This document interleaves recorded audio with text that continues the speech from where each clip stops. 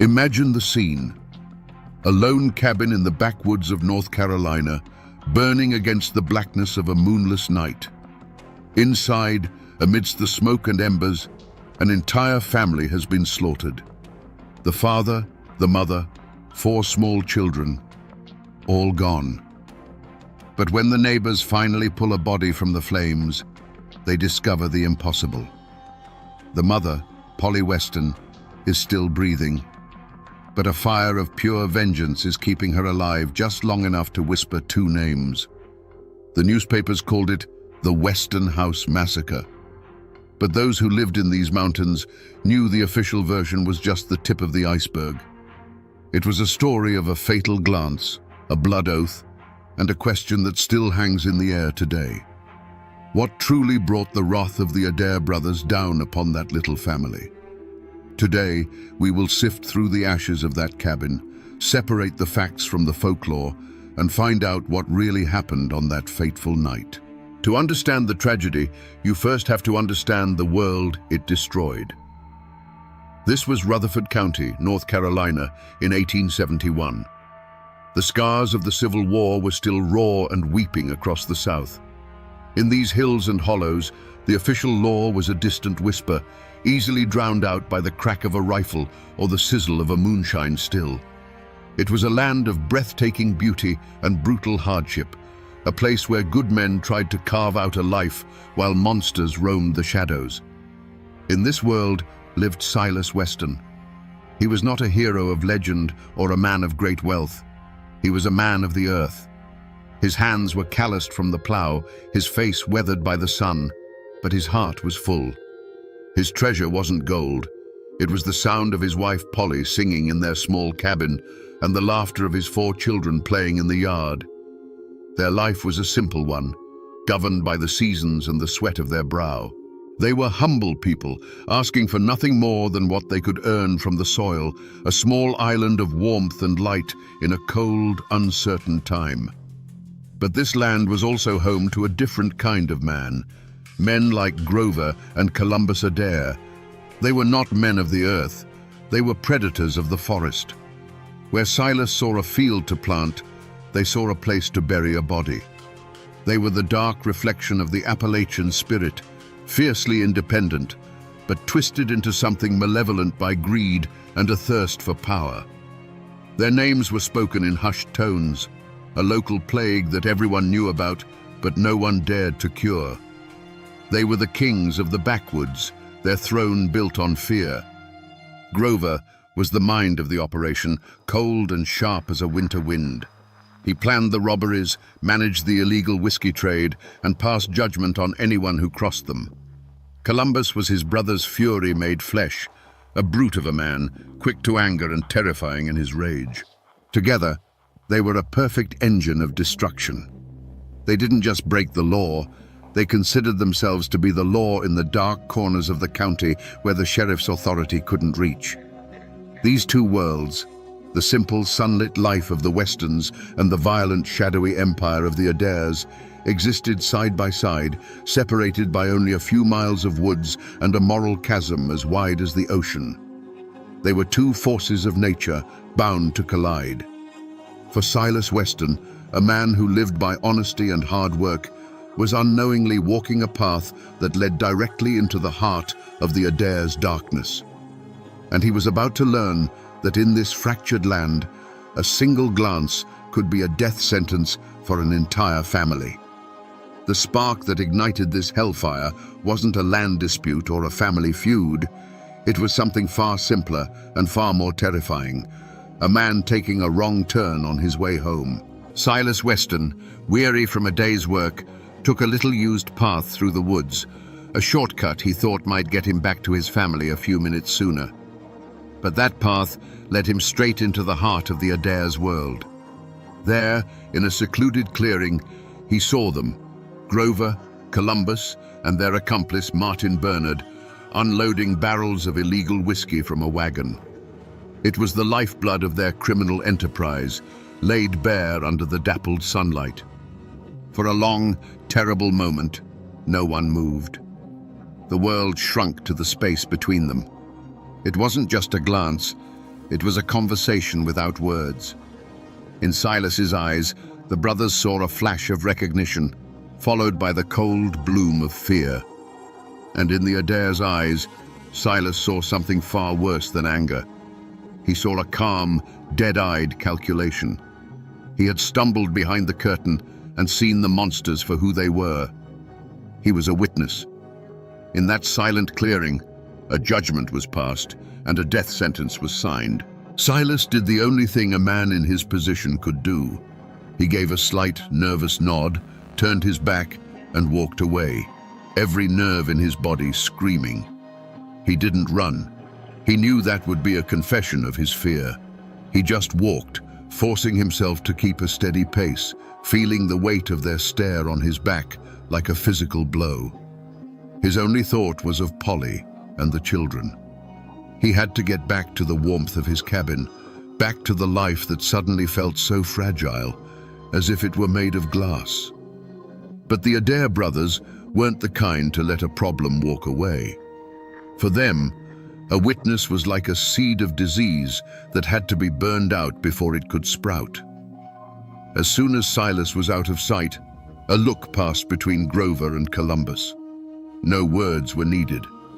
Grover, the strategist, saw a loose thread that could unravel their entire operation. Columbus, the brute, saw an offense that had to be answered with overwhelming force. This wasn't a matter of if they would act, but how and when. The hunt began immediately. It wasn't loud or dramatic. It was quiet, patient, and methodical. They followed his tracks. They learned the location of his small farm. They watched his cabin from the tree line, observing the simple, happy life within. They were no longer just criminals. They were wolves circling a homestead, waiting for the sun to set. For the Adairs, this wasn't about silencing a man anymore. It was about making a statement, a brutal lesson written in blood for anyone else who might dare to look upon their secrets. Night fell on the western homestead like a shroud. Inside the small cabin, a family slept, warmed by the embers in the hearth, dreaming simple dreams. That peace was shattered in an instant by the sound of splintering wood as the cabin door was kicked from its hinges. The cold, dark air that rushed in carried with it the stench of whiskey and raw violence. Two hulking shadows filled the doorway, their forms monstrous against the faint moonlight. Silas Weston was on his feet before he was fully awake, a father's instinct his only weapon. He moved to stand between the invaders and his family, a final, desperate act of defiance. There was a brief, furious struggle, a man's desperate cry cut short by a sickening, heavy thud. When the screaming started, Silas was no longer standing. He had fallen face down onto the dirt floor of the home he had built with his own two hands. Polly's world became a whirlwind of terror. She tried to gather her children, to shield their small bodies with her own, but the shadows were on her in a heartbeat.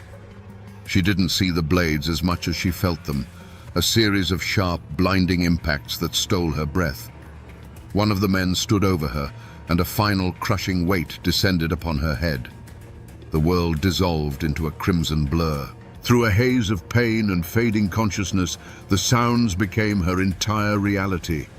The sounds would be seared into her memory forever. The terrified cries of her children calling for their mother, for their father who would never answer. She fought to stay awake, fought to get up, but her body wouldn't obey.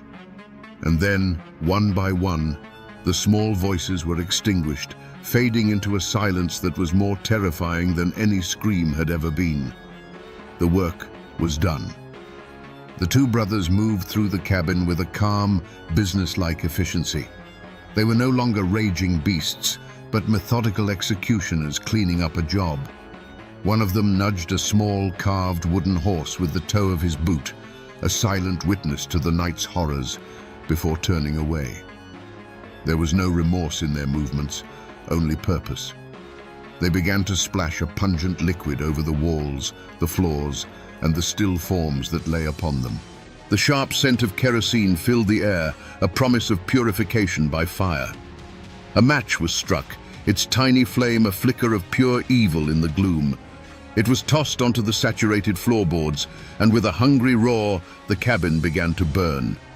The Adair brothers stepped back out into the night, confident that the inferno would consume their crime, leaving nothing behind but ash, silence, and the ghosts of a family that had dared to look them in the eye. For hours, the western cabin was a silent pyre, its orange glow a lone, malevolent eye in the vast darkness. It was that glow that first alerted the neighbors. They came running, buckets in hand, their hearts pounding with a dreadful premonition. But as they drew closer, the heat and the roar of the flames pushed them back. There was nothing to be saved. All they could do was watch helplessly as the home of their friends and the family within it were consumed. When dawn broke, it revealed a scene of utter desolation. A smoking, blackened square on the earth was all that remained. Men with grim faces and heavy hearts began the terrible work of sifting through the debris. They found Silas first, then, one by one, his children. Grief hung thick in the air, a choking smoke that burned worse than the fire. They worked in a stunned silence, their minds unable to process the scale of such evil. And then, one of the men let out a choked cry. Among the wreckage, they found Polly Weston. She was a ruin of a human being, her body a testament to the savagery she had endured. They assumed she was dead, another victim to be mourned. But as they moved to cover her, a faint, rattling breath escaped her lips. It was impossible. No one could survive such wounds, such a fire. But Polly Weston was not just anyone. She was a mother whose children had been stolen from her, and something inside her, a core of pure, unyielding maternal rage, refused to let go. The sheriff arrived to find a crowd standing in horrified reverence around the barely living woman. He knelt beside her, his own throat tightening at the sight. He leaned in close, putting his ear to her bloody lips, expecting a final garbled prayer. But what he heard was not a prayer. It was a verdict. In a voice that was little more than a whisper of air and blood, she gave him the names. The Adair brothers, Groven, and Columbus. That whisper was all it took. The names shot through Rutherford County like a bolt of lightning, igniting a fury that the Civil War itself hadn't managed to kindle. This wasn't a crime against one family. It was an assault on humanity itself. The shock of the massacre gave way to a wave of cold, hard rage. These weren't just murderers. They were a cancer that had been allowed to fester in the dark hollows for too long. Now, it was time to cut it out. Within hours, the county transformed. Farmers left their plows rusting in the fields and took up their hunting rifles. Veterans who had fought at Gettysburg and Antietam formed posses, their old military discipline snapping back into place. A formal reward was offered, but for these men, it wasn't about money. It was a debt of blood, and the entire community was rising as one to collect it. The Adair brothers, who had been the hunters just the night before, were now the most sought-after prey in the state of North Carolina. The manhunt was brutally efficient. The Adair brothers, who had moved through these woods like vengeful spirits, were found to be nothing more than flesh and blood. They were cornered, captured, and dragged back to town to face the community they had terrorized. Stripped of their weapons and their freedom, they were no longer kings of the hollows, but caged beasts, their eyes burning with a hateful, impotent rage as they were thrown into the county jail. Their accomplice, Martin Bernard, was captured alongside them, his face a mask of pure terror. The trial was less a legal proceeding and more a public ritual. On July 21, 1871, the town square was a sea of grim-faced humanity. Thousands of people had come from all over the region, not out of morbid curiosity, but out of a need to witness the final act. The courtroom was packed to the rafters, the air thick with the smell of sweat and a thirst for retribution. Armed men stood guard, less to prevent the prisoners from escaping, and more to prevent the crowd from storming the courthouse and dispensing their own brand of justice. The prosecution's case was simple and devastating. They didn't need complex legal arguments or a mountain of circumstantial evidence. They had something far more powerful. They had Polly Weston. She was helped to the witness stand, a spectral figure wrapped in bandages, her body frail, but her gaze as hard and unyielding as mountain granite. When she was asked to identify the men who attacked her family, a hush fell over the room. She slowly raised a trembling hand and pointed a finger, first at Grover, then at Columbus. Her voice, though weak, was clear and steady, and every word fell upon the jury like a hammer blow. Throughout the testimony, the brothers reacted true to their nature. Columbus seethed in his chair, his knuckles white, glaring at the jury as if he could intimidate them into submission. Grover sat with a cold, defiant stillness, a faint, contemptuous smirk playing on his lips.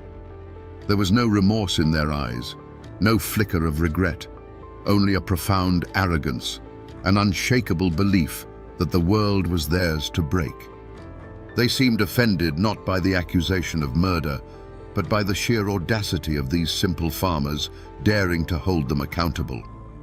The jury barely needed to deliberate. The evidence wasn't just what they had heard, it was the living, breathing proof of the Adair's evil sitting right there on the witness stand. They filed out and returned in what seemed like minutes. The foreman stood, his face set like stone, and delivered the verdict that everyone in that room already knew was coming. Guilty. The sentence followed swiftly. Death by hanging. A great cathartic roar erupted from the crowd both inside and outside the courthouse. It wasn't a cheer of celebration, but a deep, primal sound of relief, of a fever finally breaking. Justice had been served. But looking at the sea of faces, filled with a righteous and terrible satisfaction, one had to ask, was this the justice of men, carefully weighed on the scales of the law? Or was this the justice of the mountains, ancient and unforgiving? The law had provided the rope, but it was the community's fury that had tied the knot. The hangman's noose silenced the Adair brothers, but it couldn't silence their story. In fact, their deaths were just the beginning. The tale of the Western Massacre immediately began to grow roots, sinking deep into the soil of local legend, and some of those roots can still be traced today. The first and most baffling loose end was the third man, Martin Bernard. While awaiting his own execution, his wife came for a final visit. In an act of incredible daring, they swapped clothes. Bernard, hiding his face behind a woman's veil, walked calmly out of the jail while his wife remained in the cell. He was never seen again, vanishing into the mists of history and leaving a question mark that hangs over the story to this day. Bernard's mysterious escape gave birth to another enduring legend, the Adair treasure. Like so many outlaws of that era, the brothers were said to have buried their ill-gotten gains somewhere in the rugged hills of Rutherford County. Many believed Bernard didn't just flee for his life, he fled to reclaim a fortune in stolen gold and cash. To this day, there are those who comb the forests and search the old caves, guided by faded maps and local rumors, still hunting for the blood money of the Adair brothers. But the most powerful echoes of that night are not of treasure, but of tragedy. The patch of land where the Western cabin once stood is considered hollow ground, a place forever scarred by grief. Locals will tell you that the woods there are unnaturally quiet, as if the birds themselves refuse to sing.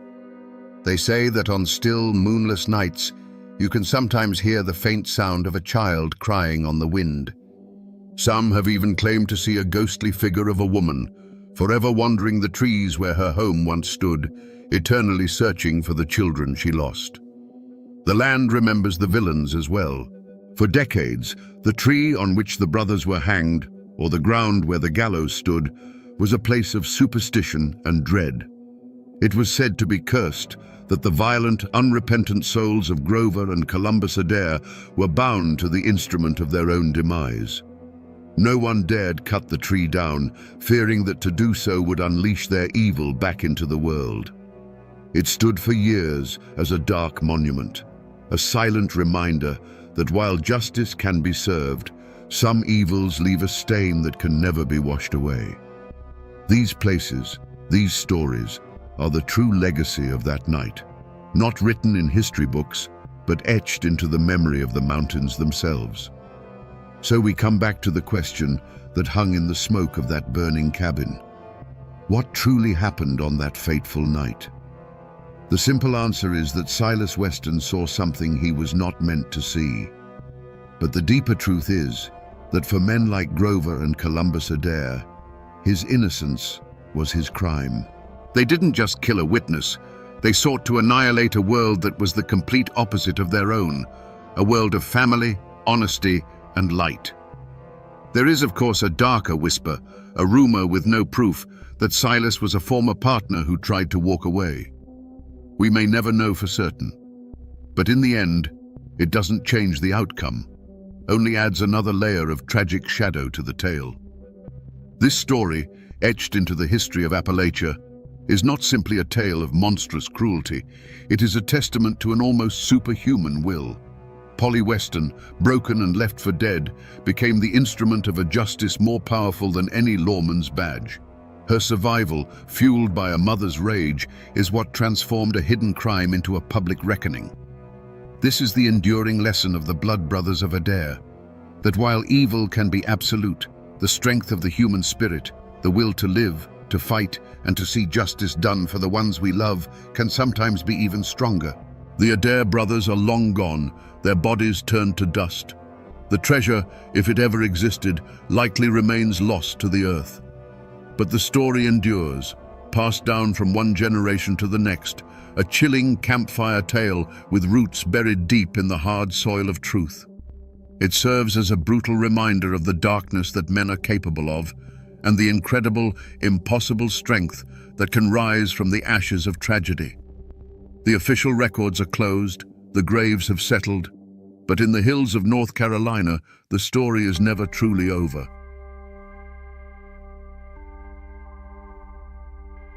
In the cold, coal-dusted hollows of 1930s West Virginia, a ghost walked the mountains. They called him Little Billy Rhodes. He was a thief who never took for himself, a phantom who left sacks of flour on the doorsteps of starving miners' shacks. Then, one day, as suddenly as he had appeared, he was gone. No body, no trial, no final shootout. Just silence. The company bosses called him a dangerous criminal. The law called him a menace. But to the families trapped in the crushing grip of debt and desperation, he was something else entirely. A prayer answered in the dead of night. Was he a real man of flesh and blood? Or was he an idea, a spirit of defiance that lived in the hearts of a whole community? Today, we dig through a mountain of legend to find the truth, to understand how the quiet anger of 1,000 miners gave birth to the ballad of Little Billy Rhodes. To find the man, you have to dig past the myth, and the story they tell always begins in the same place. A grey, clapboard house in a nameless company town, indistinguishable from 100 others pressed into the folds of the West Virginia hills. It's a place where the air itself tastes of coal dust, and the only clock that matters is the steam whistle from the tipple. This wasn't a community, it was a holding pen, built for the sole purpose of extracting coal from the earth and loyalty from the men who mined it. They say Billy was born into a miner's family, like every other boy in the camp. His father was a man whose strength was legendary, able to load more tons in a shift than any two younger men, but who came home each night with a little more of the mountain ground into his lungs. His mother was a woman who could make a meal from next to nothing and find a way to patch a patch, her silence a testament to a resilience that ran deeper than any coal seam. In that small shack, he learned the unspoken code of the mountains. You protect your own, you owe no debt to an outsider who disrespects you, and you never, ever show weakness. The world outside that door, however, operated on a different code entirely. The turning point, the moment the boy became something more, came with the sound of a cough. It was his father's cough, a wet, ragged sound that signaled the end. Black lung.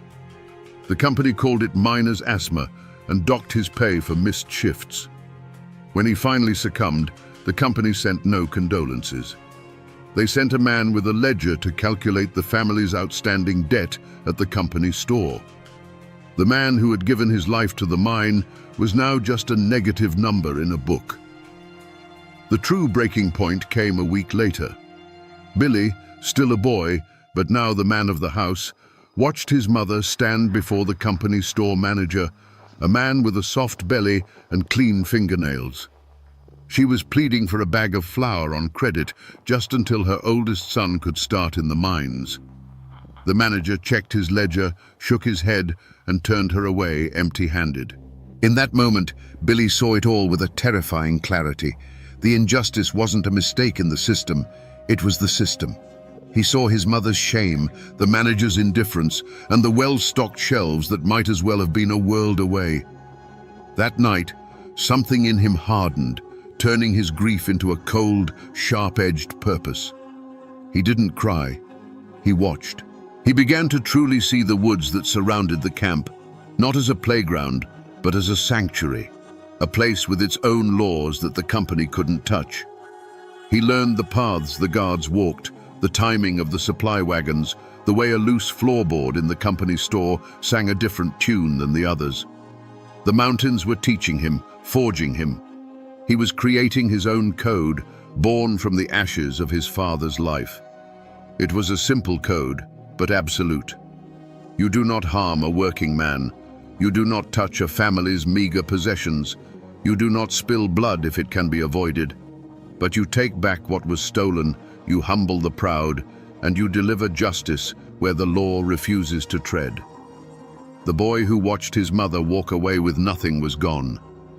In his place stood a shadow, waiting for the right moment to fall. Before the full weight of the law and the focused rage of the coal barons came crashing down, there was a period of strange, tense equilibrium. The name Little Billy Rhodes settled over the hollows, not like a storm cloud, but like the persistent mountain fog, a constant, unseen presence that changed the landscape. He wasn't a man you'd meet at the company store. He was the reason you could walk past that store with your head held a little higher, knowing its power wasn't absolute. In those days, his legend was written on the porches of the needy. A family whose father was too sick to work would wake to find a side of bacon and a sack of potatoes by the door, left sometime between the last patrol of the company guards and the first light of dawn. A widow, facing eviction, might find a handful of real US dollars tucked into the frame of her screen door, just enough to pacify the company man for another month. These weren't grand gestures, they were acts of targeted survival, a quiet redistribution of stolen wages. His relationship with the community was a sacred, unspoken pact. They were his eyes and ears. A child playing by the creek might see a new company guard and mention it to his father. That evening, the information would travel through the camp. A ripple of warning passed in hushed tones between miners at the coalface, between women hanging laundry on the line. In return, the community became a fortress of silence. When the sheriff and his deputies came asking questions, they were met with blank stares, slow shrugs, and the impenetrable wall of mountain folk protecting their own. Little Billy? Can't say I know the man. This was Billy in his prime, a master of his domain. He moved through the world of the company town like a ghost in his own house. He knew which guards drank on duty, which managers were careless with their keys, and which routes the payroll wagon took on the last Friday of the month. He wasn't just a thief, he was an intelligence operative in a war nobody had officially declared.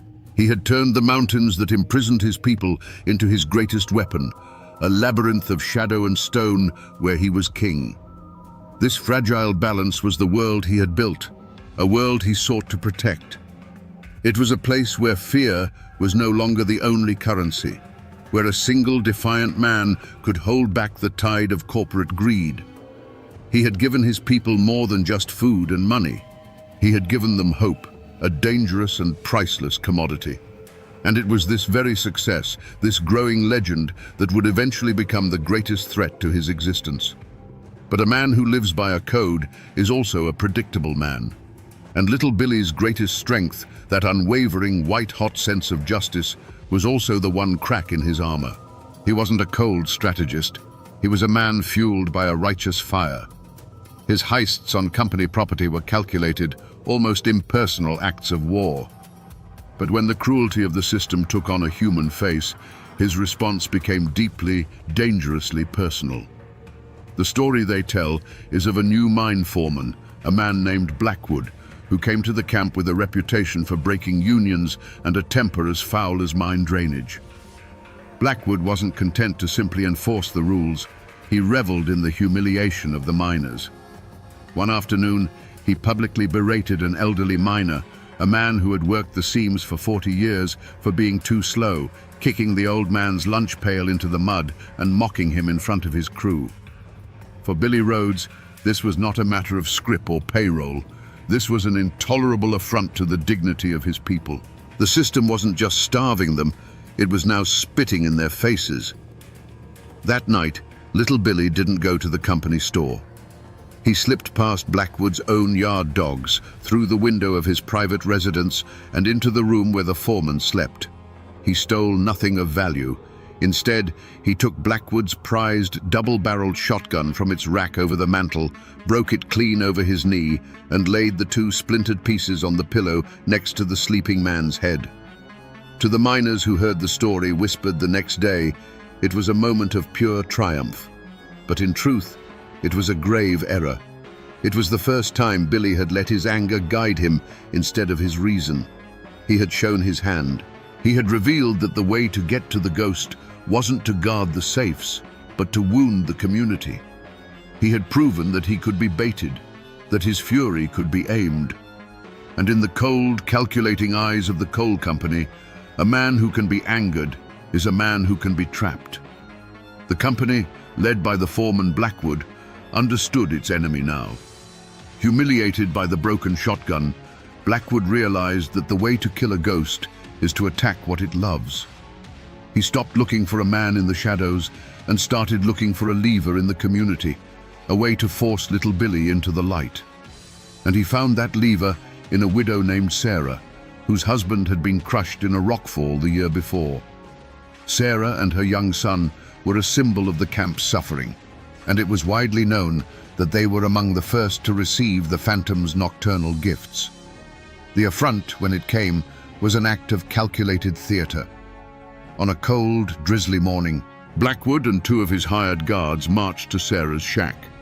In front of the assembled miners heading to the morning shift, he accused her of consorting with thieves and possessing stolen company property. He wasn't arresting her. He was doing something far more cruel. He was evicting her.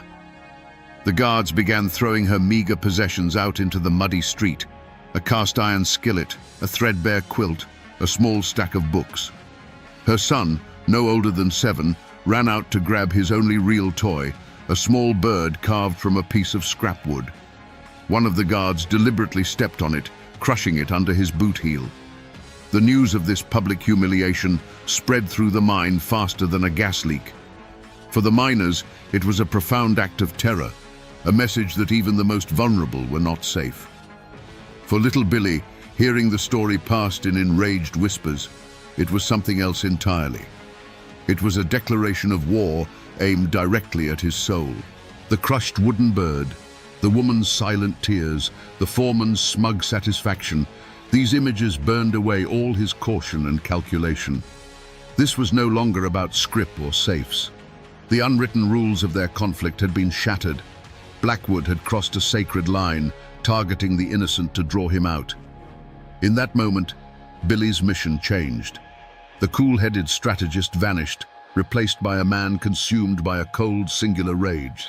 He saw the face of the system, and it was Blackwood's face. The foreman had taken a silent war and made it deafeningly personal. This was the point of no return. To let this stand would be to admit defeat, to tell the miners that their champion was powerless against true cruelty. It would poison the very hope he had cultivated. A response was no longer a choice. It was an obligation. The trap had been set, the bait had been taken, and little Billy Rhodes began walking a path from which there could be no turning back. The character of the Hollows changed. The whispers about little Billy, once filled with a kind of reverent excitement, were now laced with dread. The older miners, the ones with the deepest scars and longest memories, knew what this kind of escalation meant. They'd seen it before in strikes that ended in bloodshed. An attack on company property was one thing. A direct, personal war with a company man was an invitation for a massacre. They knew that when a hornet's nest is kicked, it isn't just the one who kicked it that gets stung. An old miner, a man who had worked alongside Billy's father, sought him out. He met him not in the camp, but in the deep woods, at a place marked by a lightning-scarred oak. He didn't plead. He spoke with the quiet authority of a man who had buried too many friends. "It's a trap, son," he said, his voice raspy from a lifetime of coal dust. "Blackwood is goading you. He wants you to come at him. He wants a reason to bring in the guns from Baldwin Felts and turn this camp into a war zone. You do this, and every family here will pay the price for your anger." Others sent messages through the silent network of the community. They urged patience. The unions were getting stronger, they argued. Roosevelt's government was starting to make noise. There were other ways to fight, slower ways that wouldn't get people killed. They were offering him a path of compromise, a chance to let his personal fury cool and melt back into the collective struggle. They were begging their ghost to remain a ghost, not to become a target. But Billy's ears were deaf to caution. From his perspective, their pleas for patience sounded like a quiet acceptance of defeat. How could he wait for a union organizer to arrive next month when a widow and her son were homeless now? His entire existence was built on the principle of immediate, tangible justice. To ignore Blackwood's cruelty would be to break his own code, to betray the very people he was trying to protect. He saw their warnings not as wisdom, but as the fear that had kept them all in chains. His response, passed back to the old miner, was chilling in its finality. He put a woman and her child in the mud. There's no waiting after that. The conversation was over. His actions grew bolder and more personal. He no longer cared about stealth. One night, the two guards Blackwood had used to evict Sarah woke up to find their shotguns missing and a dead blacksnake coiled on each of their doorsteps, a clear mountain threat. Then he went for Blackwood himself. The foreman came out one morning to find a single pristine bullet sitting on his porch railing, a promise of what was to come. The ghost was no longer content to rob. He was now actively hunting. Each act was another step down a narrowing path, stripping away his anonymity and locking him into a collision course. He was ignoring every outstretched hand, every offered exit, his eyes fixed only on the man who had become the embodiment of all his hatred. The company brought in new guards, hard-faced men from out of state who didn't know the miners' names and didn't care to learn them. They patrolled the camp in pairs, shotguns held at the ready, turning the already tense atmosphere into a powder keg, waiting for a spark. The community that had been Billy's shield was now a prison for its own people, and he was the reason. The weight of that knowledge led him to the one place he could think clearly, a rocky outcrop high above the camp, a crow's nest where he could watch the lights of the shacks below without being seen. It was there she found him. Sarah. The old miner who had warned him must have told her where to look. She didn't approach with fear, but with a weary, heartbreaking resolve. She stood before him, a simple woman in a worn dress, and in the pale moonlight he could see the profound exhaustion in her eyes. "You have to stop, Billy," she said, her voice barely a whisper. "This ain't justice. This is just more trouble." She told him how the other women now shied away from her, afraid to be seen as her friend. She told him how Blackwood's men followed her son home from his games by the creek. She explained that his gifts had become a curse, marking her family for persecution. "You wanted to give us hope," she pleaded, tears finally tracing paths through the grime on her cheeks. "But all I feel is fear. Every night I pray you don't do anything else in my name. Please, just disappear again. Let us be." For the first time since his father died, the cold certainty in his heart wavered. He looked at her face, and for a moment he saw not a cause, but a person he was breaking in his attempt to save her. Her words were a lifeline, a final off-ramp from the path of violence he was on. He could listen. He could heed the warnings of his own people. He could melt back into the mountains, let the Union men fight the long, slow battle, and allow the wounds to heal. He could let the ghost of little Billy die, and let the man live. But then he looked past her, down at the company town, lit by the cold electric glare of the tipple, and he saw the bars of the cage. He saw Blackwood's house, warm and bright, while Sarah stood before him shivering. The image of the crushed wooden bird flashed in his mind. To stop now, to walk away, felt like a deeper betrayal than any violence he could commit. It would mean that a man like Blackwood could break a child's spirit and pay no price. It would mean the system always wins. He looked back at Sarah, and the conflict in his eyes hardened back into resolve. "If I stop now," he said, his voice low and final, "then he wins. Then they all win. This has to end with him." He had heard the plea of the widow and chosen the path of the bullet. The final crossroads had been passed. The night of the payroll was a night of ritual. The heavy rains came, turning the camp's dirt streets into a river of mud, a perfect curtain of noise and shadow. Inside the company office, a single lamp cast a greasy yellow circle of light. Within that circle sat Blackwood, alone, the stacks of scrip and the few precious stacks of real dollars laid out before him like a king surveying his hoard. He was a man at the peak of his power, secure in his fortress of glass and wood. He did not hear the creak of the floorboards on the porch over the drumming of the rain. When the office door opened, it didn't swing gently. It was kicked inward, the lock splintering with a sharp crack. Blackwood looked up, not in fear, but in pure, undiluted rage. Standing there, framed in the doorway with the storm at his back, was no longer a ghost. It was a man, soaked to the bone, his face pale and set like a death mask. For the first time, the two men were in the same room, the entire conflict of the Hollows condensed into the 10 feet of space between them. Blackwood slowly pushed his chair back, a venomous smirk spreading across his face. "So the rat finally comes out of his hole," he sneered, his voice dripping with contempt. "Come to see what a real payroll looks like?" He gestured to the money on the desk, a clear and final act of mockery. Billy didn't look at the money. His eyes, burning with a cold fire, never left Blackwood's face. The world outside, the rain, the camp, the entire mountain, it all faded away. The universe had shrunk to the size of this one small, lamplit room. "This is for Sarah." Billy's voice was unnaturally calm, a quiet stone in the heart of the storm. "This is for the bird." Blackwood laughed, a harsh, ugly sound. He started to rise, his hand moving toward a drawer in the desk. "That worthless woman, that brat, you threw your life away for..." He never finished the sentence. A flash of brilliant orange light filled the room, so bright and so brief it seemed to steal the very air. It was followed by a sound so immense, so absolute, it was more than a sound, it was a physical blow. The single window pane behind the desk shattered, and the lamp on the desk leapt into the air before crashing down, plunging the room into near darkness. The argument that had raged for a month was suddenly, permanently over.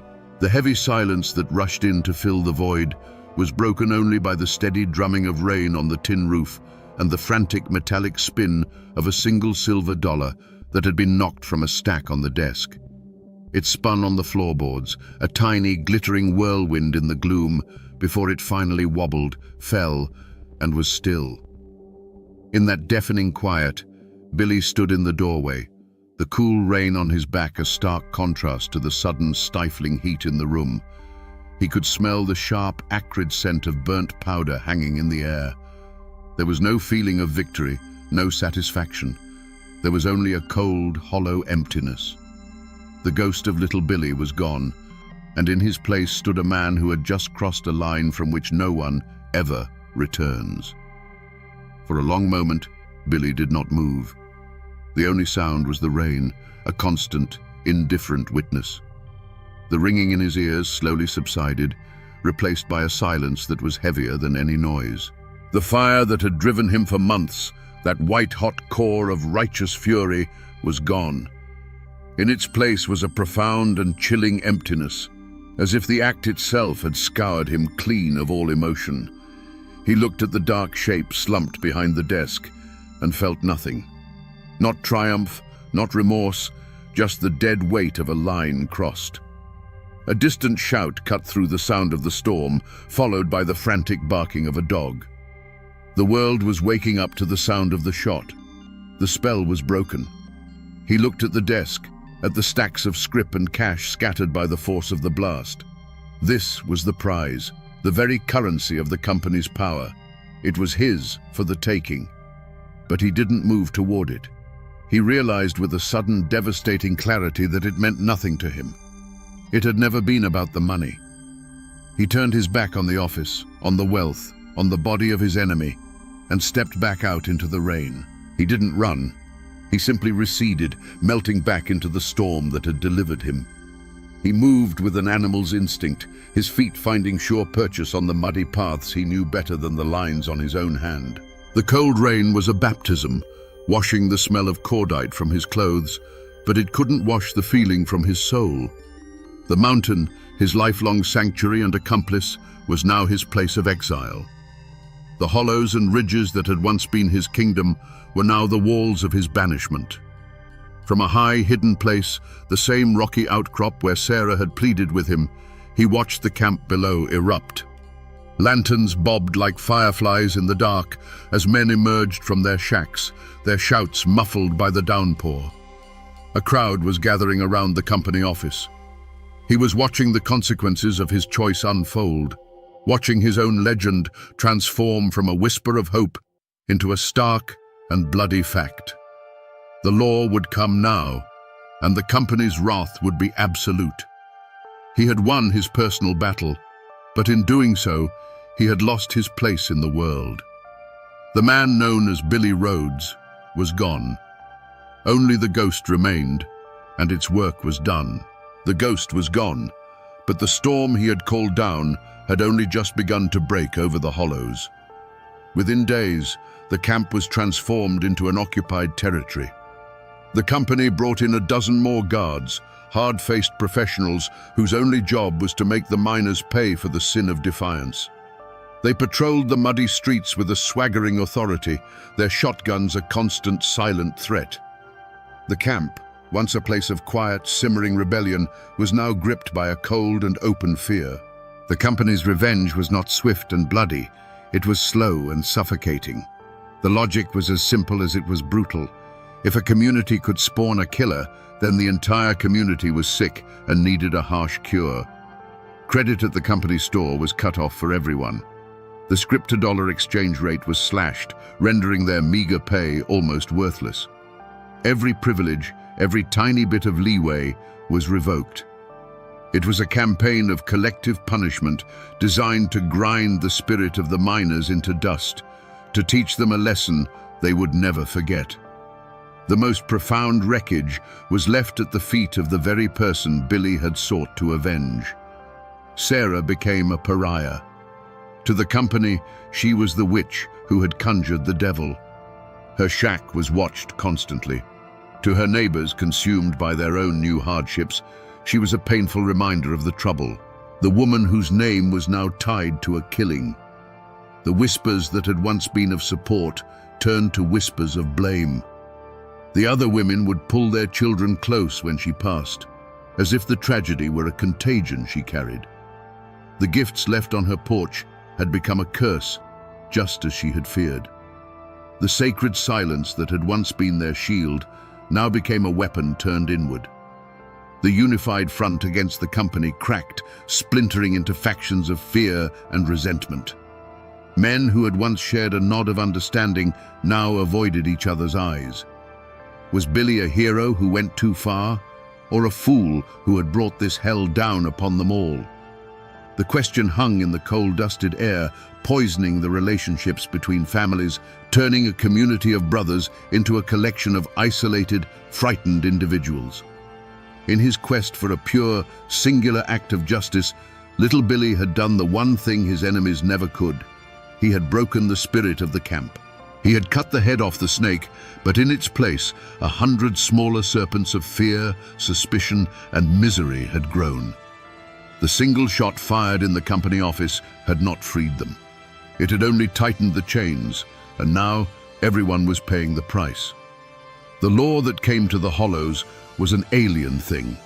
It arrived in polished cars that struggled on the muddy roads, carried by men in clean suits who looked at the mountains not with respect, but with a flat, assessing gaze. A company foreman was dead, and the world outside the camp demanded a resolution. But their target, the man whose name was now spoken only in fearful whispers, was gone. A ghost cannot be put in handcuffs. A legend cannot be put on trial. So the law, prodded by the immense pressure and deep pockets of the coal company, did what systems of power always do when they cannot find a culprit. They created one. Her name was Sarah. The charge was not murder, but a tangle of legal terms that meant little to the miners: conspiracy, aiding and abetting a known fugitive. The trial was moved from the local courthouse to the county seat, a stage deliberately set to intimidate the mountain folk. It was a performance for an audience of one, the Blackwood Coal and Coke Company, who needed to demonstrate that the old code of the Hollows was dead, and their law was now the only law. The trial itself was the very picture of the culture clash. On one side sat the company lawyers, their arguments sharp, precise and cold, twisting the miners' code of silence into a web of conspiracy. Every miner who took the stand and claimed "I don't know" was another thread in the noose they were weaving around Sarah. On the other side, Sarah sat, a bewildered figure of quiet dignity. Her defense was the simple, unadorned truth. She told them about her husband's death, about her son's hunger, about the food that appeared on her porch like a miracle. Her simple truth was like a wooden bucket against a steel dam. It held nothing back. To the miners who packed the courtroom, their faces scrubbed clean but their eyes weary, Sarah was not a criminal. She was a martyr. They watched in stony silence as the life they understood, a life of loyalty, of protecting your own, of accepting help without asking questions, was presented to the jury as a criminal enterprise. They saw the proceedings not as a search for justice, but as the final public humiliation of their community. Their silence was no longer about protecting Billy Rhodes. It was a wall of contempt for the world that was judging them. The verdict, when it came, was a formality. Guilty. The judge, a man who would never understand the desperation of a company town, spoke of the sanctity of law and order as he sentenced her to 10 years in the state penitentiary. There were no gasps from the miners in the gallery. There was no outrage. There was only a deep, collective sigh, the sound of a people having their worst fears confirmed. They had seen the true face of the law, and it looked exactly like the face of the company boss. Was justice served? A court of law had delivered a verdict. A woman was sent to prison. A murder case was officially closed. But in the Hollows, they knew the truth. The law hadn't brought justice. It had simply been the final weapon used to crush a rebellion. It had punished the victim to send a message to the ghost, and in doing so, proved that the only real crime in the eyes of the company was to be poor, hungry, and defiant. And what of the other side of this bloody coin? What became of the company that Blackwood served, the machine that had ground so many lives into dust? You might think the death of a foreman would be a blow, a disruption to their operations. But for Blackwood Coal and Coke, it was a godsend. Blackwood was a blunt instrument, and he had served his purpose. He was more valuable to them as a corpse than he ever was as a living man. His death became their martyr story, the perfect justification they presented to the newspapers and politicians for the brutal crackdown that followed. They hadn't lost a man. They had gained a pretext. In the immediate aftermath, the company prospered. With the camp terrified into submission and the last spark of defiance seemingly extinguished with Sarah's conviction, the mine became a model of ruthless efficiency. The new foreman they brought in wasn't a hot-tempered bully like Blackwood. He was a quiet, cold man with spectacles and a ledger, an accountant of human misery who never raised his voice and never had to. Production quotas were met and exceeded. The company's store, now without any competition from phantom benefactors, squeezed every last cent from the miners. On paper, in the Charleston and Philadelphia boardrooms, the company had never been stronger. They had won. But a story like this has a way of seeping out of a hollow, like a poisonous gas. Men who eventually left the camp carried the tale with them. Union organizers, hearing the whispers, took note. The tale of Little Billy and the widow Sarah became a dark ballad sung in secret, a cautionary example of corporate cruelty at its most naked. The name Blackwood Coal and Coke became a stain, a name that would be invoked years later during the larger, bloodier mine wars that would eventually rock all of Appalachia. The company met no immediate justice. Their victory was real, and it was absolute. But in crushing that small camp, they had inadvertently created a legend that would fuel the very movement that would one day challenge their entire empire. They hadn't put out a fire. They had just buried the embers under a layer of dry tinder, waiting for a wind to blow. The years that followed were quiet ones, but it was the quiet of a graveyard, not of peace. Sarah's son grew up an orphan of the coal company's justice. He was taken in by a distant relative, but he was never truly one of them. He was a living ghost in the camp, a quiet, watchful boy whose eyes held the memory of a trauma the town was desperate to forget. The name he carried was as heavy as a seam of slate, a constant, unspoken reminder of the day the ghost walked among them and brought ruin. He learned early to be silent, to expect nothing, and to work. When he was old enough, he went into the same mine that had claimed his father, a final grim surrender to the system. The community did not rebuild, it scarred over. The names Billy and Sarah were buried under a thick blanket of unspoken agreement. To speak them was to invite bad luck, to pick at a wound that refused to heal. The spirit of open defiance that little Billy had briefly ignited was replaced by a weary, pragmatic obedience. Men loaded their coal, women stretched their scrip, and they kept their heads down. The power of the company was no longer a thing to be challenged. It was a feature of the landscape, as immovable and dangerous as the mountain itself. They had learned the price of a hero, and it was too high. But the story did not die. It seeped out of the hollow and was carried by the men who eventually left for other camps, for other mines.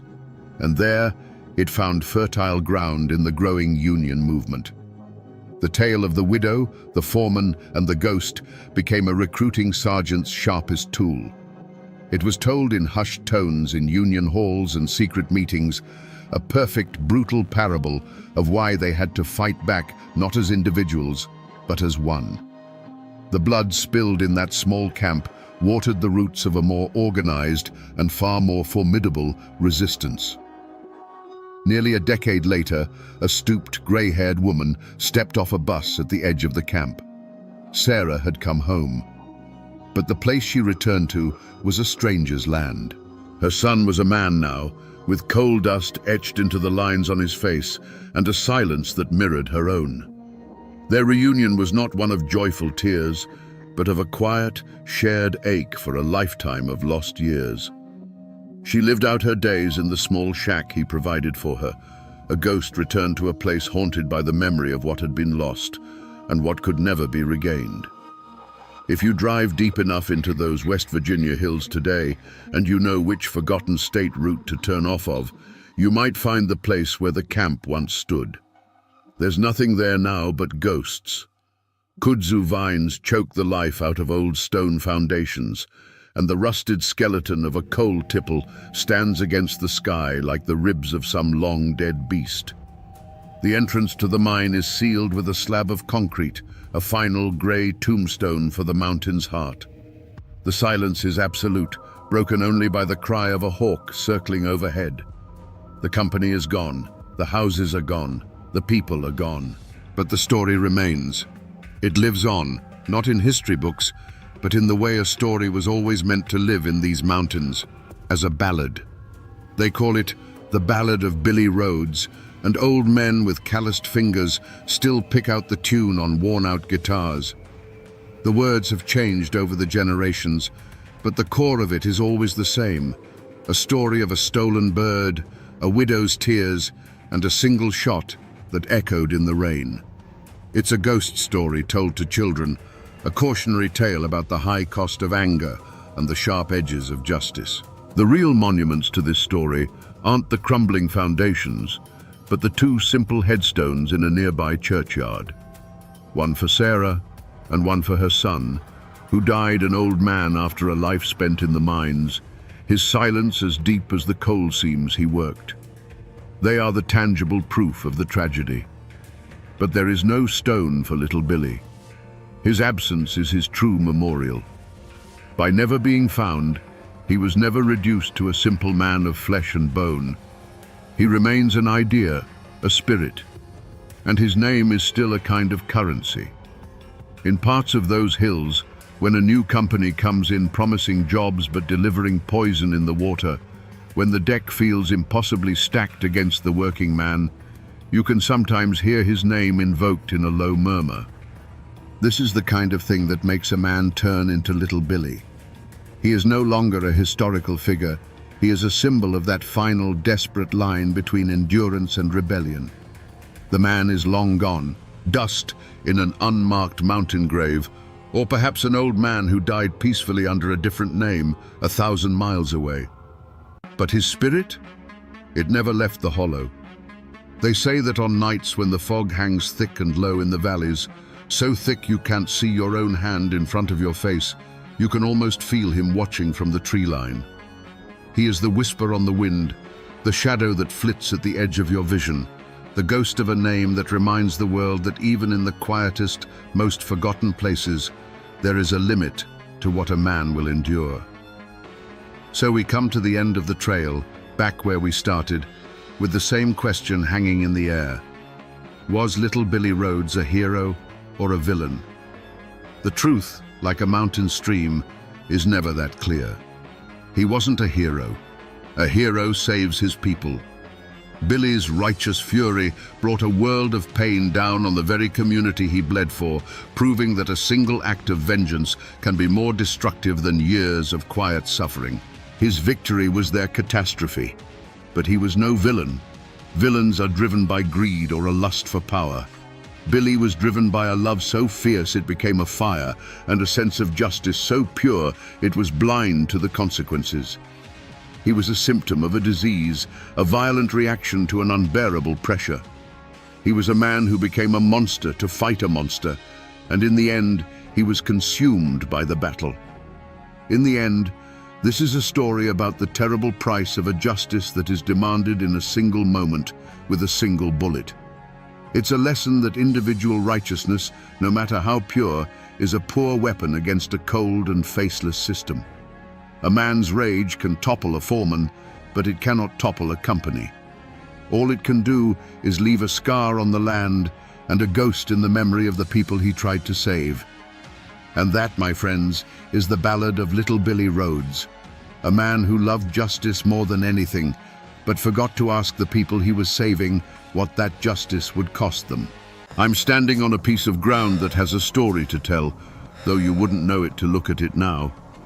All that's left is a ghost of a chimney, clawing its way out of a tangle of kudzu and briars, and a few foundation stones sweating in the humidity. This was once the heart of the Lincoln family homestead, here in the deep hollows of Lincoln County, West Virginia. The air feels heavy, weighted down by memory. If you listen close, past the wind in the pines, you can almost hear the echoes of a conflict so brutal it was called a war that poisoned this ground and set neighbor against neighbor, kin against kin. Today, we're going to find out why. We're going to listen to these ruins and understand what happened right here that turned a family's dream into this pile of forgotten stone. Let's wind the clock back 150 years. The year is 1870. The chimney we see today isn't a ruin, it's the heart of a home, breathing a steady plume of wood smoke into the crisp morning air.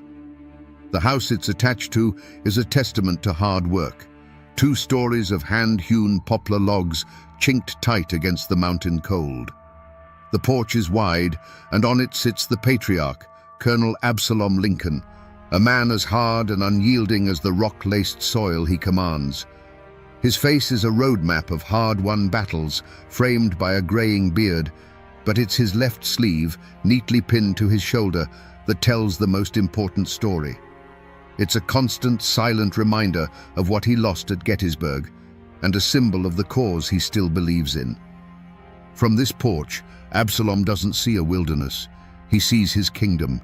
He sees the bottomland, dark and rich, where his sons are already working the fields with a pair of mules. He hears the rhythmic turn of the water wheel at his grist mill down on the creek, the only one for 10 miles in any direction. His world is one of order, built on the unshakable pillars of family, honor, and the sweat of your brow. The Lincolns are not just a family, they are a clan, the closest thing this part of West Virginia has to aristocracy, and Absalom is their unquestioned leader. They believe the old ways are the best ways, and that a man's worth is measured by the land he holds and the word he keeps. Life here is hard, but it's whole. In the house, the women are already at their chores, the smell of baking bread and boiling coffee mingling with the wood smoke. Children's laughter spills out from the yard. This isn't just a farm. It's the center of a community, a place where people come for justice, for advice, or to have their corn ground. For Absalom Lincoln, this homestead is more than property. It is the physical manifestation of his soul, a legacy he intends to pass down through generations. It is a symbol of survival, a piece of the Old South rebuilt here in the mountains. But a shadow is beginning to creep up the hollows. Strangers have been seen in the hills, men with tripods and measuring chains, men in city clothes who speak with northern accents. They talk of progress, of timber rights and railroad lines. They speak of the black rock that lies in seams beneath the earth and the fortunes that can be made from it. To some, this is the sound of opportunity. To Colonel Lincoln, it sounds like a second invasion, a new kind of threat to the way of life he sacrificed his arm to defend. And he knows who is welcoming these invaders. The McCoy clan, led by Black Elias McCoy. They are new money, men who didn't fight for a cause but profited from the chaos, selling to both sides and getting rich while their neighbors bled. The Lincolns see them as scavengers, men without honor, who would sell the very ground from under their feet for a stack of Yankee dollars. For now, the conflict is a cold silence in the town square, a stiff nod at the crossroads. But on his porch, Absalom Lincoln watches the sun rise over his land, and he knows a storm is coming. He can feel it in the ache of his missing arm. To understand how a family's pride curdles into a generation of hate, you have to look beyond the soil and stone. You have to follow the paper trail, as thin and fragile as it may be. I've spent weeks doing just that, digging through dusty boxes in the archives, and I found something. This is what I believe is the first drop of poison.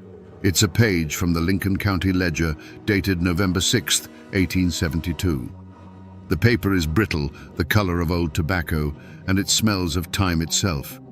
Most of it is what you'd expect: crop prices, an ad for a liver tonic, a notice about a church social. But tucked away in a small column on the back page is a single dry paragraph that announces the results of the county election. It officially declares that Jedediah McCoy, brother of Black Elias, had been elected sheriff of Lincoln County. On the surface, this is just democracy at work. But you have to understand, in a place like this, the sheriff's badge was the keys to the kingdom. He controlled everything: who got arrested, whose land got seized for back taxes, and whose brand of justice was enforced. For as long as anyone could remember, the man wearing that badge had been a Lincoln, or a man loyal to the Lincolns. This small, forgotten news clipping wasn't just reporting a political upset, it was documenting a coup. This was the moment the McCoys seized the levers of power, and for Colonel Absalom Lincoln, it was an intolerable insult. This piece of paper tells us what happened, but the question that haunts this story, the question that led to all the bloodshed, is how. That small newspaper column was the official record, the final word. But the story of how Jedediah McCoy's name got printed there was written not in ink, but in sweat, whiskey, and the cold glint of northern silver dollars. On Election Day in 1872, the air outside the Hamlin courthouse was thick with a tension you could taste. It wasn't the celebratory mood of a civic duty. It was the quiet, watchful stillness of two armies waiting for the other to blink. The Lincolns and their supporters gathered on one side of the dusty square, the McCoys on the other. It was a division as clear as a property line drawn in blood. Colonel Absalom Lincoln stood on the courthouse steps, his one good hand resting on a hickory cane. He expected his cousin to win. It was a matter of tradition, of respect. The Lincolns had always guided the county, and their people, the families who had been here for generations, understood that. He watched the proceedings with a stern but confident eye, acknowledging the deferential nods of his fellow farmers and veterans. To him, this election was merely a reaffirmation of the natural order of things, a way of telling the world that the values of the Old South were still alive in these hills. But then came the strangers. They arrived in wagons, a rough-looking collection of men Absalom had never seen before. They weren't farmers. Their hands weren't calloused from the plow, but from the pickaxe and the sledgehammer. They were the survey crews and clearing gangs hired by the railroad interests that Black Elias McCoy had been courting. They were paid in cash and loyalty to the man who signed their checks. One by one, they cast their ballots, their unfamiliar faces a stark insult to the local men who had bled for this ground. A low murmur rippled through the Lincoln crowd. This wasn't an election, it was an invasion by proxy. When the final tally was read aloud, a moment of stunned silence fell over the square. It was quickly shattered by a triumphant roar from the McCoy side of the crowd. Jedediah McCoy had won by a handful of votes, just about the same number of strangers who had been brought in. Black Elias McCoy stood in the center of the celebration, a thin, knowing smile on his face. He had not won an election, he had purchased an office. Colonel Lincoln descended the steps, his face a mask of cold fury. He walked directly to Elias, the crowd parting before him. Their confrontation was quiet, but more menacing than any shout. "You bought this election," Absalom said, his voice low but carrying like a rifle shot in the winter air. "You bought it with northern money and railroad trash." Elias McCoy didn't flinch. He looked the one-armed colonel square in the eye. "The world is changing, Absalom," he replied, his own voice smooth as oiled steel. "It's a new time. You can either get on the train or get run over by it." In that moment, the lines were drawn. It was no longer about politics. It was about honor, about survival. And both men knew, standing there in the dust, that this conflict would not be settled at the ballot box again. Paper and ink can give you the facts, but they can't give you the feeling. They don't have a soul. To find that, you have to talk to the people who carry the story in their blood. That's what led me here, to a small, neat house perched on a hillside, to sit on a front porch with a woman named Sarah Lincoln Vance. She's 87 years old, the great-granddaughter of Colonel Absalom Lincoln's eldest son. Her hands are gnarled with age, but her eyes are sharp, and her memory is a library of stories that have never been written down. I showed her the newspaper clipping about the election. She looked at it, gave a slow, knowing nod, and handed it back to me. "That was the start of the trouble, all right," she said, her voice a soft mountain drawl. "But it ain't the start of the hate. Politics is one thing. That's about power. The hate started later. It started over a boy defending his father's honor. According to the story Sarah's grandmother told her a few months after the election, there was a church social. It was one of those rare times when the whole county came together, a fragile truce under the eyes of God. But the McCoy victory had made their young men bold, arrogant. One of Elias McCoy's nephews, a boy barely 20, had too much corn liquor and decided to make a show of his family's new standing.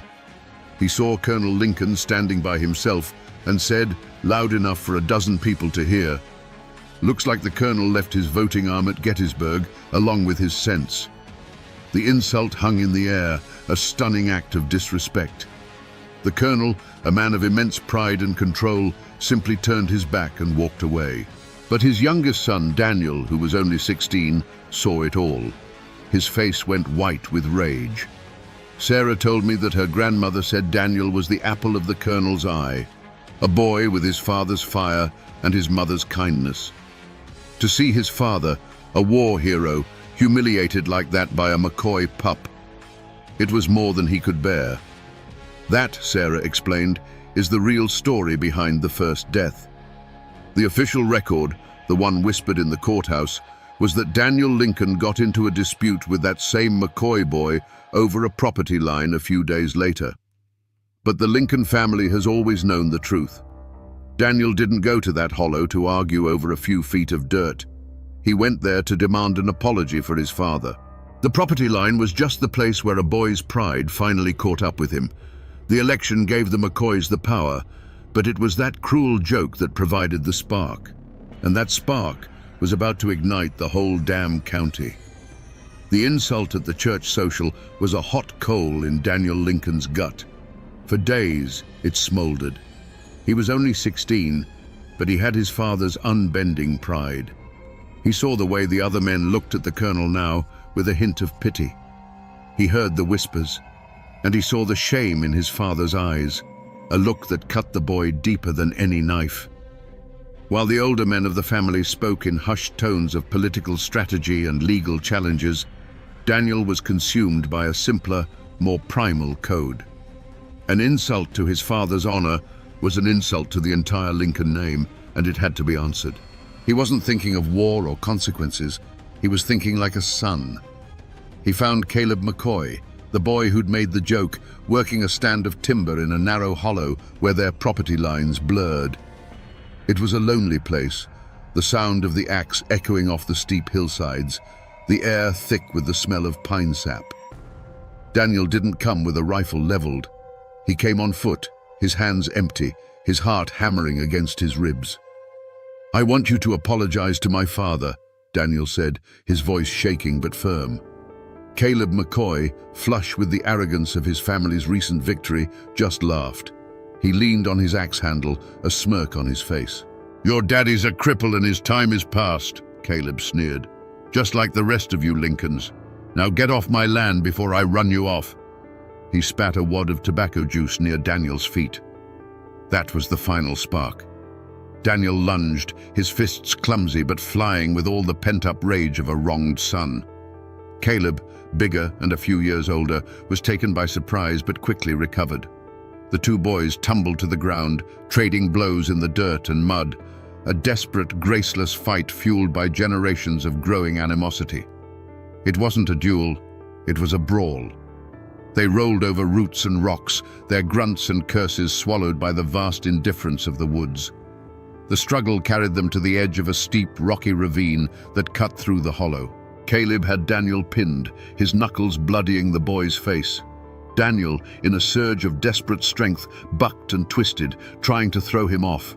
For a split second, their weight shifted. Caleb's boot slipped on a patch of wet moss. His eyes widened, his smirk replaced by a flash of genuine terror. He scrabbled for a handhold, but there was nothing but air. With a cry that was cut short by the sickening crack of a branch, he disappeared over the edge. Silence. A profound, ringing silence broken only by the gurgle of the creek below and Daniel's own ragged breaths. He crawled to the edge and looked down. Caleb McCoy lay twisted on the rocks below, his body unnaturally still. The fight was over. A 16-year-old boy, defending his father's honor, had just committed the first act of war. He scrambled back from the edge, a wave of cold horror washing over him, and he ran. He ran not as a victor, but as a terrified child who had just opened the gates of hell. When Caleb's body was found, the McCoys screamed for blood. Sheriff Jedediah McCoy declared it murder and swore to hang the Lincoln boy responsible. But Colonel Absalom Lincoln, seeing the terror in his own son's eyes, made a decision. He would not give his child to a McCoy sheriff and a McCoy mob. He gathered his clan, and at the funeral for the young Lincoln boy, because that is what the official story now became, a tragic hunting fall, he stood over the simple pine coffin and made his vow. "The law of this county is a tool for our enemies," he declared, his voice like iron. "From this day forward, we will be our own law, an eye for an eye, a life for a life." The point of no return had been crossed. The time for words was over. After a death like that, vengeance doesn't wait long in these mountains. It just waits for the right time and the right place. That place is here.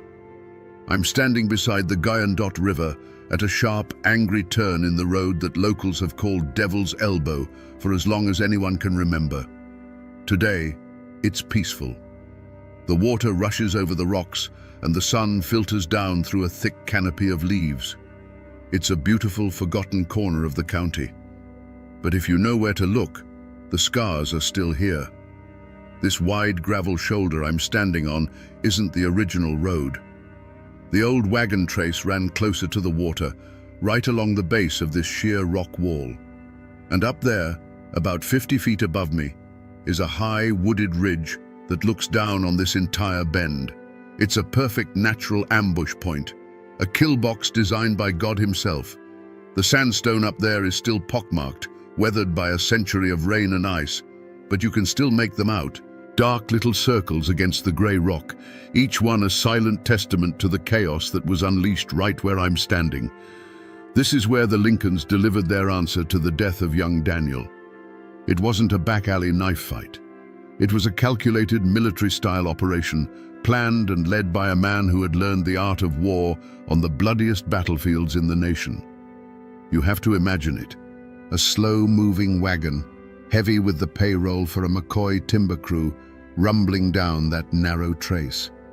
The men inside, feeling safe, probably not even thinking of trouble. They never saw the shadows moving in the laurel up on that ridge. They only heard the sound of Colonel Lincoln's justice speaking all at once. The McCoy payroll wagon creaked its way along the river trace, moving at the slow, steady pace of the mules that pulled it. Inside, 3 McCoy kinsmen were relaxed, their rifles leaning against the wagon bed. The money, a heavy lockbox full of silver dollars, was a comforting weight between them. It was a warm afternoon in 1875. The air was sweet, and the only sounds were the jingle of the harness, the rumble of the wheels, and the endless rush of the Guyandotte. As they rounded Devil's Elbow, the high rock wall threw the road into deep shadow, offering a brief respite from the sun. It was the last moment of peace any of them would ever know. The first shot was not a warning. It was a declaration. A single sharp crack echoed from the ridge above, and the lead mule went down as if struck by lightning, its collapse throwing the entire wagon into a groaning, tangled halt. Before the McCoy men could even register what had happened, the ridge exploded in a volley of synchronized fire. It was not the scattered shooting of a brawl, it was the disciplined, concentrated fire of soldiers. The sound was a physical blow, a deafening wall of noise that hammered the wagon from above. The wooden sideboards of the wagon splintered instantly, peppered with a dozen heavy-caliber impacts. The air filled with the smell of gunpowder and hot lead. The man holding the reins was thrown backward from his seat, the leather straps falling from his hands. A second man, who had been scrambling for his rifle, suddenly slumped forward over the lockbox, his own weapon clattering, unfired, to the floorboards. The third and final man managed to raise his pistol and fire a single wild shot toward the trees before he too was silenced, collapsing in a heap beside his comrades. Then, as suddenly as it began, an absolute silence fell over the bend in the road. It was a heavy, profound quiet, broken only by the panicked breathing of the remaining mule and the ceaseless murmur of the river. From the dense laurel on the ridge, a line of figures emerged, moving with quiet purpose down the steep incline. They were led by Colonel Absalom Lincoln. His face was grim, his eyes cold and methodical. He was not a man consumed by rage. He was a commander inspecting a battlefield after a successful engagement. He walked to the wagon and looked upon the scene of instant, overwhelming destruction. His men watched him, waiting for a command. Absalom surveyed the interior of the wagon, his gaze falling upon the untouched lockbox full of silver. He made no move toward it. This was not about money.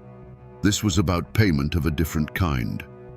Reaching into his own pocket, he pulled out a single spent rifle cartridge, a .56 Spencer, the signature of his old cavalry unit, and placed it deliberately on the driver's seat. It was a message, a signature left in brass and smoke. He turned without another word and led his men back into the woods, vanishing as quickly as they had appeared, leaving behind a monument of splintered wood and terrible silence. The war had begun in earnest. After the smoke clears and the bodies are carried away, the machinery of the law, however rusty and biased, has to turn. And this is what it produces. This is the official coroner's inquest, filed in the Lincoln County Courthouse just 2 days after the ambush at Devil's Elbow. The handwriting is a spidery, formal script on paper that has gone thin and brown with age, but the words themselves are cold, hard, and clipped. They are the official story, the version of events that was meant to be preserved for history. I'll read you the key passage. It says, "The deceased, identified as Silas McCoy, John R. McCoy, and Peter Vance, did come to their deaths by means of multiple gunshot wounds. Evidence suggests the attack was carried out from the high ridge overlooking the road. The company payroll box, containing approximately $200, was found undisturbed. The perpetrators are, at this time, unknown. Perpetrators unknown. In a county this small, where every family knows every other family's business, that phrase is a lie. A necessary, legal lie, perhaps, but a lie nonetheless. The whole county knew who had the skill to organize an attack like that. The whole county knew who owned Spencer repeating rifles. And the whole county knew who had a fresh grudge and a score to settle. This document, in its sterile official language, scrubs the passion from the event. It doesn't mention the insult at the church social or the death of a 16-year-old boy. It reduces Colonel Lincoln's methodical act of vengeance to a simple, anonymous triple homicide. But this dry, passionless report was more than just a historical record. For Sheriff Jedediah McCoy, it was a weapon. It was the legal justification he'd been waiting for. It transformed a family feud into a matter of state law. Armed with this piece of paper, he could deputize his kinsmen, raise a posse, and legally ride out to the Lincoln homestead, not as an avenging McCoy, but as the High Sheriff of Lincoln County, serving a warrant and hunting down fugitives.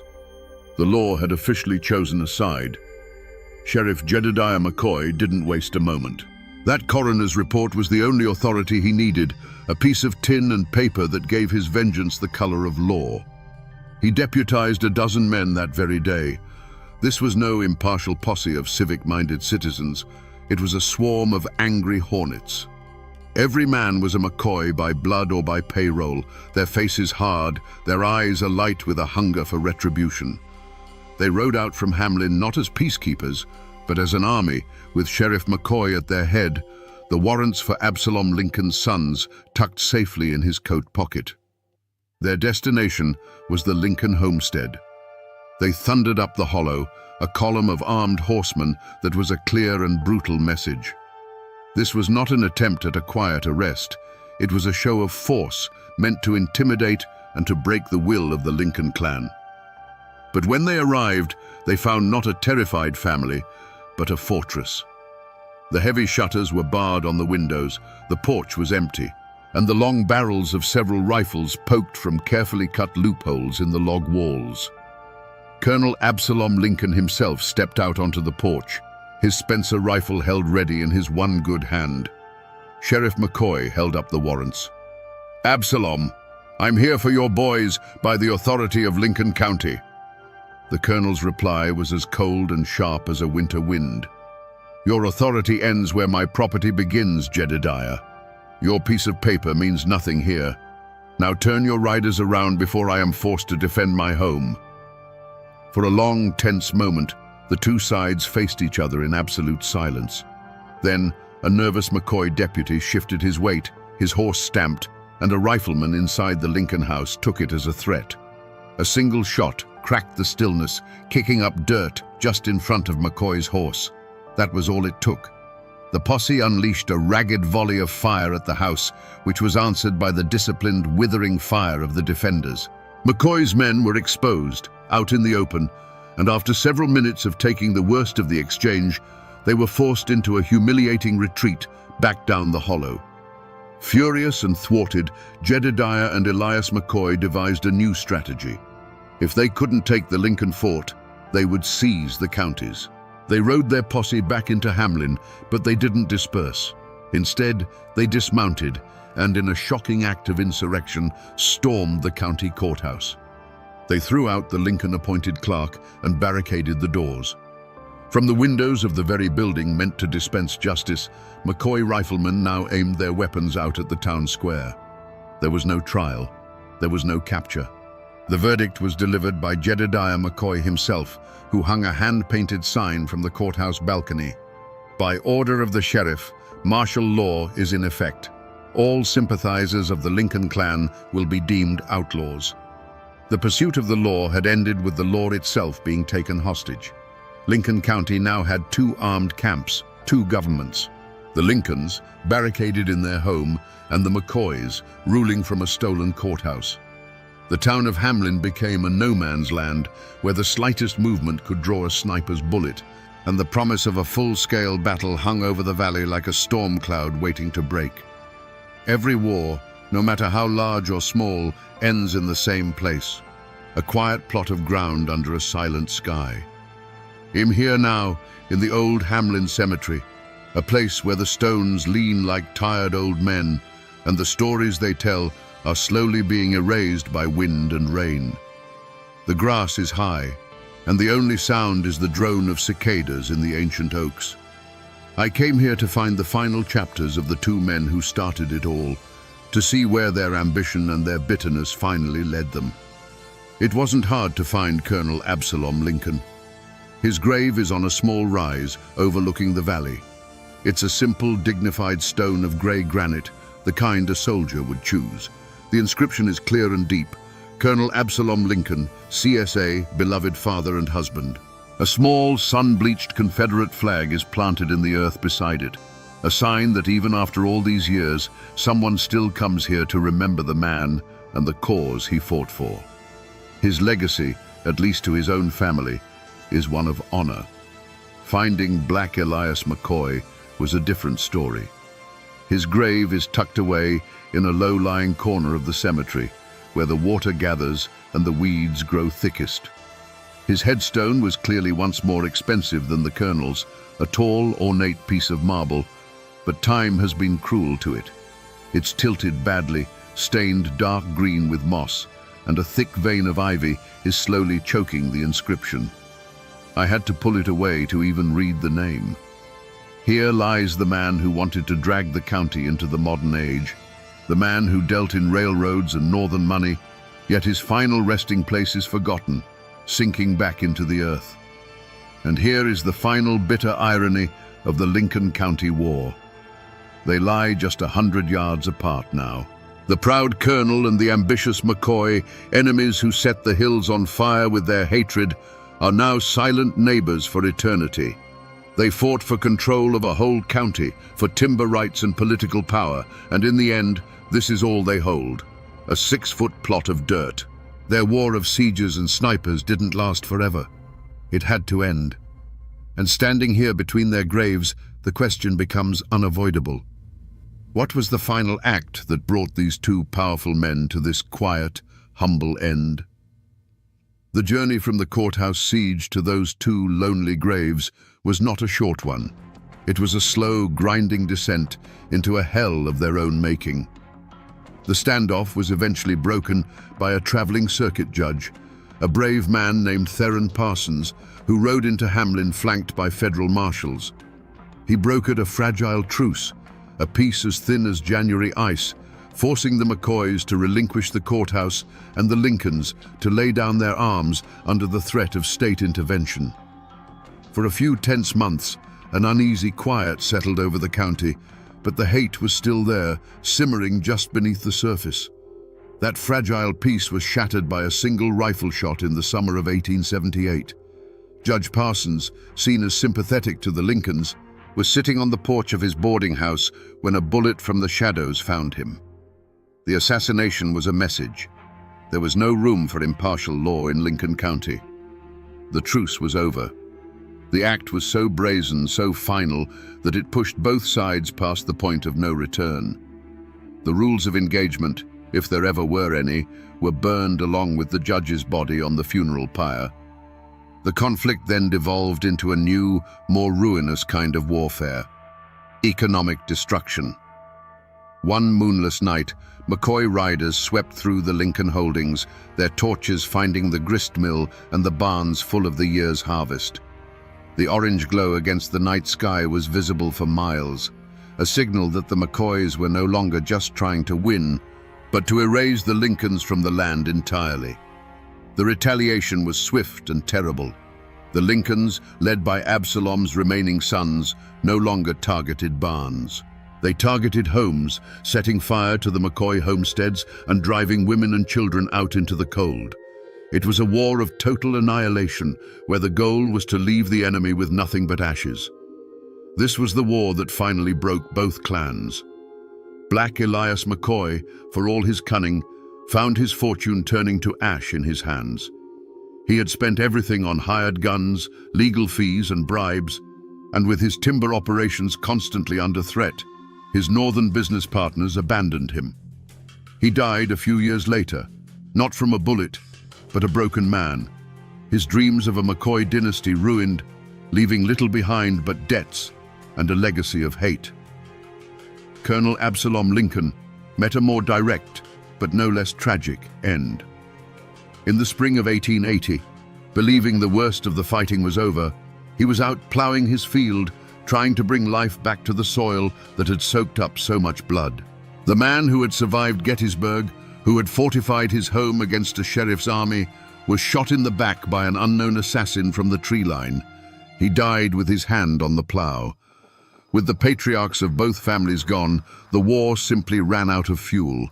The long shadow it cast, however, would stretch for generations, a darkness that fell not just on the families who fought, but on the very soul of the county itself.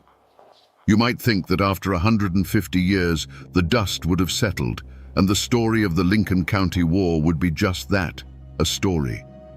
But you'd be wrong. The shooting may have stopped in 1880, but the war of words, the war of whispers and memory, never truly ended.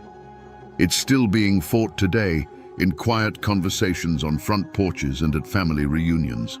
The truth of what happened depends entirely on who you ask, because in Lincoln County, history isn't a single solid thing. It's a fractured mirror, and every family holds a piece. To this day, if you find someone with the last name Lincoln, they will tell you a story of heroes and villains.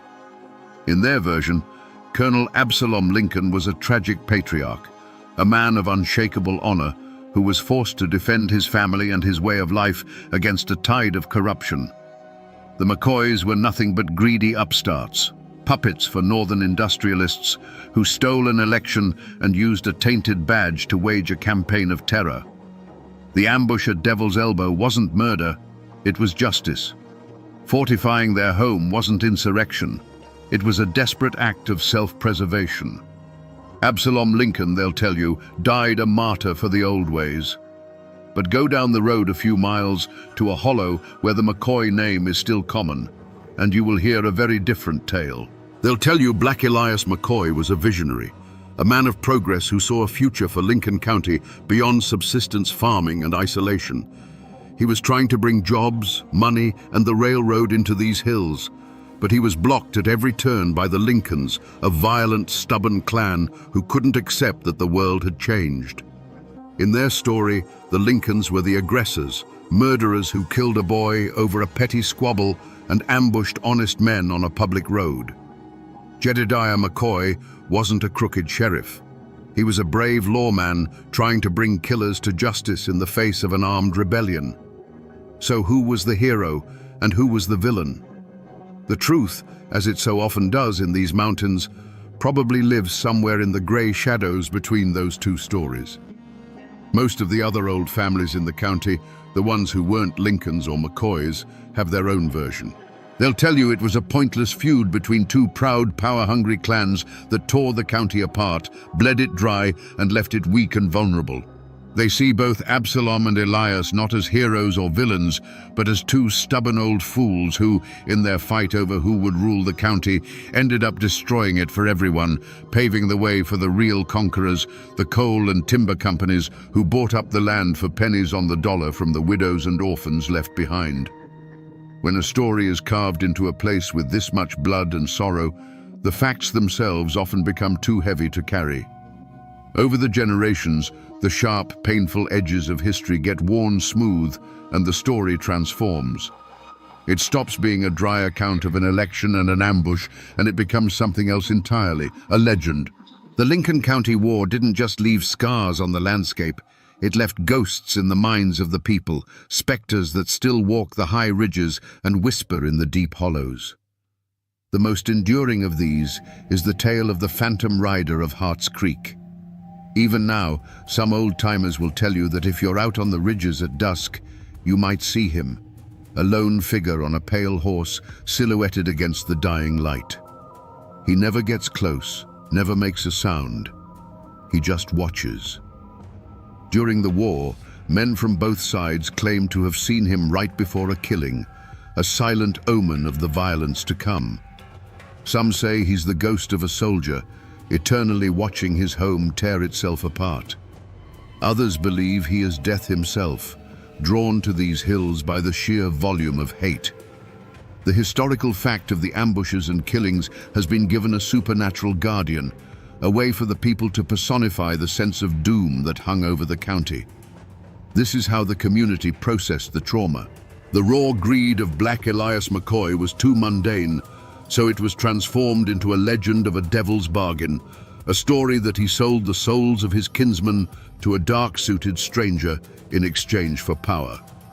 The cold-blooded tactics of Colonel Lincoln were easier to understand if you believed he was acting under a curse laid on the land by a crooked surveyor. The facts of the war became the bones, but folklore, ghost stories, and cautionary tales grew over them like flesh. It's the final stage in a story's life, the moment history dissolves and a legend is born to carry the emotional truth of what was lost.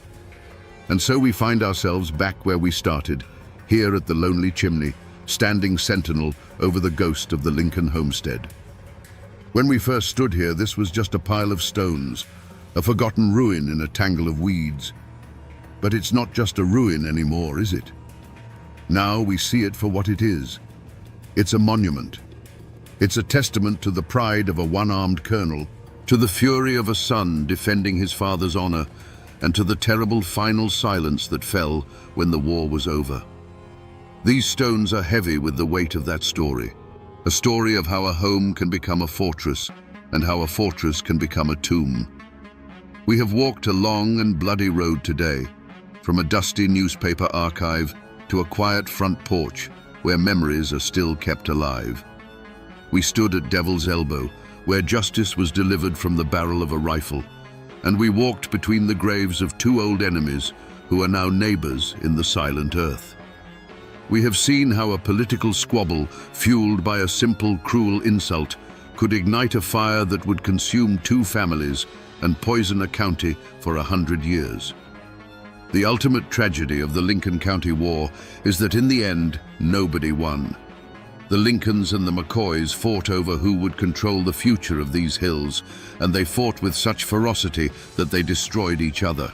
Their war left a vacuum, a void of power and leadership that was quickly filled by the very outsiders they both, in their own ways, distrusted. The coal and timber barons swept in, and the true conquest of Lincoln County began, not with a gunshot, but with the stroke of a pen on a deed. So the next time you pass a forgotten ruin on a lonely road, remember that it's not just a pile of stones. It's a library filled with stories of love, loss, and the choices that define us. The people are gone, the houses are gone, but the story remains.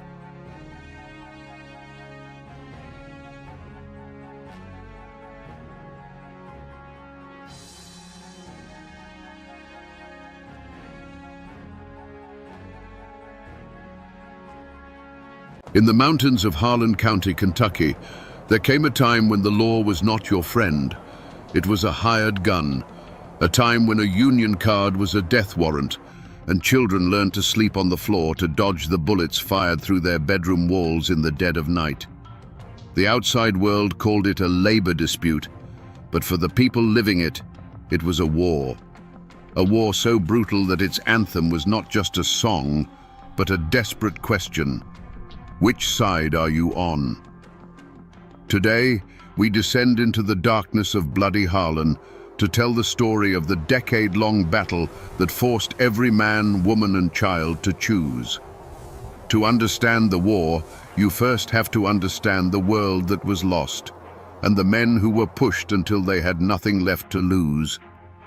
Before the bullets flew, there was the quiet desperation of the company town. Imagine a world sealed off by ancient mountains, a place where the coal company wasn't just your employer, it was your landlord, your grocer, your government, and your God. You lived in a company house, a flimsy shack perched on a hillside, often without running water, that could be taken from you at a moment's notice. Your children were born with company doctors, and you bought their food at the company store. But you didn't use real money. You used scrip, a private currency that was worthless anywhere else, and the prices were always inflated. This was a system designed for debt, a set of invisible chains that tethered you and your family to the mine. Every day you went deeper into the hole, both literally and financially. Your life, from cradle to grave, was mortgaged to King Coal, and the work itself was a daily descent into hell. Deep beneath the beautiful green hills, men crawled on their bellies in the dark, breathing in the fine black dust that would one day choke the life from their lungs. They gambled every shift against the black damp, a pocket of unbreathable gas that could suffocate you in an instant, or the ever-present threat of a roof collapse that could bury you alive.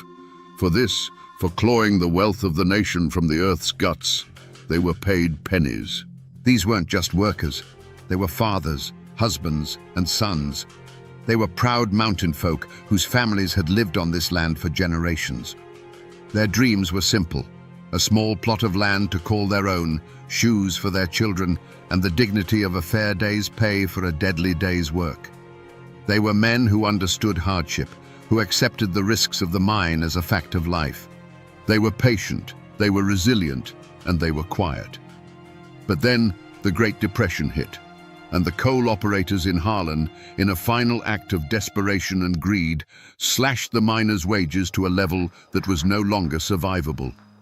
It was the final turn of the screw on a people already pressed to their limits. This wasn't just an insult, it was a death sentence delivered by starvation. And in that moment, the quiet patience that had defined these men for generations began to curdle into a cold, hard rage. The mountains themselves seemed to hold their breath, waiting for the spark that would ignite the powder keg.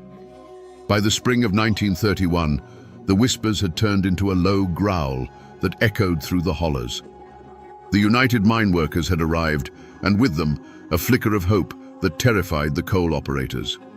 For every man who signed a union card, a family was thrown out of their home.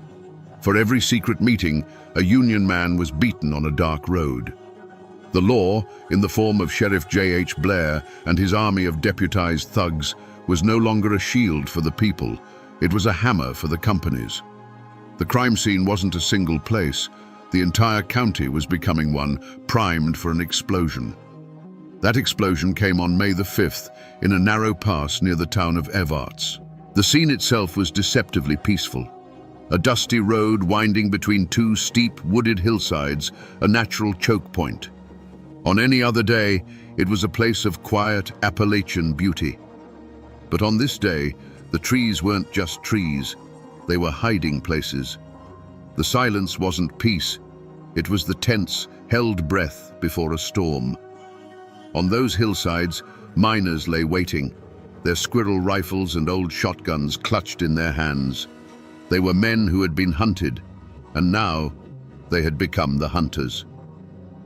When the shooting finally stopped, a new kind of silence fell over the pass, a heavy, ringing silence punctuated by the groans of the wounded. The scene left for the authorities was one of utter chaos. 3 company cars, riddled with bullet holes, sat stalled on the road. The dust was littered with a confusing mix of shell casings, the heavy brass of the deputies' machine guns, and the simple spent shells from the miners' hunting rifles. Blood stained the dirt road, a testament to the ferocity of the 15-minute battle. The immediate evidence told a terrifying story, but offered no easy answers. 3 deputies and 1 miner were dead. The official report would call it a cold-blooded ambush, an act of insurrection by lawless miners. But the miners would whisper a different tale, one of self-defense, of a motorcade of gun thugs on their way to shoot up another picket line, of a people who finally decided to shoot back.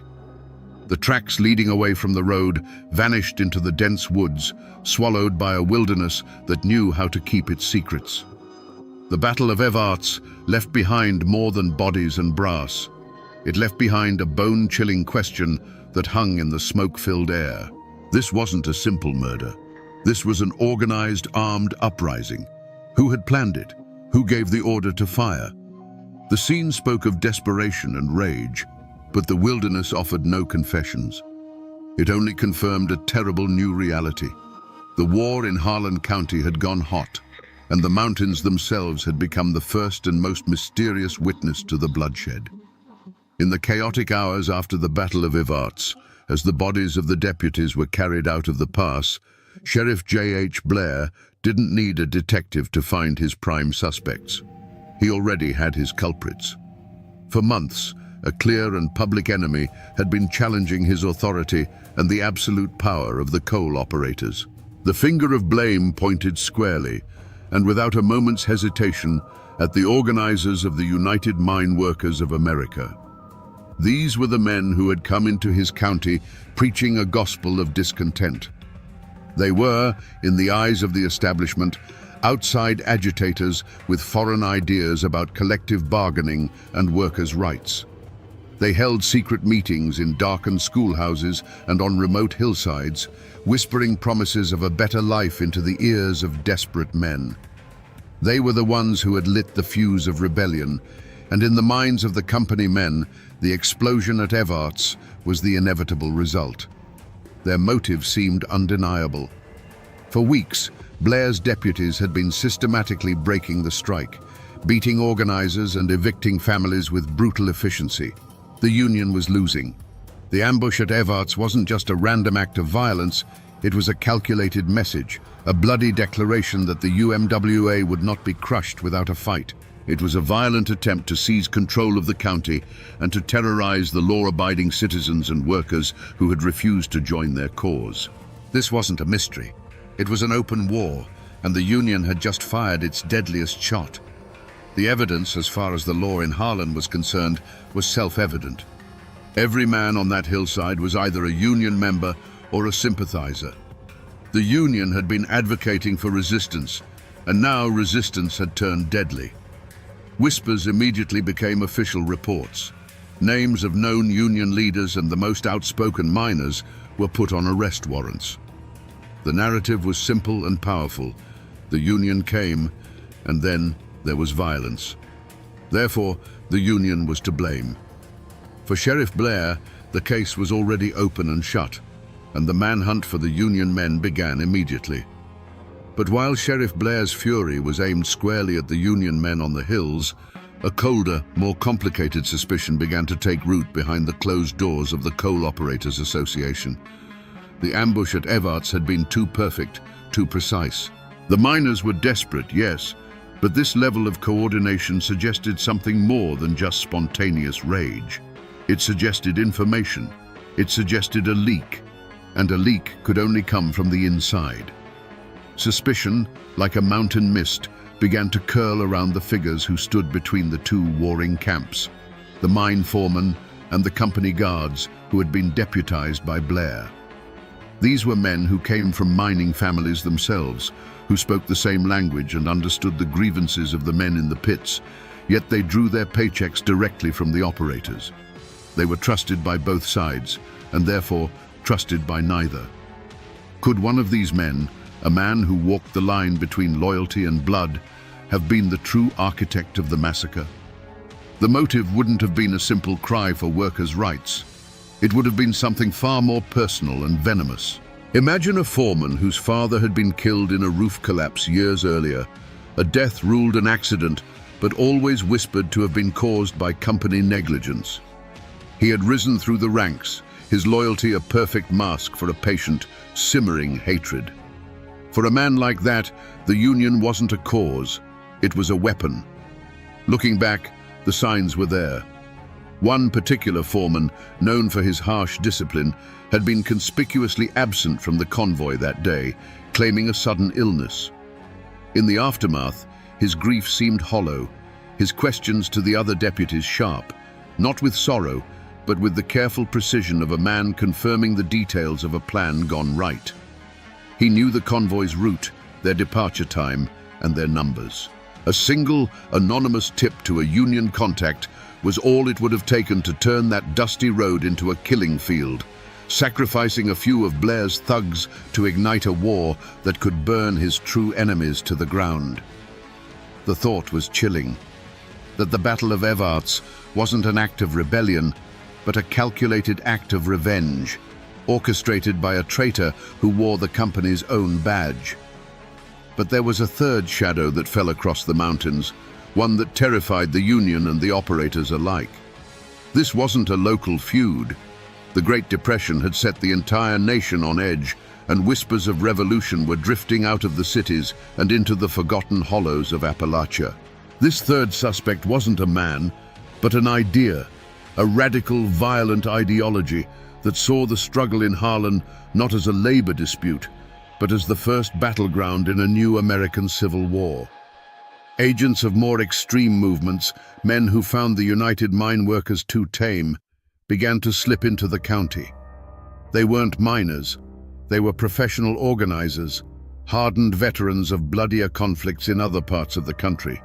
They spoke not of contracts and wage increases, but of seizing the mines and overthrowing the system entirely. They saw the miners' desperation not as a problem to be solved, but as fuel for a much larger fire.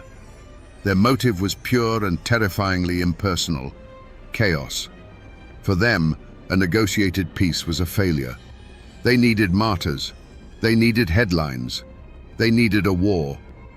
The Battle of Evarts, with its shocking death toll, was a perfect victory in their eyes. It escalated the conflict beyond the point of no return, forcing the hand of both the Union and the state.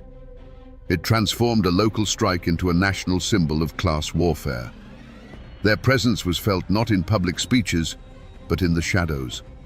Strange pamphlets would appear in the mining camps overnight, calling for armed resistance. Seasoned men with city accents were seen in hushed conversations with the most desperate and angry of the young miners, teaching them not how to picket, but how to build a barricade, how to choose a location for an ambush.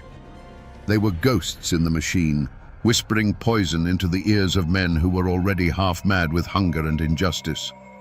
For these outsiders, the dead at Evarts were not a tragedy. They were a necessary sacrifice to ignite the revolution they craved. In the wake of the Battle of Evarts, Sheriff Blair's investigation was not a search for truth. It was a hunt for vengeance.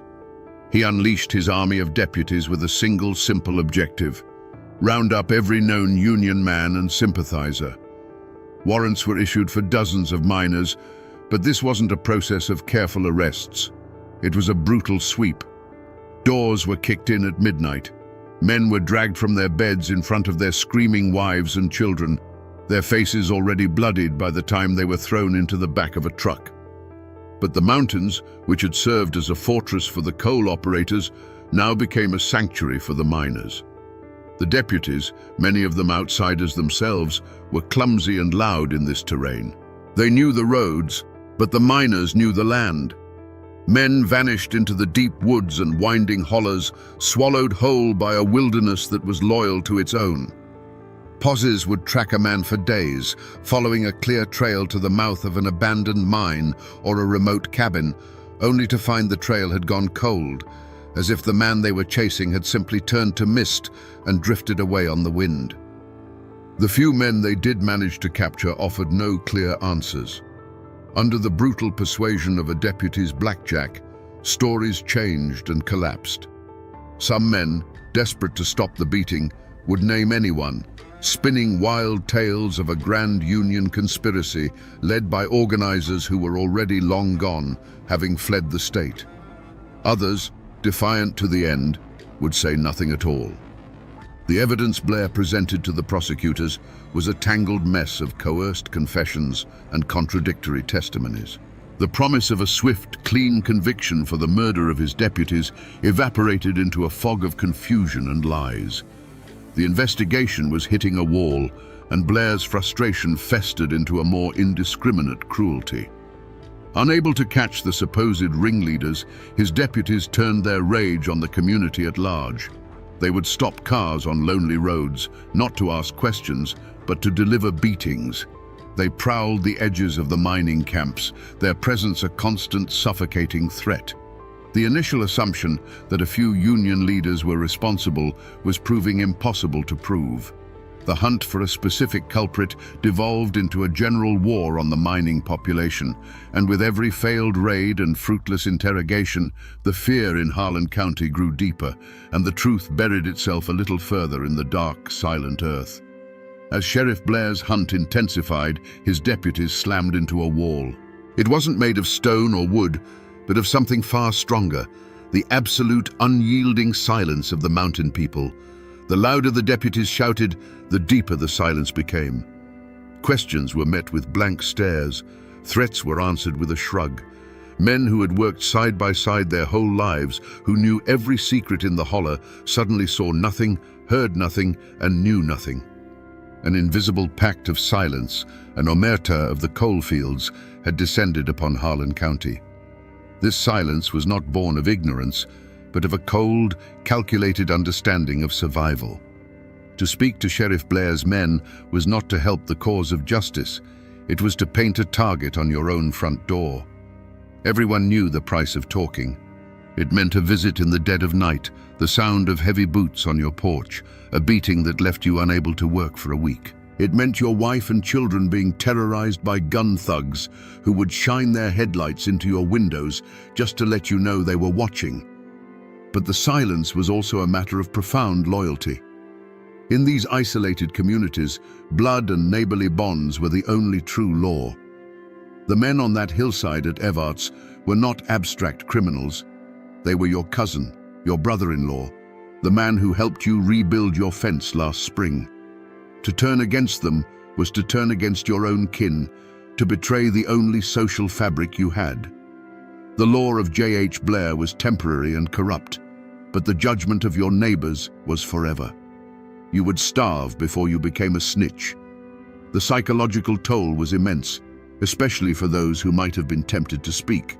Old man Hemphill, who lived on the road to Evarts, made the mistake of telling the postman he'd seen a car he didn't recognize parked near the pass the day before the shooting.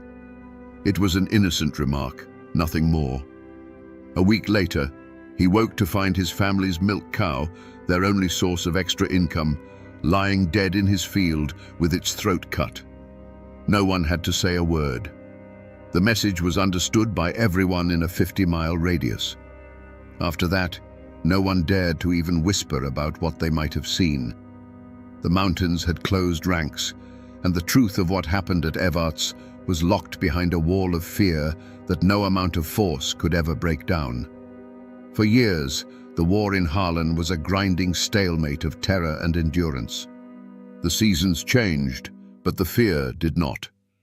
The truth of the Battle of Evarts and the countless ambushes that followed seemed destined to be buried forever, lost to the wall of silence and the corruption of the law. The turning point, when it finally came, wasn't a dusty clue found in an old cabin or a deathbed confession whispered in the dark. It came from the outside world, in the form of men who carried briefcases instead of shotguns. In the mid-1930s, a United States Senate subcommittee, known as the La Follette Committee, began investigating violations of workers' rights across the country. And their gaze finally fell upon the dark and bloody ground of Harlan County. These men from Washington were a new kind of power, one that Sheriff Blair couldn't intimidate and the operators couldn't buy. They came armed not with guns, but with subpoenas, and they began to do something no one in Harlan had dared to do for years. They began to listen. The forgotten clue wasn't a single object, it was the collective memory of the people. One by one, miners, their wives, and their children came forward to testify. Each story, on its own, had been just a whisper of pain. But now, under the protection of federal marshals, the whispers became a roar. They spoke of beatings on dark roads, of cars dynamited, of the murder of Bennett Music, a 15-year-old boy. The committee chambers, hundreds of miles away, filled with the ghosts of Harlan's decade of suffering. But the clue that finally broke the back of the beast wasn't a memory. It was a number on a ledger. The committee's investigators got their hands on the financial records of the Harlan County Coal Operators Association. And there it was, in cold, hard print, a secret slush fund. They found cancelled checks and accounting entries that proved beyond any doubt that the operators were directly paying the salaries of hundreds of Sheriff Blair's deputies. The gun thugs terrorizing the county weren't public servants. They were a private army, funded by corporate interests. Suddenly, the whole dark picture snapped into focus. This wasn't just a case of a brutal sheriff abusing his power. It was a conspiracy. The law in Harlan County hadn't just been broken, it had been bought and paid for. This financial record was the key, the undeniable proof that turned whispers into evidence and paved the way for the unmasking of the entire rotten system. The La Follette Committee's investigation acted like a slow, inexorable sunrise over the dark mountains of Harlan. For years, the world had seen only the shadows, the gun thugs, the ambushes, the terror. Now, as the light of federal scrutiny grew brighter, the long, distorted shadows were traced back to the men who cast them. The ledger, that simple book of numbers, was the key that unlocked the entire conspiracy. The moment of revelation was at hand, and it was more chilling than any single act of violence. The true perpetrator of the Harlan County War was not a single man hiding in the hills with a rifle. It wasn't a radical agitator with a bomb.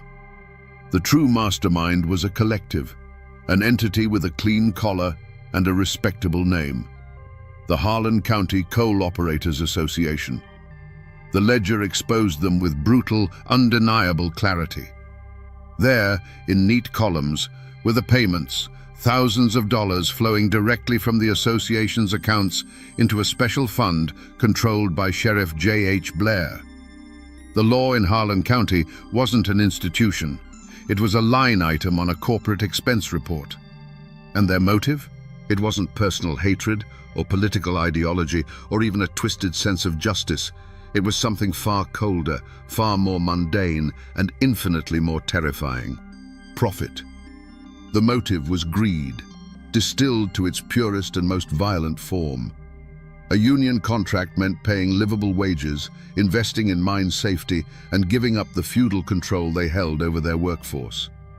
It was cheaper to hire killers.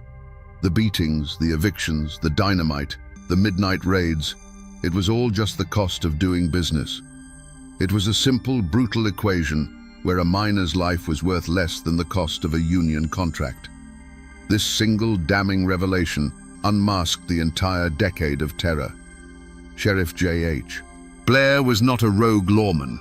He was the highly effective, well-paid manager of the association's security forces. His deputies were not peacekeepers. They were mercenaries on a corporate payroll. The violence wasn't random chaos. It was a calculated, systematic campaign of intimidation designed to protect profits at any human cost. The web of terror that had seemed so tangled and confusing was, in fact, devastatingly simple. It was a privately funded war waged by the rich against the poor. The unmasking was complete. The smoke of the Battle of Evarts finally cleared to reveal the true enemy, and they weren't wearing a miner's dusty overalls or a deputy's badge. They were wearing business suits and sitting on the boards of coal companies. They had turned an entire county into their personal fiefdom and had purchased the law itself to serve as their private army. The gun wasn't in the hand of one man, but in the ink of the men who signed the checks. Now that we know the truth, let's go back. Let's stand in the shadows of those mountains and watch the tragedy unfold, not as a mystery, but as the execution of a plan. The terror in Harlan County began not with the roar of a gun, but with the quiet scratch of a pen on a checkbook in a smoke-filled office. It was decided, with the cold arithmetic of greed, that it was cheaper to pay for violence than to pay a living wage. A ledger became a rifle, and an accountant's entry became an ambush. Picture again that dusty road near Evarts. The convoy of company cars rolls into the narrow pass, full of men who believe the law is on their side because they carry the sheriff's badge. They don't know that their lives are just a down payment. Then, from the hillside, comes a single crack, sharp and clear, echoing off the rock faces. And in its echo, a hellstorm erupts. The air fills with the deep, stuttering bark of Thompson submachine guns and the sharp, scattered retort of hunting rifles. For 15 minutes, the pass is a vortex of smoke, splintered glass, and the deafening noise of a community tearing itself apart. Then, as suddenly as it began, there is silence. A silence made heavy by the sight of stalled cars, shattered windows, and still forms lying in the road. Imagine being a child in a company shack, trying to sleep. The only sound is the crickets and the wind in the pines. Then, another sound. The low rumble of a car coming slowly up the holler, a car that doesn't belong. Your mother's hand is suddenly on your shoulder, pulling you from the bed to the floorboards. You lie there, heart hammering against your ribs, smelling the damp earth beneath the house. A moment later, the night explodes. The window shatters inward, and the wall next to your bed splinters as a shotgun blast tears through the thin wood. The car speeds away, its taillights vanishing into the darkness, leaving behind the tinkle of falling glass, your mother's whispered prayers, and a fear that will never, ever leave you. The roads themselves became weapons. A union man driving home to his family would see a pair of headlights appear in his rearview mirror, growing closer, pinning him in their glare. He would grip the wheel, his knuckles white, his mind racing. Was it just a neighbor, or was it them? Every curve in the road was a potential trap. Every dark stretch of woods a place to be run off into a ditch. The county, once a home, had become a hunting ground, and the journey from the mine to your front porch was the most dangerous part of the day. And then there was the ultimate act of this calculated terror. A union organizer, Marshall Music, is driving with his family. The road ahead is clear. For a moment, it might feel like a normal day, but then the world is ripped apart by a deafening roar. The force of the blast throws the car from the road, twisting it into a barely recognizable shape of steel and smoke.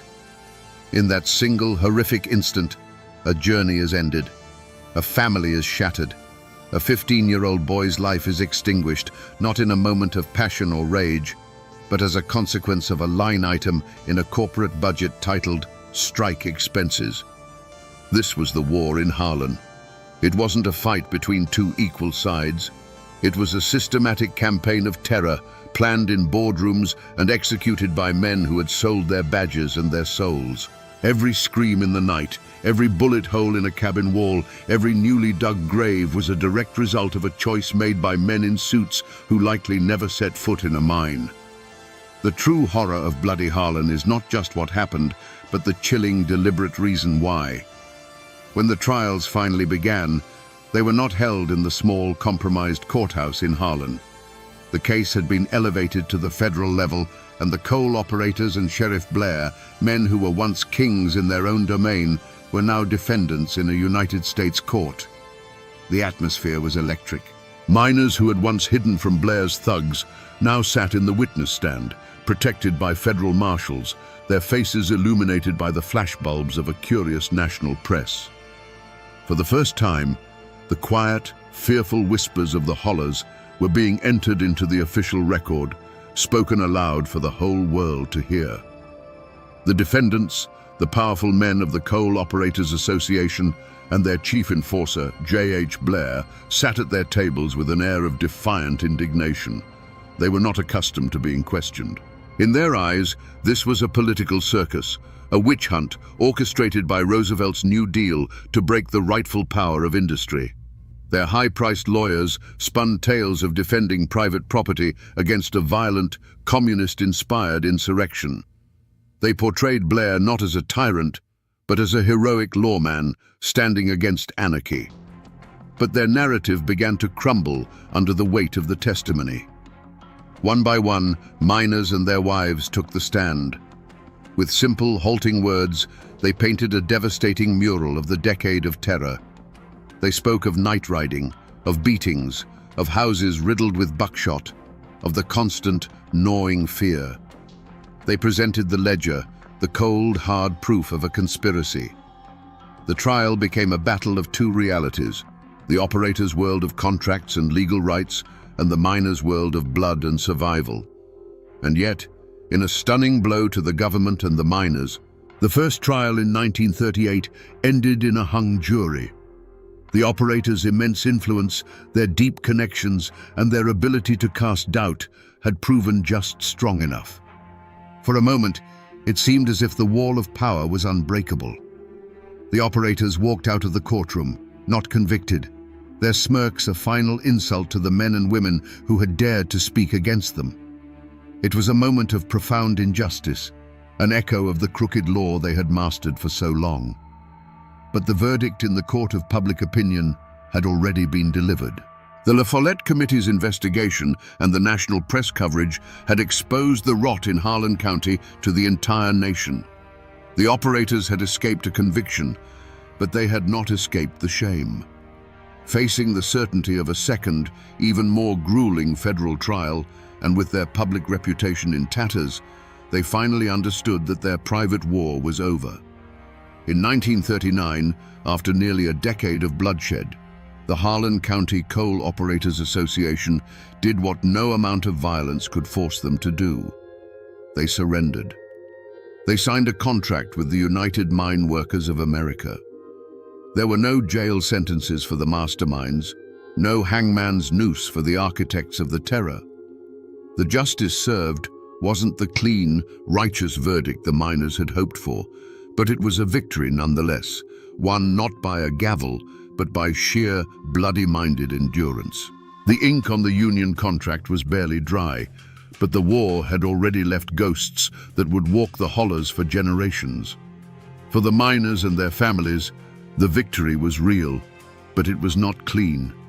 They had won a measure of dignity, a livable wage, and the right to stand together, but the cost was etched into their very souls.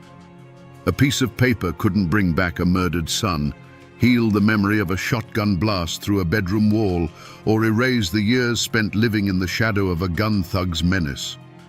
The men who survived the mines and the picket lines carried the war home with them. It showed in the haunted look in their eyes, in the way they taught their children to distrust any man in a suit, any car that slowed down on a dark road. The fear, once it gets into the bones, doesn't leave. It's passed down, a bitter inheritance. Sheriff J.H. Blair and the coal operators who had funded his reign of terror never saw the inside of a prison cell. They returned to their comfortable lives, their power diminished, but their freedom intact. They had lost the war, but they had escaped justice. Blair faded from public life, but he never faded from memory.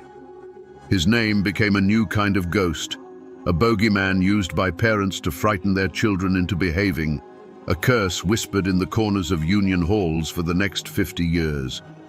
The families of the deputies and gun thugs, many of whom were just local men trying to earn a paycheck, found themselves on the wrong side of a line that would never be erased. Their children grew up bearing names associated with betrayal and violence, forever marked by the choices their fathers had made. The war redrew the map of Harlan County. The lines weren't on any piece of paper.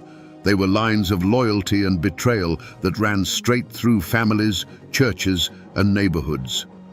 The neighbor who had put on a deputy's badge was never fully trusted again. The store owner who had sided with the company found his business mysteriously dwindling. Friendships that had endured for a lifetime were shattered by the simple, brutal question of which side you were on. The children of union men and the children of company men went to the same schools, but they carried with them a silent, inherited animosity. Harlan County was no longer just a place. It was a memory of a war, and everyone who lived there was a veteran, whether they had carried a gun or not. Their lives were forever defined not by the peace that followed, but by the battle they had been forced to endure. You might think this war is over, a faded chapter in a history book, but you would be wrong. The story of Bloody Harlan is not history. It is a living memory etched into the very landscape of the county. Go there today and stand in that narrow pass near Evarts. When a coal truck rumbles by, the sound still echoes off the hillsides like the ghosts of machine gun fire. The road has been paved, but the place itself remembers. It is a scar on the land that will never fully heal. The tangible remnants are still there if you know where to look. They say that in some of the older brick buildings in town, you can still find the patched-over pockmarks left by stray bullets from forgotten shootouts. Walk through the old hillside cemeteries, and you'll find the tombstones of the men who fell on both sides, their names carved in stone, their stories now reduced to a pair of dates. These silent stone witnesses are the most honest memorials to the conflict, a quiet testament to the price that was paid. But the most powerful echo of Bloody Harlan isn't made of stone or steel. It's a song. That night, when Florence Reese, a hungry and terrified union man's wife, tore a page from a calendar and scribbled down the words to "Which side are you on?" she created something more powerful than dynamite. That song escaped the mountains. It became the anthem for the oppressed everywhere, sung on picket lines from Detroit to London, chanted in the streets during the civil rights movement, and translated into dozens of languages. A simple question, born of desperation in a Kentucky shack, became a global call to arms for justice. And the stories themselves are a living remnant. Sit on a porch with the old-timers, the grandsons and granddaughters of the men who fought, and they will tell you. They will tell you about the night the gun thugs came, stories passed down like family heirlooms. They'll tell you that the deep-seated distrust of outsiders and authority isn't paranoia. It's a lesson learned in blood. The world moves on, calendars change, but in Harlan County, the past is never truly past. It breathes in the mountain air, a constant whispering reminder that you must always be ready to answer that one simple question. And so we return to where we began, to that simple, haunting question, born of terror and hunger. Which side are you on? For a decade, the war in Harlan County was the answer. It wasn't a dispute over wages. It was a bloody 10-year war fought to decide if a man's life was worth more than a ton of coal. It was a war to determine if the law belonged to the people or if it could be bought and sold like any other commodity on the open market. This is a story not just of a crime, but of a conspiracy written in a ledger book. It's a chilling reminder of what happens when corporate greed is given a badge and a gun, when human lives are reduced to columns of profit and loss. But it is also a fierce testament to the enduring power of the human spirit when pushed to the absolute edge. The coal operators had the money, the guns, and the law. But the miners had something more powerful. they had their solidarity, and they had a song that turned their suffering into a shield, and their defiance into an anthem that would outlive all the men who tried to silence them. The guns in Harlan County are silent now. The picket lines are gone. But the story remains, a warning carried on the mountain wind. It reminds us that there are moments in history when there are no neutrals, when silence itself is a choice. And now, my friends, you know the story of Bloody Harlan, a story written in coal dust and paid for in blood that still asks every single one of us, which side are you on?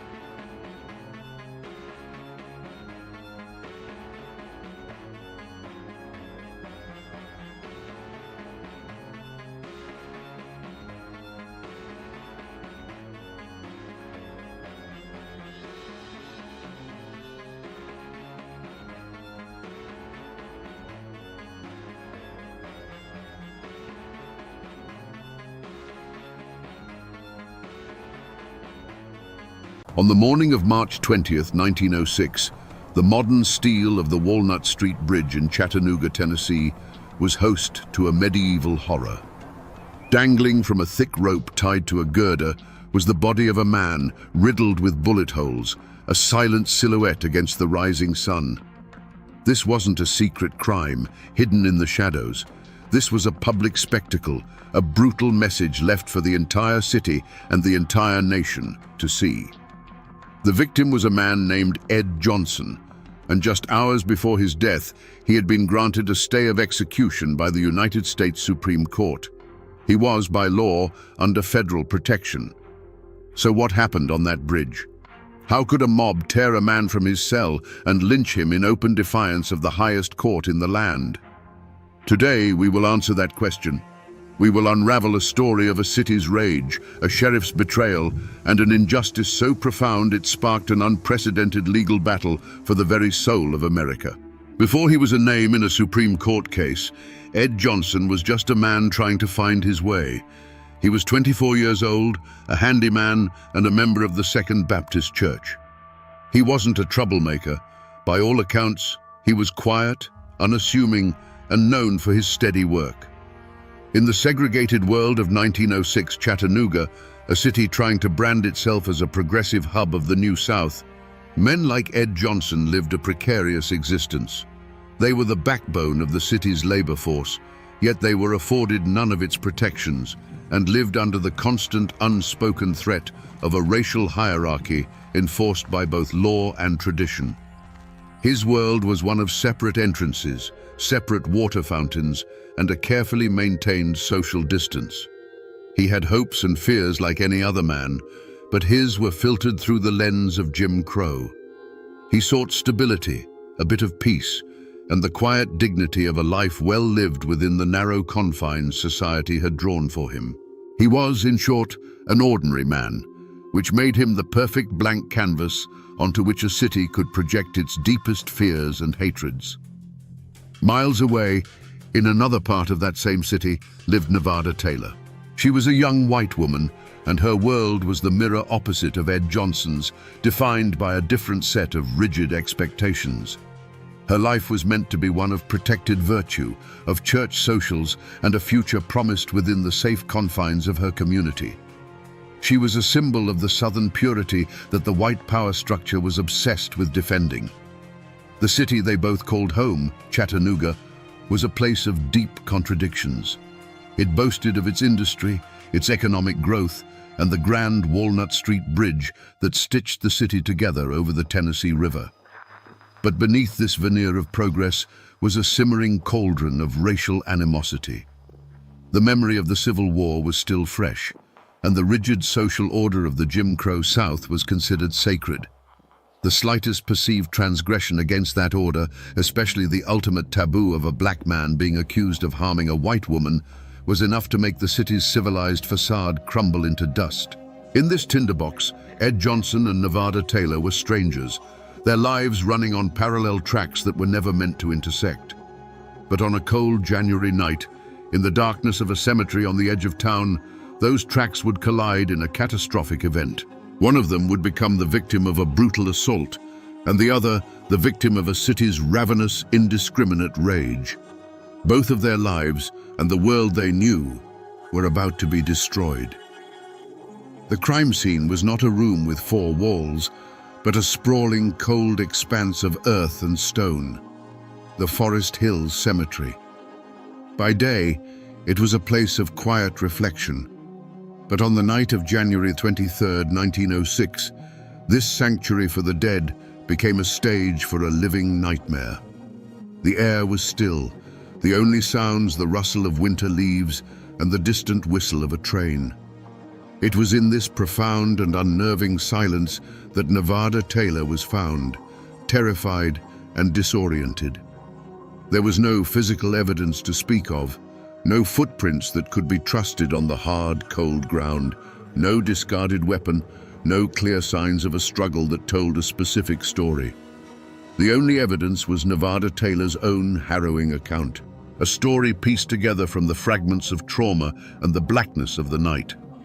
She couldn't see her attacker's face. She couldn't describe his clothes. All she could offer was a voice in the dark and the terrifying assertion that her assailant was a black man. From the chaos, investigators clung to a single flimsy piece of information. Miss Taylor mentioned that she had grabbed at something during the attack, a small leather strap, which she thought might have come from her assailant's weapon. This tiny, ambiguous detail became the cornerstone of the entire investigation. It was not a clue that pointed to a specific person, but a desperate anchor in a sea of uncertainty. The scene of the crime quickly expanded beyond the cemetery gates and into the very heart of Chattanooga. Whispers turned to shouts, and fear curdled into rage. The city's white populace didn't see a mystery to be solved. They saw an outrage to be avenged. The lack of a clear suspect didn't inspire caution. Instead, it created a vacuum that was instantly filled with suspicion directed at every black man in the city. The investigation began not with a question, who did this, but with a conclusion. A black man was responsible, and he would be found. The wilderness of the cemetery had offered no easy answers, but the mob-minded certainty of the city demanded one, and it demanded one immediately. The hunt was on, not for a specific individual, but for any man who could be made to fit the crime. The city's fury needed a face, a name to attach to its collective rage. That pressure fell squarely on the shoulders of Hamilton County Sheriff Joseph F. Shipp. A man of his time and place, Shipp understood that justice in the Jim Crow South was often secondary to maintaining order, and order meant placating the white majority. His personal vendetta wasn't against any one man, but against the threat of chaos and the political damage an unsolved crime of this nature could do to his career. He needed a culprit, and he needed one fast. The investigation became a brutal dragnet. Deputies swept through the black neighborhoods of Chattanooga, rounding up men by the dozen. It wasn't about finding clues. It was about creating a lineup of potential sacrifices. And in this trawl, they found Ed Johnson. He wasn't caught red-handed, nor was he found with any incriminating evidence. He was simply in the wrong place at the wrong time, a known figure in the community who suddenly found himself ensnared in a nightmare. The flimsy clue of the leather strap was now given a purpose. A rumor began to circulate, likely started by the authorities themselves, that Johnson had been seen with a similar strap. It was a lie, but a powerful one. Suddenly, the community had something to latch onto. Ed Johnson fit the profile not because of evidence, but because he was available. He was a black man, he was young, and he was powerless. The entire weight of the investigation now shifted onto him. Every aspect of his quiet life was re-examined through a lens of presumed guilt. His unassuming nature was twisted into sullen secrecy, his work as a handyman seen as a cover for a darker character. The community didn't have a motive rooted in personal animosity, so they invented one for him. The racist, monstrous caricature of a black man driven by uncontrollable lust. A vile stereotype used for a century to justify racial violence. The mob had its villain.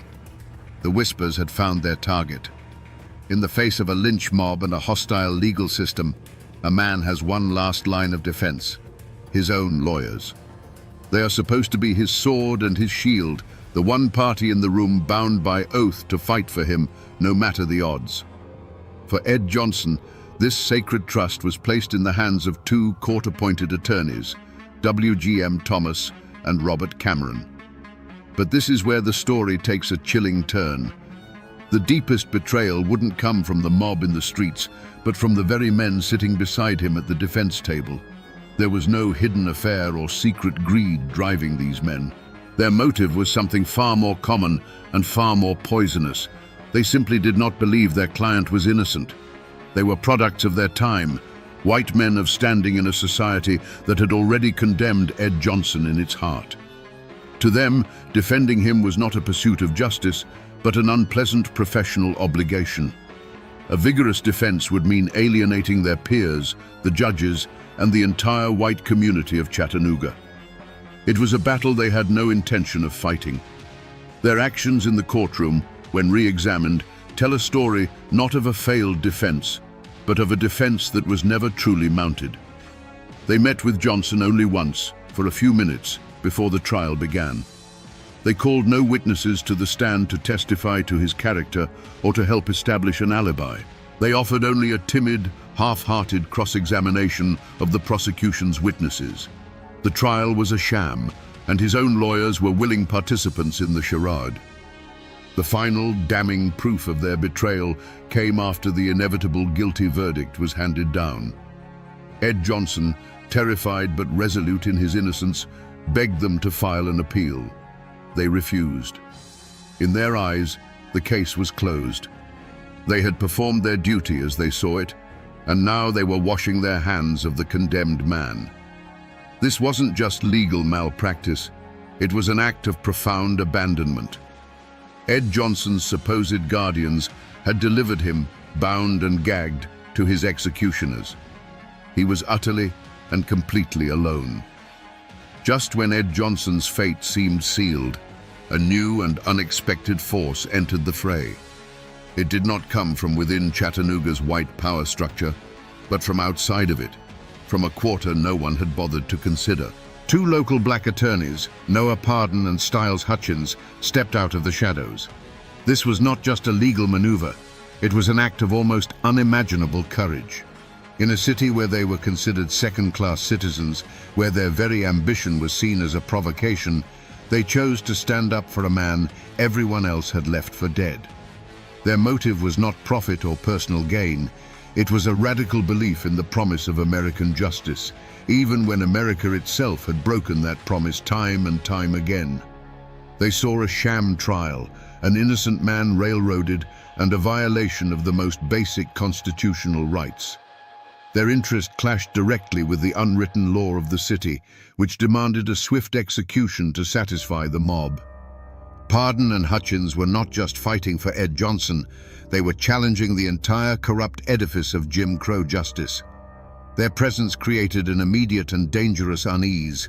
They were threatened, intimidated, and ostracized. But they refused to back down. When the Tennessee Supreme Court slammed its doors in their face, they made a decision that would change legal history. They decided to appeal to an authority far outside the state, a power that the Chattanooga mob could not control, the Supreme Court of the United States. This was the ultimate external threat. The news that two black lawyers were taking their case to Washington, D.C. was seen as an outrageous act of defiance. To Sheriff Shipp and the city's leaders, this wasn't an appeal, it was an invasion. It was the federal government, the same force that had crushed the Confederacy 40 years prior, once again threatening to meddle in their affairs. The conflict was no longer just about Ed Johnson.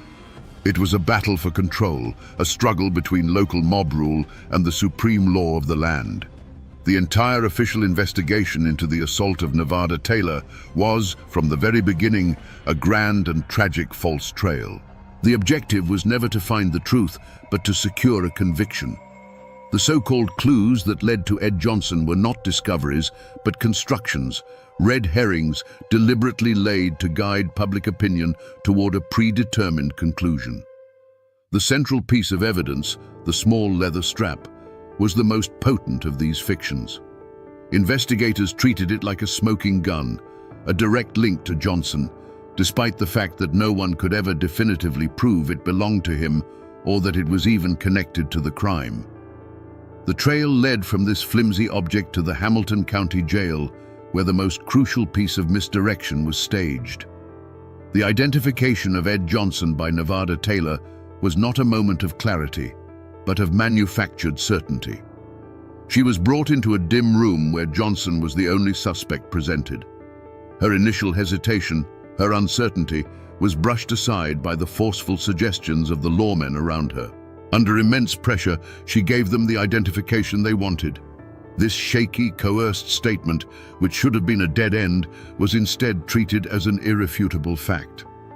Meanwhile, any path that might have led to the truth was quickly blocked off.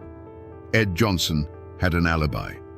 Witnesses in the black community could place him at a saloon far from the cemetery at the time of the attack. But these leads, the only ones that actually pointed toward his innocence, were never pursued. The authorities simply weren't interested. Every testament to Johnson's good character, every inconsistency in the timeline, was ignored. These promising trails didn't evaporate.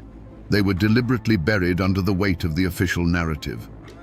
This created a strange and dangerous kind of frustration.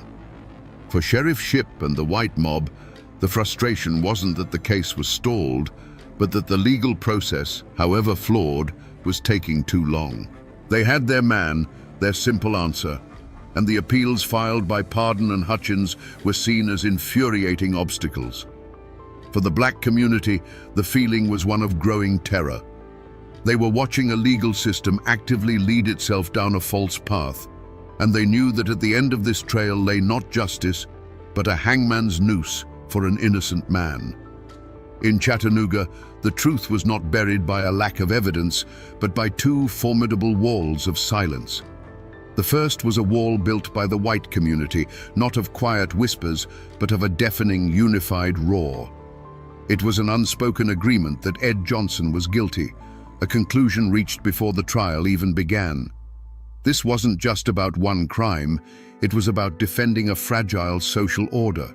To question Johnson's guilt was to question the very foundation of their world, to suggest a white woman could be wrong and a black man could be innocent.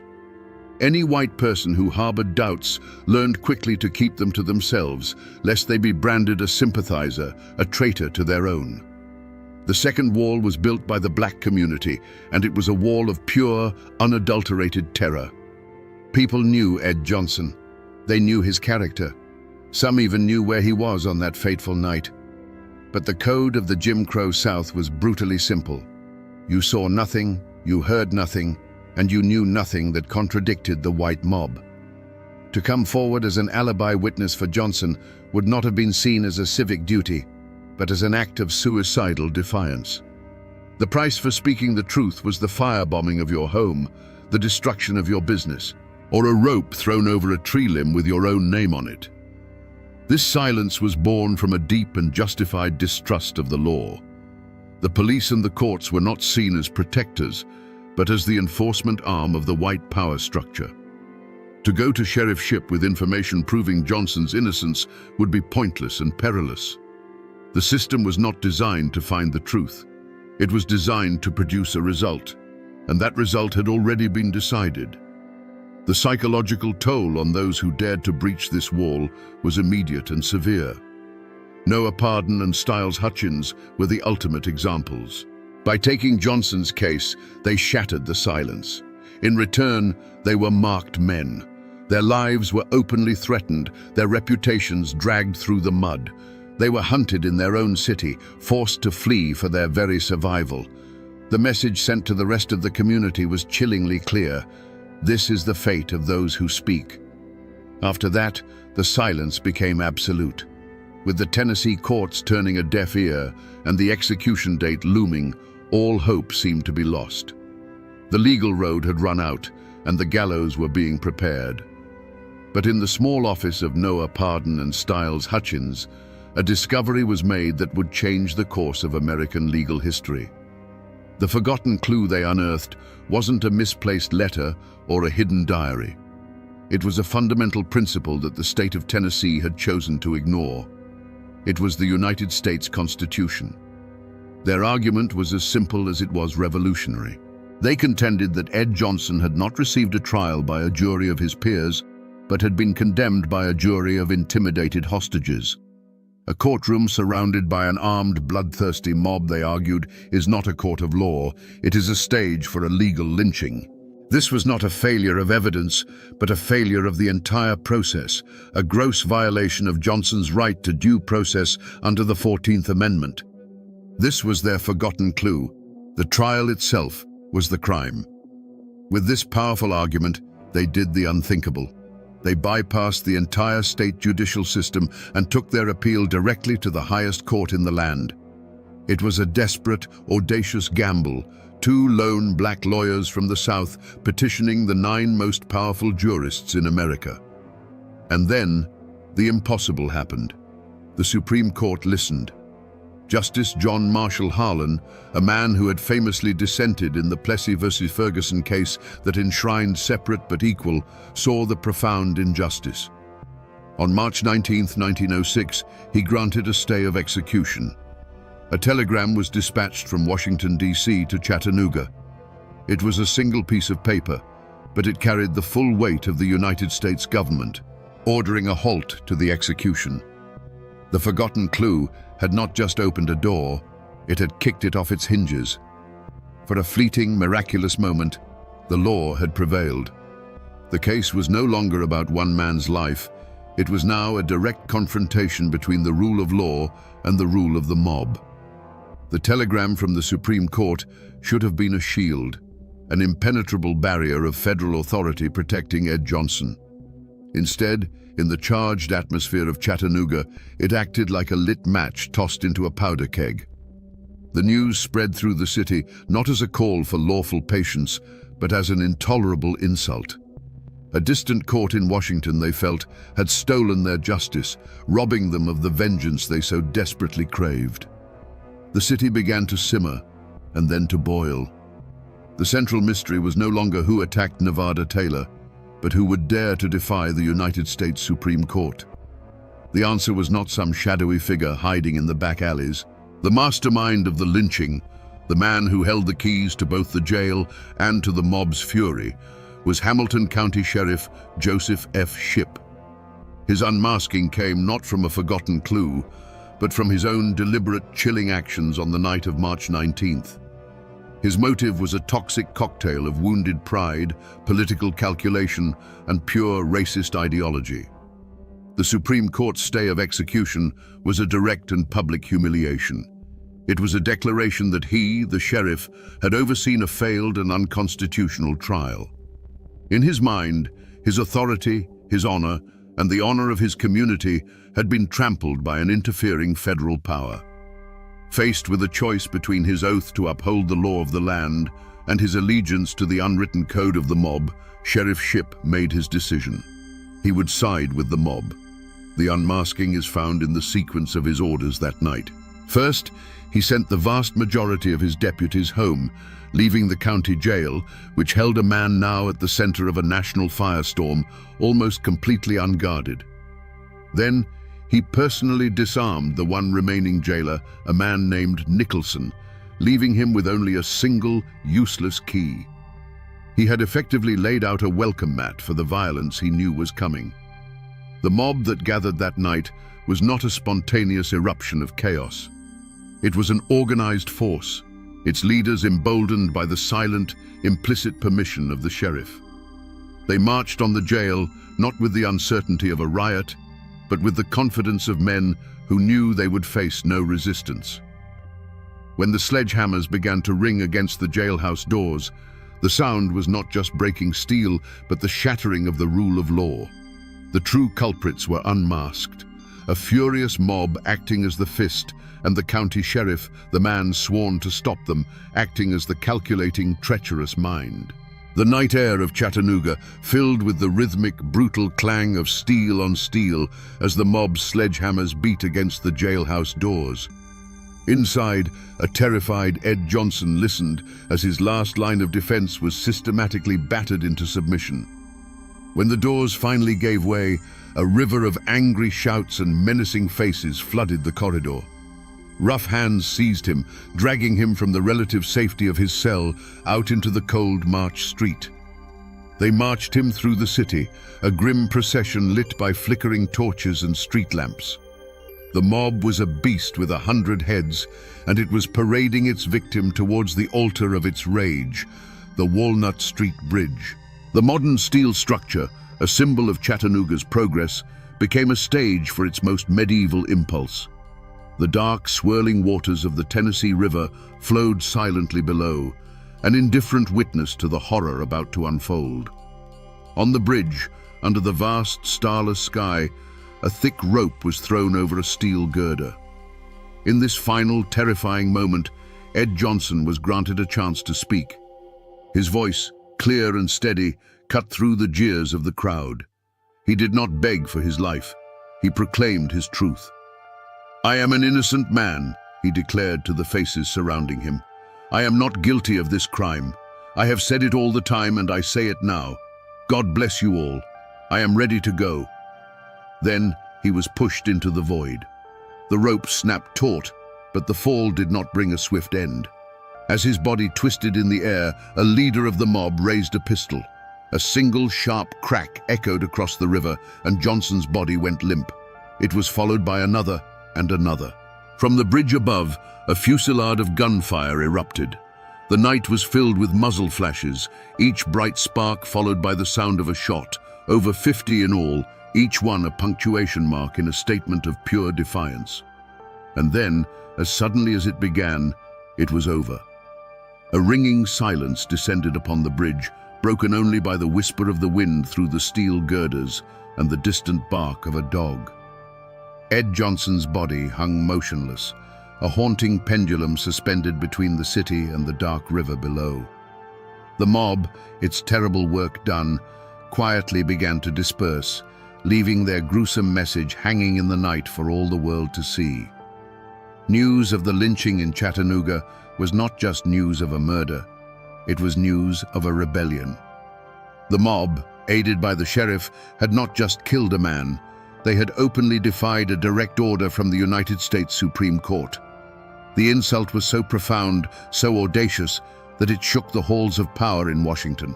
President Theodore Roosevelt himself condemned it as a hideous crime.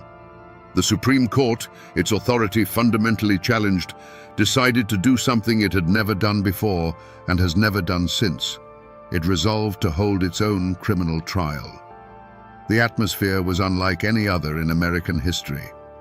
The case of United States versus Shipp was not held in a Tennessee courthouse filled with angry locals, but before the 9 justices of the Supreme Court.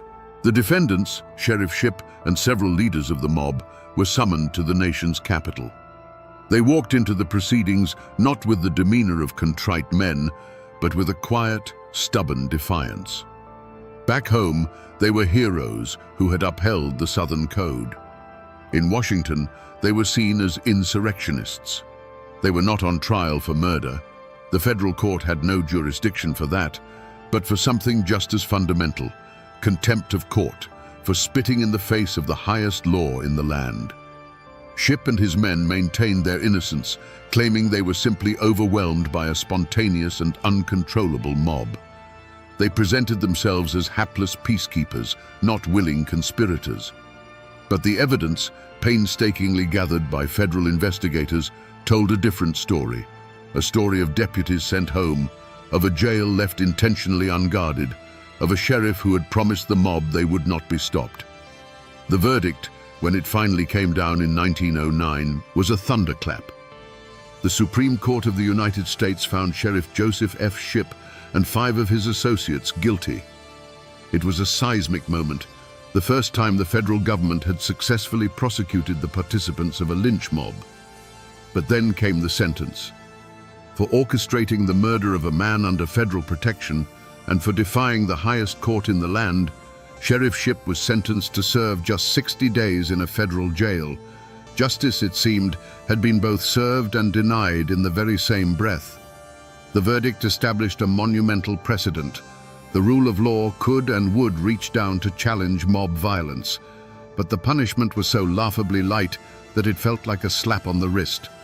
Shipp served his time and returned to Chattanooga not as a disgraced criminal, but as a celebrated martyr, his reputation enhanced by his brief and comfortable imprisonment. The verdict was a landmark victory for the principle of law, but a bitterly hollow one for the cause of true justice. The lives of everyone touched by the tragedy of Ed Johnson were permanently fractured, their futures sent spinning in new and often tragic directions. For the two men who fought for him, Noah Pardon and Styles Hutchins, the price of their courage was exile. They were hounded from the city they sought to better, their legal practices destroyed, and their lives under constant threat.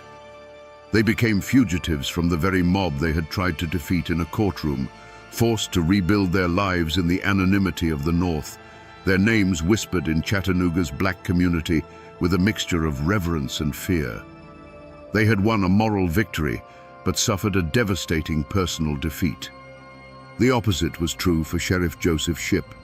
He did not return from his 60-day sentence in shame.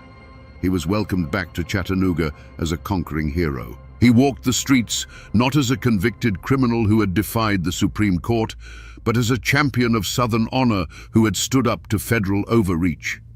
His complicity in the lynching did not end his career. It solidified his legacy among the white majority. He became a living symbol of the South's defiance, his life a testament to the fact that in the Jim Crow era, some crimes were not only tolerated, but celebrated. Nevada Taylor, the young woman whose assault was the catalyst for the entire nightmare, retreated into a life of quiet obscurity. The trauma of that night in the cemetery was compounded by the horror of what was done in her name. She never spoke publicly of the events again, living out her days in the long shadow of a crime she survived and a murder she inadvertently caused. Her life, like Johnson's, was irrevocably defined by that one terrible night. For the black community of Chattanooga, the lynching of Ed Johnson became a ghost story told for generations, a brutal lesson in the consequences of defiance. It cast a pall of fear that lingered for decades, reinforcing the city's rigid racial hierarchy with the haunting image of a body hanging from the Walnut Street Bridge. But a seed of resolve was also planted. The fight for Ed Johnson's name did not die with him. It was a slow, stubborn pursuit of justice that spanned nearly a century, a legal and moral reckoning passed down through the years, waiting for a time when the city would finally be forced to confront its past. If you walk across Chattanooga's Walnut Street Bridge today, you will see a city reborn. It is now a pedestrian walkway, a beautiful expanse of blue steel where families stroll, cyclists glide by, and tourists take photos of the Tennessee River below. It is a symbol of the city's vibrant present, but the steel beneath your feet tells a different story. The massive girders that support this scene of modern leisure are the very same girders from which a noose was hung in 1906. The bridge is not just a landmark, it is a monument to a murder, a tangible physical remnant of a night of profound horror. For nearly a century, the official story of Ed Johnson was a ghost, a tale whispered in the black community but largely erased from the city's public memory. But ghosts have a way of demanding to be seen. In the year 2000, 94 years after his death, the Hamilton County Court officially overturned Ed Johnson's conviction, a stunning and long overdue admission of the injustice that had been done. The echo of his last words, "I am an innocent man," had finally found its way back into a courtroom and been affirmed as truth. Today, not far from the foot of that very bridge, a new monument stands. It is the Ed Johnson Memorial, a solemn and powerful space dedicated to his memory and to the courage of Noah Pardon and Styles Hutchins. It is a deliberate act of reclamation, a place where the story is no longer whispered but told in bronze and stone for all to see. It stands as a counter-narrative to the silence, a permanent testament to a history that the city is finally beginning to confront. The mountains that cradle Chattanooga have seen empires rise and fall, and the river has carried 1,000 secrets to the sea. They were the silent witnesses to the crime, the trial, and the lynching. For decades, the world tried to forget what happened on that bridge, to pave over the past with progress. But the steel remembers, the river remembers. And now, thanks to the tireless pursuit of justice, the city is finally being forced to remember too, ensuring that the echo of Ed Johnson's story will never again fade into silence. So we return to the question that hung in the air with Ed Johnson's body. How could this happen in open defiance of the nation's highest court? The answer, we now know, is as simple as it is terrifying. The law is not a fortress of stone. It is a fragile agreement, utterly dependent on the integrity of those sworn to uphold it.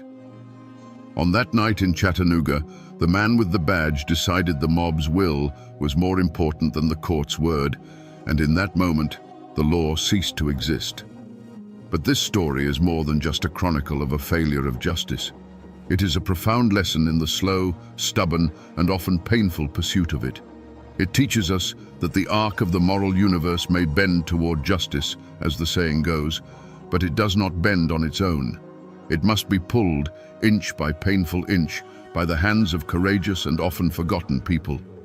Men like Noah Pardon and Styles Hutchins, who risked everything for a man they knew was innocent, pulled on that arc.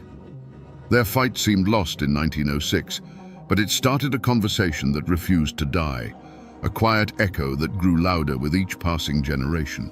The story of Ed Johnson is a reminder that history is never truly in the past. It lives in the steel of a bridge, in the names carved on a memorial, and in the ongoing struggle to reconcile our ideals with our actions. The Supreme Court's verdict was a landmark for the rule of law, but the real justice, the clearing of an innocent man's name, took nearly a century to arrive. It is a story that teaches us that the loudest shouts for truth often come from the quietest graves. And now, my friends, you know the rest of the story. You know how the law can be both a shield and a sword, and how sometimes it is simply a whisper in a storm of rage. For the law can be written on paper, but justice must be carved into the heart of a community. And that is a task that is never truly finished.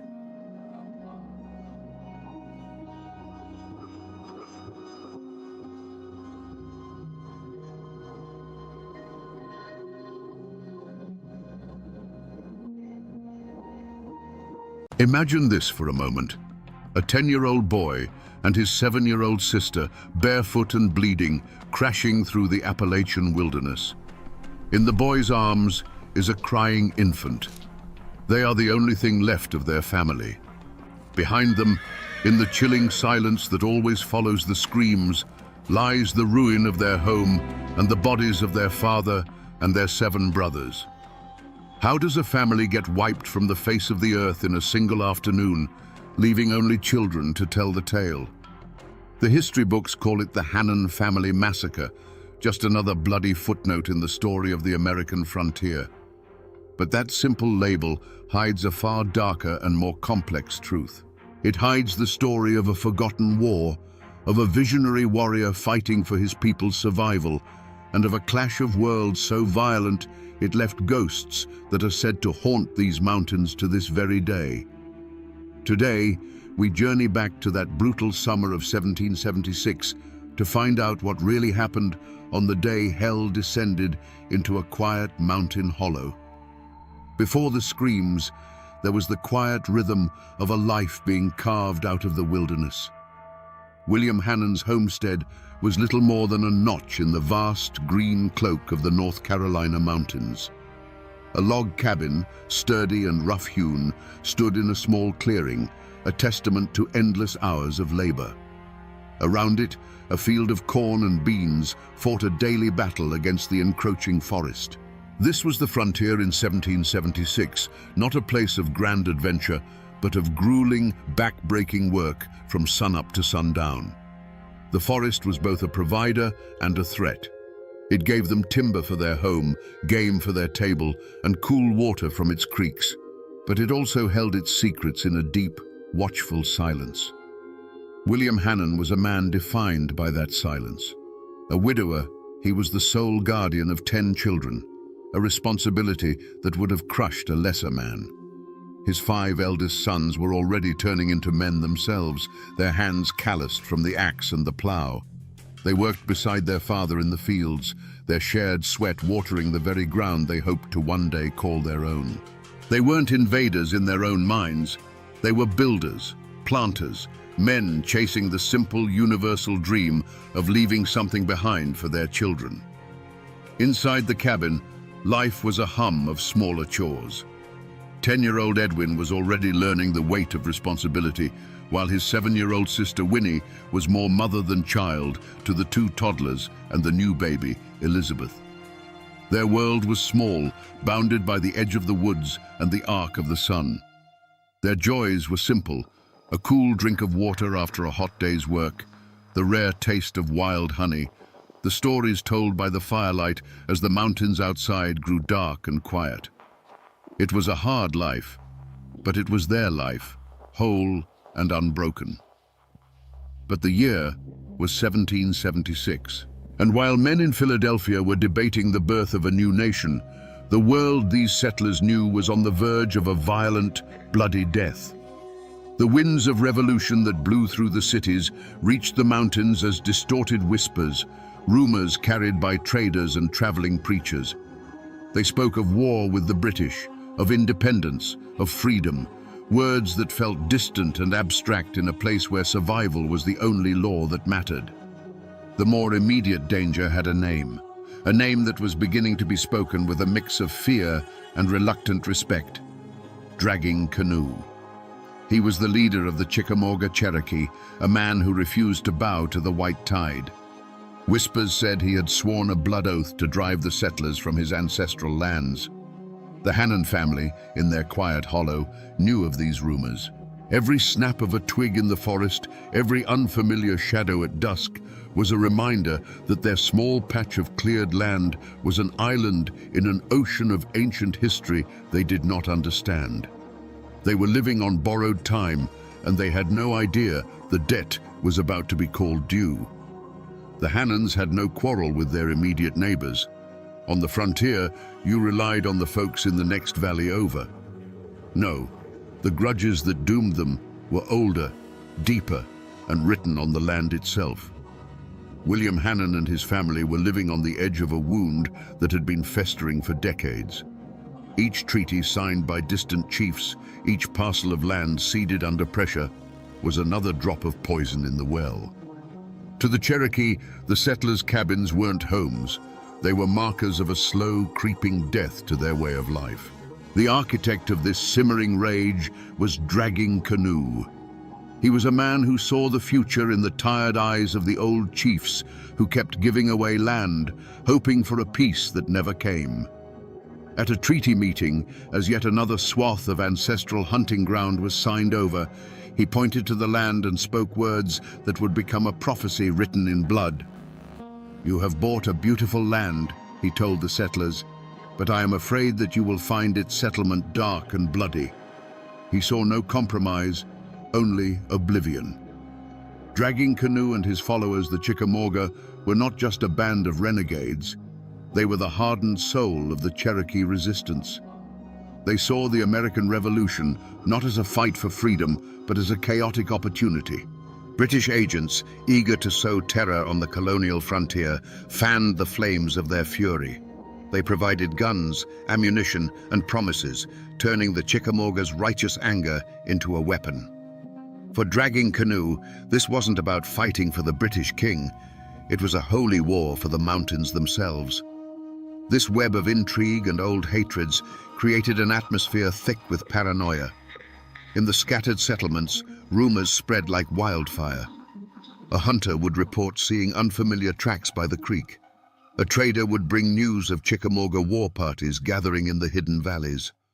Whispers turned to warnings, and warnings turned to cold, hard fear. The Hannon family, like every other settler, would have felt it. The friendly waves they might have once exchanged with Cherokee hunters were gone, replaced by wary, assessing stares across the trees. The air itself had changed. It was no longer just the quiet of the mountains. It was the tense, listening silence before a storm. The point of no return wasn't a shouted argument or a line drawn in the dirt. It was a silent decision made in the deep shadows of the forest. It was the moment a Chickamauga war party, their faces painted in the colors of vengeance, began to move with purpose toward the smell of wood smoke from the Hannon cabin. For them, this wasn't murder. It was surgery. It was cutting out a cancer that was killing their world, one small homestead at a time.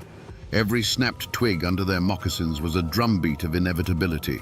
On the other side of that thin veil of trees, life continued in blissful ignorance. It was a hot, heavy summer afternoon. William Hannon and his 5 oldest boys were in the field, likely bent over their work, their backs slick with sweat. The rhythmic thud of a hoe against the earth, the drone of insects in the thick air, these were the sounds of their world. Their rifles, the essential tools of frontier survival, were likely propped against a stump at the edge of the clearing. In the quiet rhythm of their labor, the danger that had been a whisper for months had faded to a dull background hum. This was the fatal miscalculation of the frontier, the belief that because the morning was peaceful, the afternoon would be too. The Hannon men were tired, focused on the soil, their senses lulled by the heat. They didn't see the flicker of movement in the tree line. They didn't hear the collective intake of breath as dozens of eyes fixed on them from the shadows. The war party had reached the edge of the woods. They could see the unsuspecting figures in the field, see the faint outline of the cabin beyond. There was no turning back now. The promise made to Dragging Canoe, the anger fueled by British guns, the generations of grief for lost lands, it all coalesced into this one irreversible moment. A hand was raised. A silent signal was given. The deep, listening silence of the Appalachian forest was about to be broken by a sound that would echo through generations. It began with a sound that didn't belong in a peaceful afternoon. It wasn't the call of a bird or the snap of a twig, but the chilling, high-pitched war cry of the Chickamauga erupting from the tree line. For William Hannon and his 5 sons, there was no time to run, no time to even turn and grab their rifles. The world of hoeing and planting vanished in an instant, replaced by a storm of motion and violence that swept over the field. It wasn't a battle, it was a harvest. Moments later, it was over. The rhythmic sounds of work had been replaced by a silence that was heavy and absolute. 6 men who had been toiling under the sun were now part of the very earth they had been turning. From the cabin, one could only see the aftermath, the still figures lying in the dirt and the attackers moving among them. One warrior stood over the body of William Hannon and with a swift, practiced motion raised a dark, bloody proof of his victory to the sky before disappearing back into the shadows of the forest. Inside the cabin, the screams from the field had been cut short, leaving a ringing void that was even more terrifying. 10-year-old Edwin and 7-year-old Winnie huddled together, trying to quiet the 2 toddlers and the crying infant, Elizabeth. Then came a new sound, the splintering of their own front door. It burst inward, and the small, dim cabin was suddenly filled with huge, terrifying shadows. The air grew thick with the scent of sweat, rage, and something metallic that the children didn't understand. The warriors' eyes, accustomed to the dim light of the forest, scanned the cabin. They saw the children. In the merciless logic of a war for survival, these were not children. They were the seeds of their enemy, seeds that could not be allowed to grow. One of the warriors moved toward the 3-year-old boy, who was crying in terror. There was a small, sharp scream, followed by a sickeningly dull thud against the log wall, and then silence. The newborn, Elizabeth, began to wail, her infant cries filling the cabin. Another warrior moved toward her. But in that moment, in that bloody, chaotic frenzy, something happened. Perhaps the warriors were spooked by a sound. Perhaps they believed their work was done and were eager to leave. For one critical second, their attention was diverted. It was all the time the universe would give. It wasn't a thought, but a pure animal instinct that moved 10-year-old Edwin. As the warrior turned away, the boy lunged, scooping the screaming infant from her cradle. He grabbed Winnie's hand, pulling her with a force she didn't know he possessed. He didn't look back at the small, still form of his little brother. He didn't look at anything but the gaping hole where the door used to be. They slipped out of the cabin like two small ghosts leaving their own grave. Barefoot, with a screaming baby in their arms, they ran. They didn't run toward the fields where their father lay. They ran for the one place that had always seemed so dark and threatening, the only place that now offered salvation, the deep, silent woods. They plunged into the shadows, the thorny branches tearing at their skin, running from the silence that had just fallen over their home, a silence now more terrifying than any scream. For what felt like an eternity, Edwin and Winnie ran, fueled by a terror that numbed the pain of thorns and sharp rocks under their bare feet. The only reality was the weight of the baby in Edwin's arms and the desperate, ragged sound of their own breathing. They finally stumbled out of the tree line and into the clearing of the nearest farmstead, collapsing in a heap of exhaustion and shock. They were a horrifying sight. Two children covered in scratches, their eyes wide with a horror no words could yet explain, and a wailing infant. But the message they brought didn't need words. It was carried in their silence and their tears. Within the hour, a grim-faced party of neighbors, rifles in hand, made their way cautiously toward the Hannon homestead. The first thing they noticed was the silence. The familiar sounds of a working farm, the chop of an axe, the call of a voice were gone. All they could hear was the buzzing of flies in the oppressive summer heat. They found William and his sons in the field, lying where they had fallen, the earth around them stained a dark, terrible color. The scene spoke of a swift, merciless violence that left no room for a fight. The men's faces hardened as they approached the cabin. The door hung broken on its hinges, a gaping wound in the side of the small home. Inside was a scene of profound violation. The simple furniture was overturned, and in the dim light they saw what the children had fled from: the overturned cradle, the small, still body of the 3-year-old boy. It was a sight that burned itself into the minds of even the most hardened frontiersmen, turning their fear into a cold, diamond-hard rage. The surviving children were taken in, passed from one set of gentle, grieving hands to another. But they were no longer the children they had been that morning. They were ghosts, haunted by what they had seen and heard. Winnie clung to the infant Elizabeth as if the baby were the last anchor in a world that had been washed away by a flood of violence.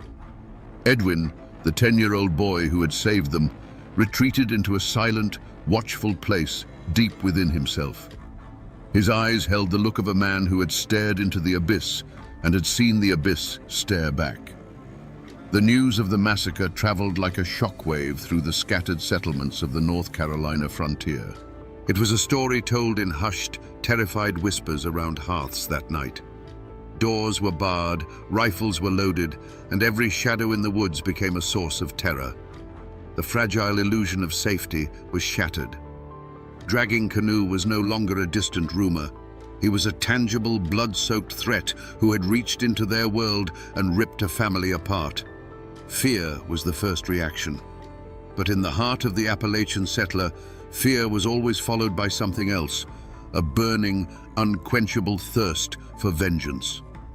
The hunt began not with a sheriff's decree, but with a low growl of fury that rippled through the scattered cabins. As the bodies of the Hannons were being prepared for their final rest in the hard Appalachian soil, the men of the frontier were gathering. They came with their long rifles, powder horns, and a quiet, murderous resolve in their eyes. These weren't lawmen, they were farmers, blacksmiths, and trappers whose hands were as accustomed to an axe handle as a trigger. The massacre wasn't an attack on a stranger, it was an attack on every single one of them, on their wives, their children, their own precarious existence. They formed a ragged posse, a grim collection of about 20 men, and plunged into the forest on the trail of the war party. They were skilled woodsmen, men who could read a bent twig or a scuffed patch of moss like a page in a book.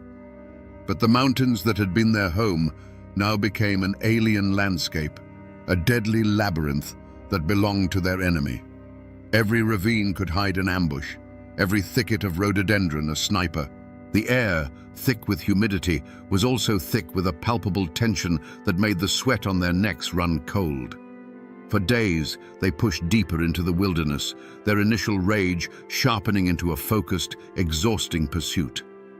They found signs of the war party's passage, the remains of a hastily eaten meal, a single dropped feather from a ceremonial dress, a faint moccasin print in the mud of a creek bed.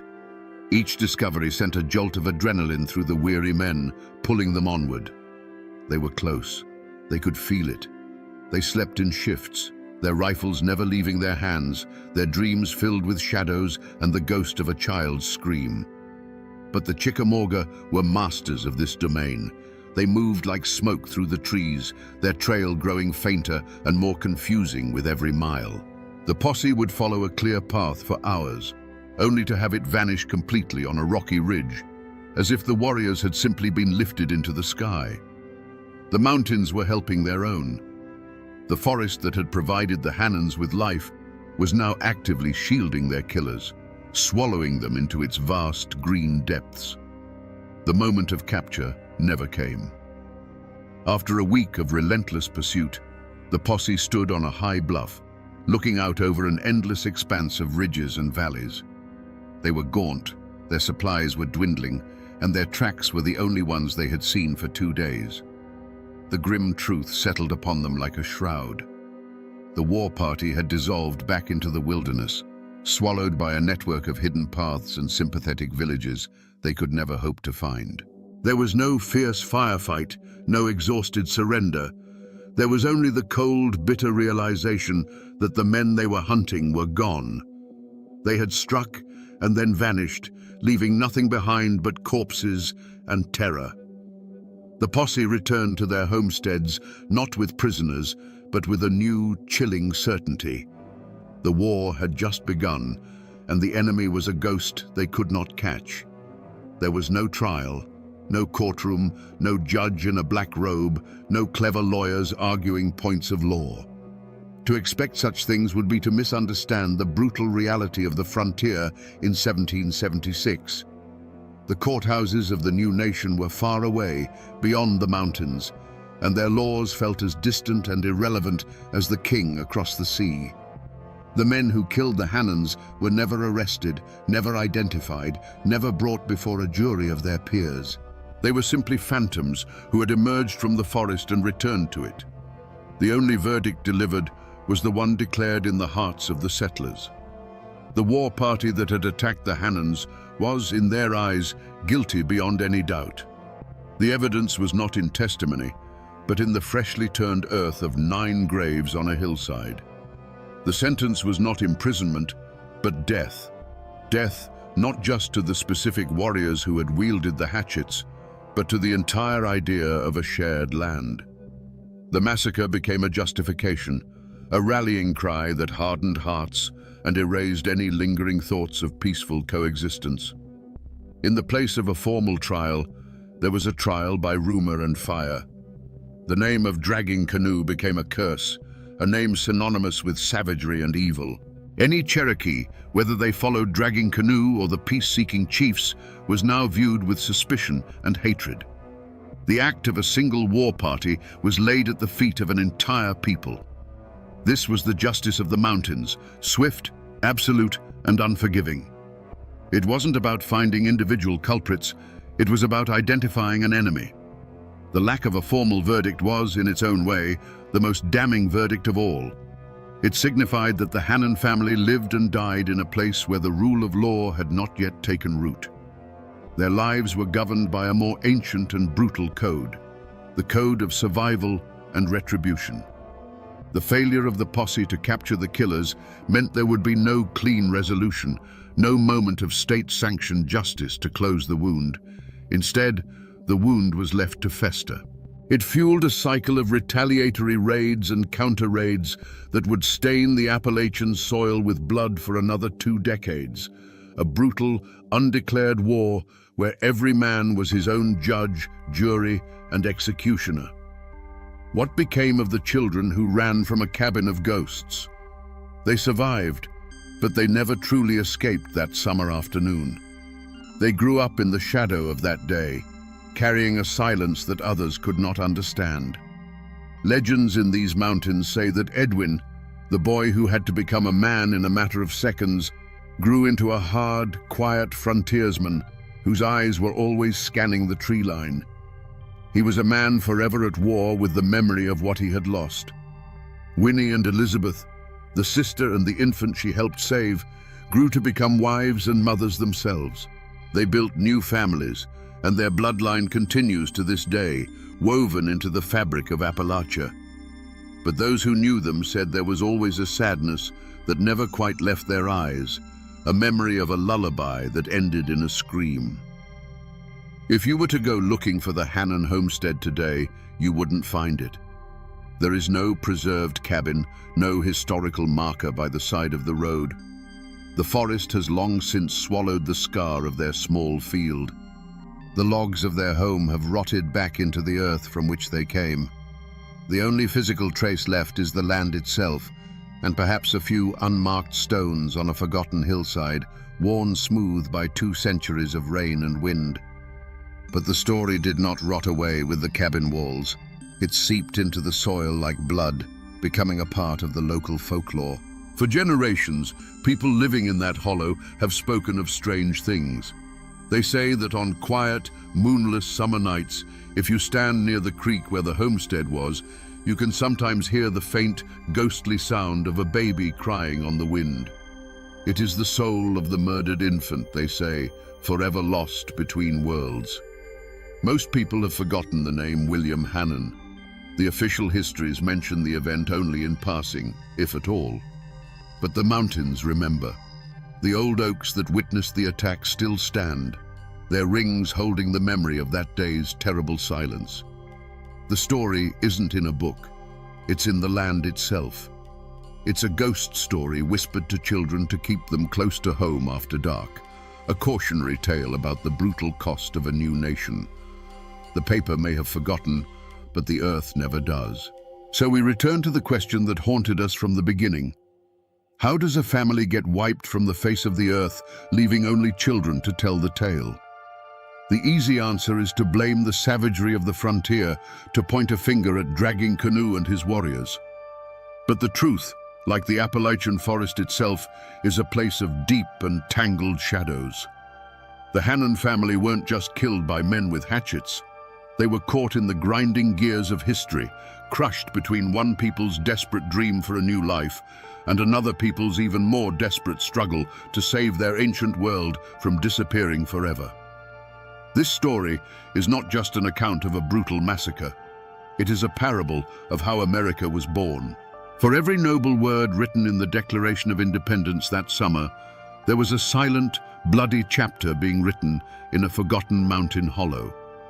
It reminds us that progress is never clean, and the foundations of a new world are often laid upon the graves of the old one. The Hannons were pioneers, but they were also trespassers. The Chickamauga were defenders of their homeland, but they were also the agents of a nightmare. There are no simple heroes or villains here. There are only human beings pushed to the limits of their endurance, their fear, and their fury. The real legacy of this tragedy isn't just the ghost of a crying baby on the wind. It's in the resilience of those who survived, the children who ran from hell and somehow managed to build new lives. It is a story not just of cruelty, but of the unyielding strength of the human spirit. It is a wound on the soul of Appalachia that has never fully healed, a quiet reminder that the land we walk on is layered with stories, sorrows, and blood we have long since forgotten. The mountains hold these memories, locked away in their silent, stony heart.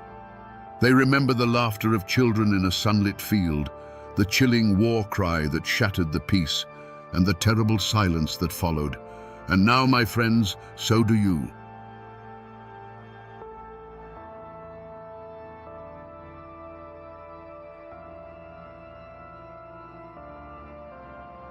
In the heart of Appalachia, there was a city that lived a double life.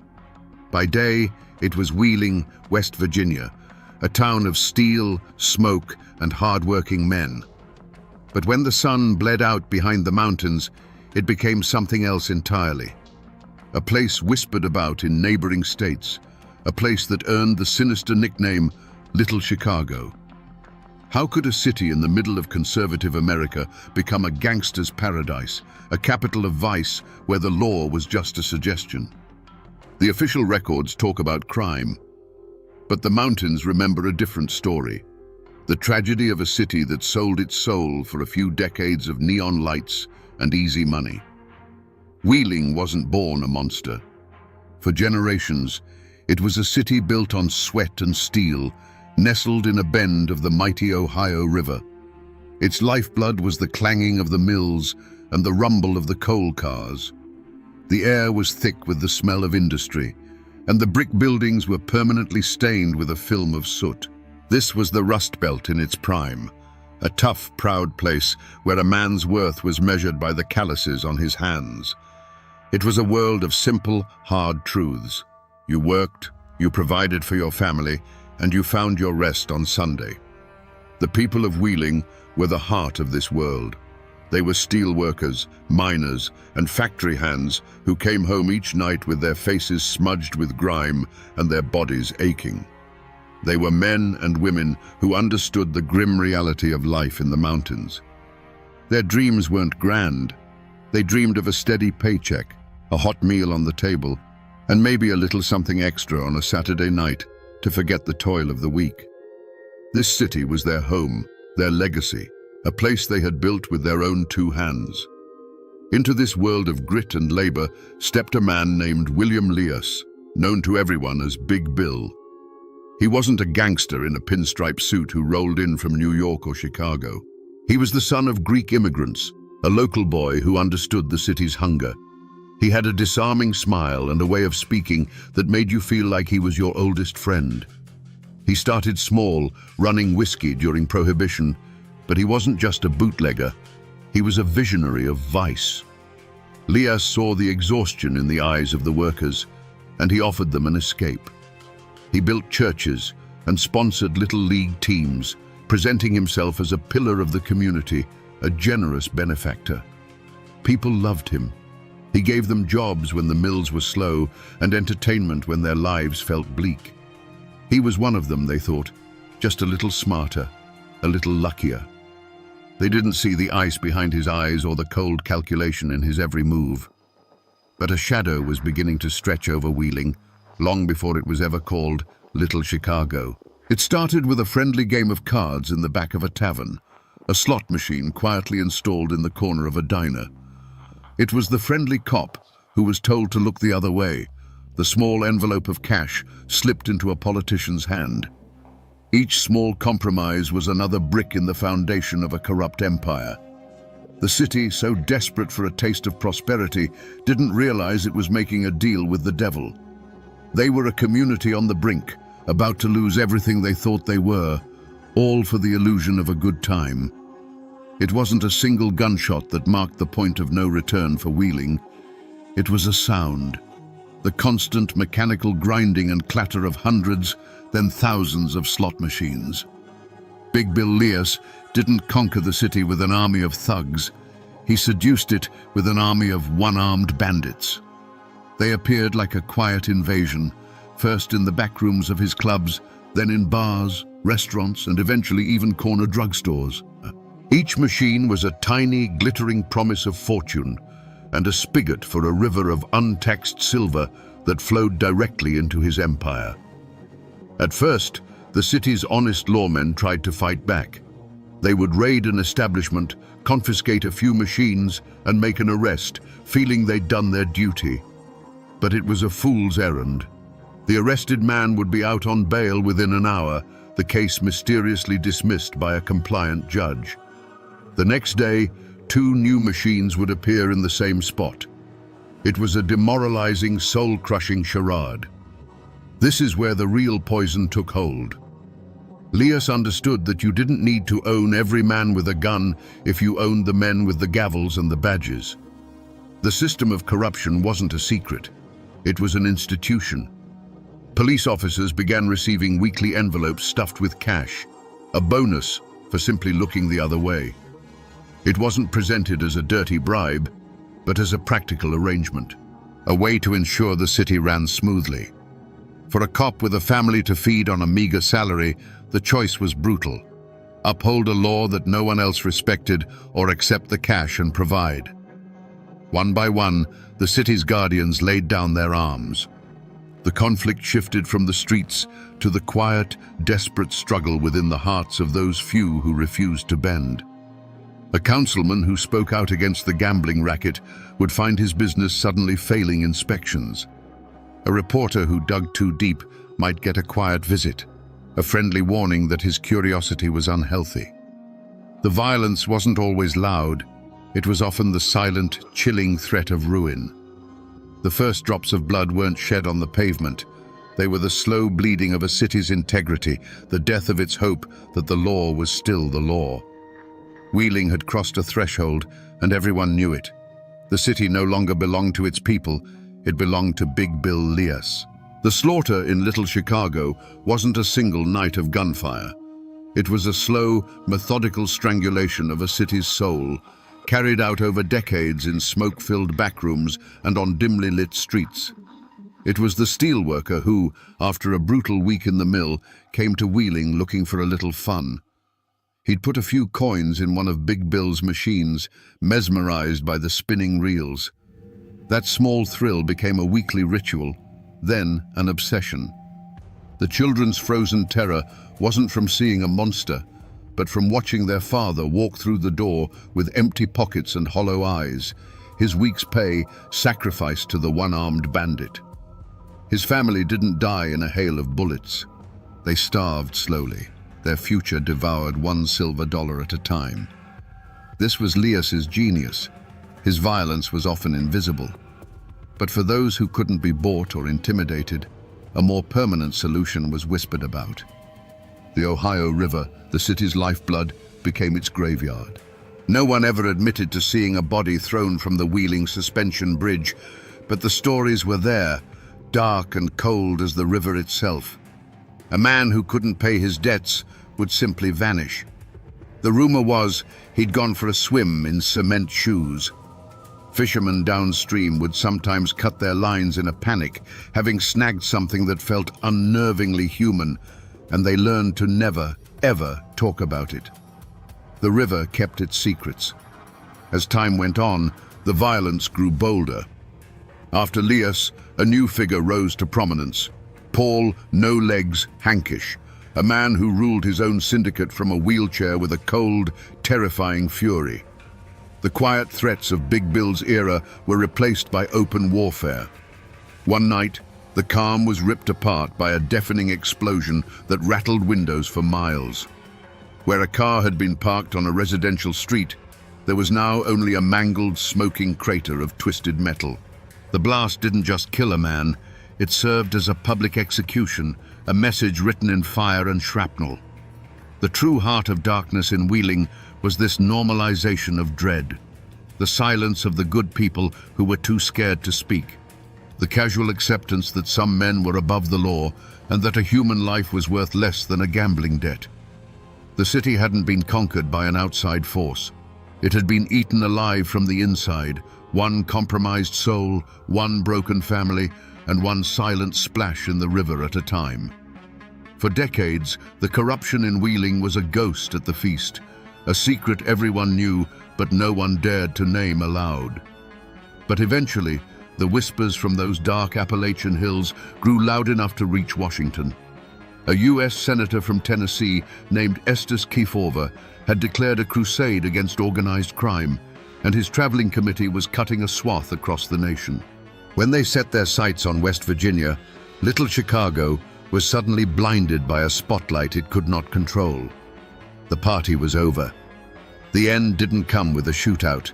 It came with the quiet, methodical arrival of men in dark suits who carried briefcases instead of shotguns. They were agents from the FBI and, more importantly, the Internal Revenue Service. They were a quiet army of accountants and taxmen who were immune to Big Bill's charm and his envelopes of cash. They weren't interested in the rumors of bodies in the river. They were interested in the river of money that flowed from the slot machines, a river that had never once touched the ledger books of the US Treasury. The reaction in the city was a quiet, nervous panic.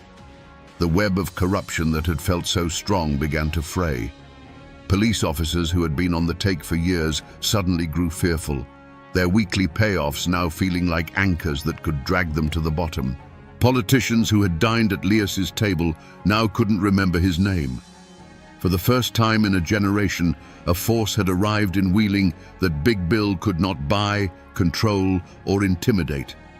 The fear that had held the city in his grip was now turned against his own people. Then came the raids.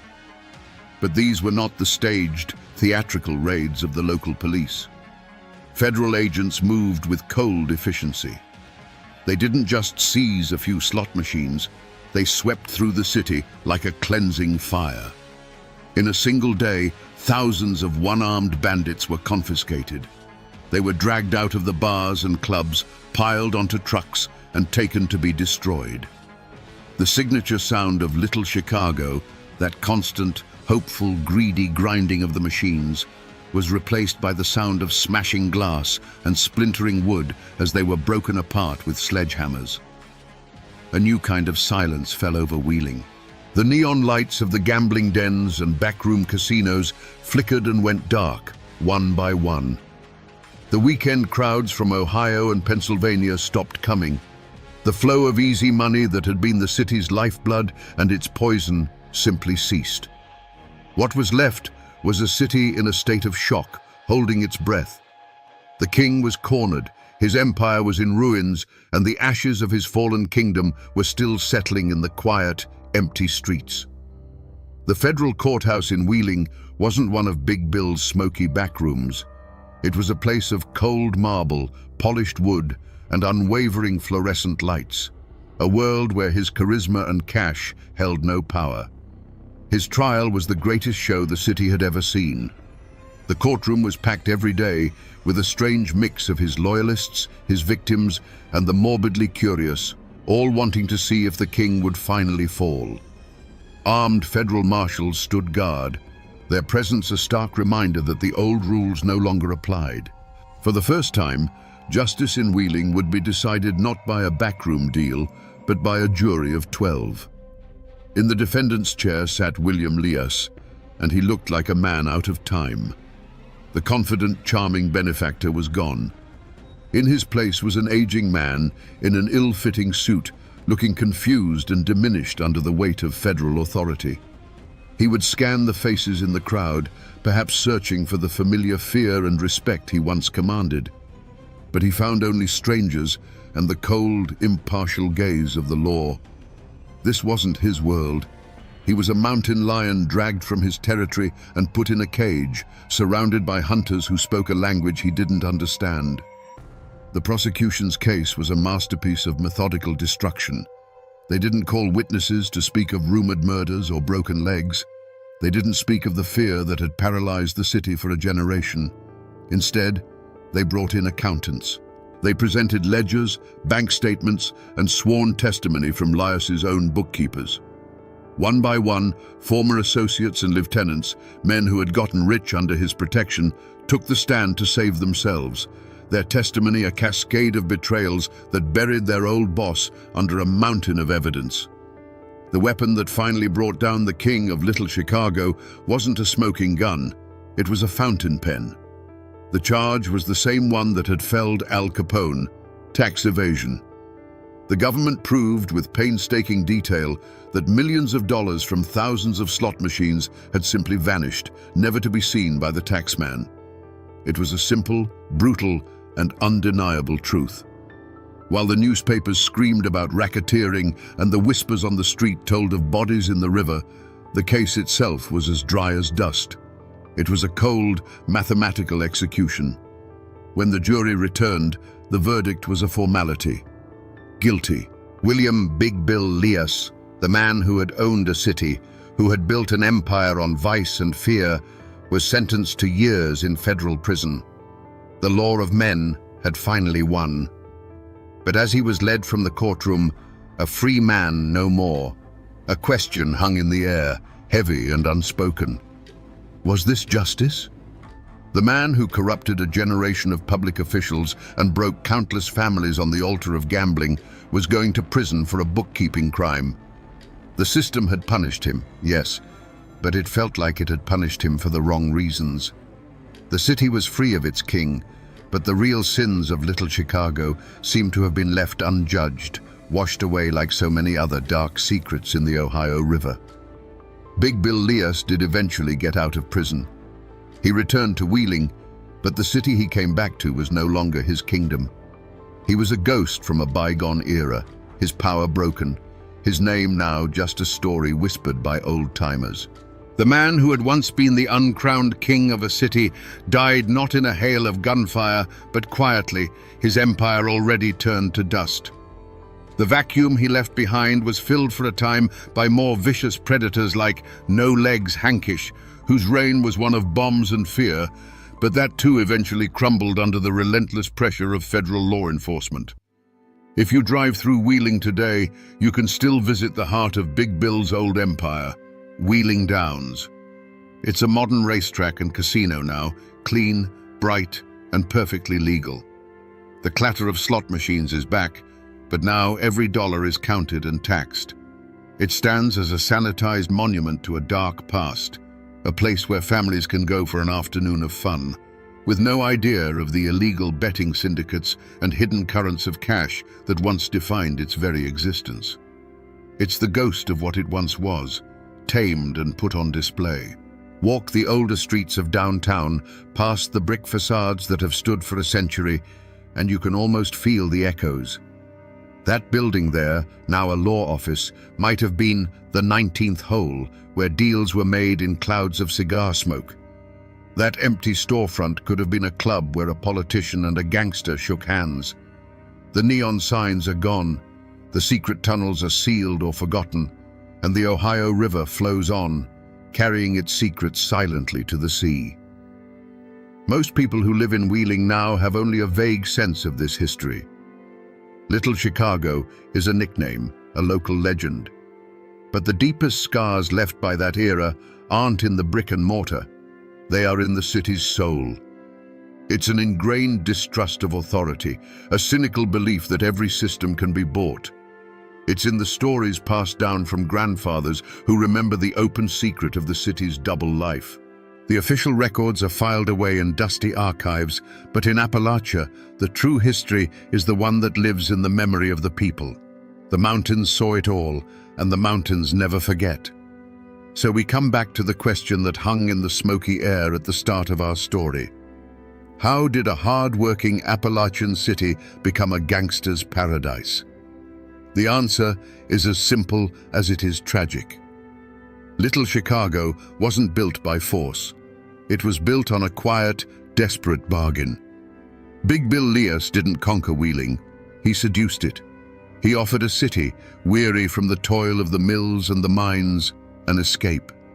He offered them the illusion of prosperity, the thrill of the jackpot, and all he asked for in return was their silence and their soul. This is more than just a crime story. It is a cautionary tale, a lesson etched into the very hills of West Virginia. It's a story about the danger of looking the other way, of accepting small compromises until there is nothing left of your integrity to compromise. The tragedy of Wheeling wasn't just that a criminal empire rose in its streets, but that so many good people stood by and let it happen, convinced that the easy money was worth the moral rot that came with it. It is a timeless story of how a community, desperate for a better life, can make a deal with the devil, never realizing the price is always far higher than they can imagine.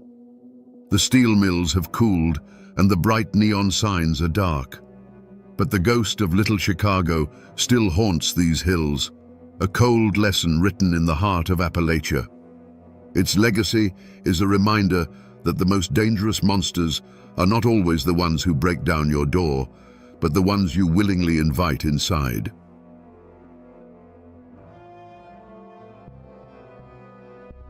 They say that on misty nights, when the moon is just a sliver over the Appalachian peaks, the ghost of a red-haired man can be seen wandering the old Cherokee lands. He walks through the ghosts of towns he himself burned to the ground, Chota, Tellico, Chilhowie, forever hearing the cries of those his campaigns left to starve in the winter cold. This restless spirit, they say, is Arthur Campbell, a man his own people called the Red Fox, a celebrated founder of southwestern Virginia and a protector of the frontier. Was he the necessary guardian of a fledgling civilization, forced into brutal acts to save his kin? Or was he a monster of ambition, who used total war to carve out an empire from the ashes of another people? Today, we're going to untangle the legend from the man.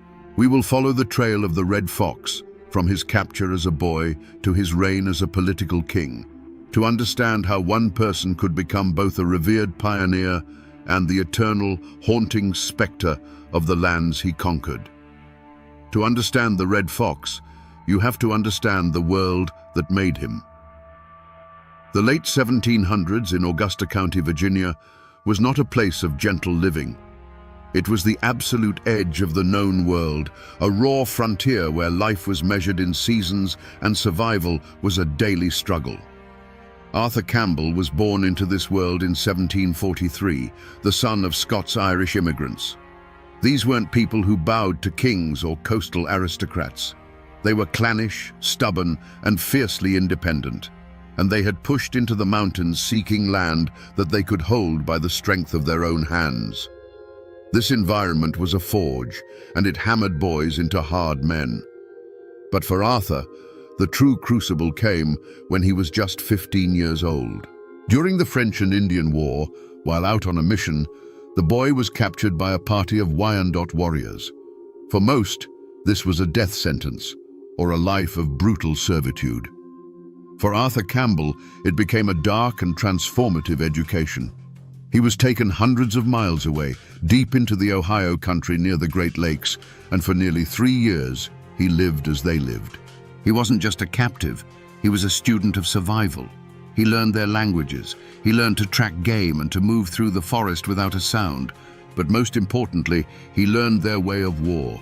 He saw firsthand the art of the ambush, the psychological terror of the raid, and the supreme value of cunning over brute force. He watched how they used the very landscape as a weapon, melting into the woods like ghosts. These were lessons that could not be taught in any European army. Then, after almost 3 years, he made his escape. It was a harrowing journey, hundreds of miles through a hostile wilderness with nothing but the skills he had learned from his captors. He survived on nuts, roots, and an iron will.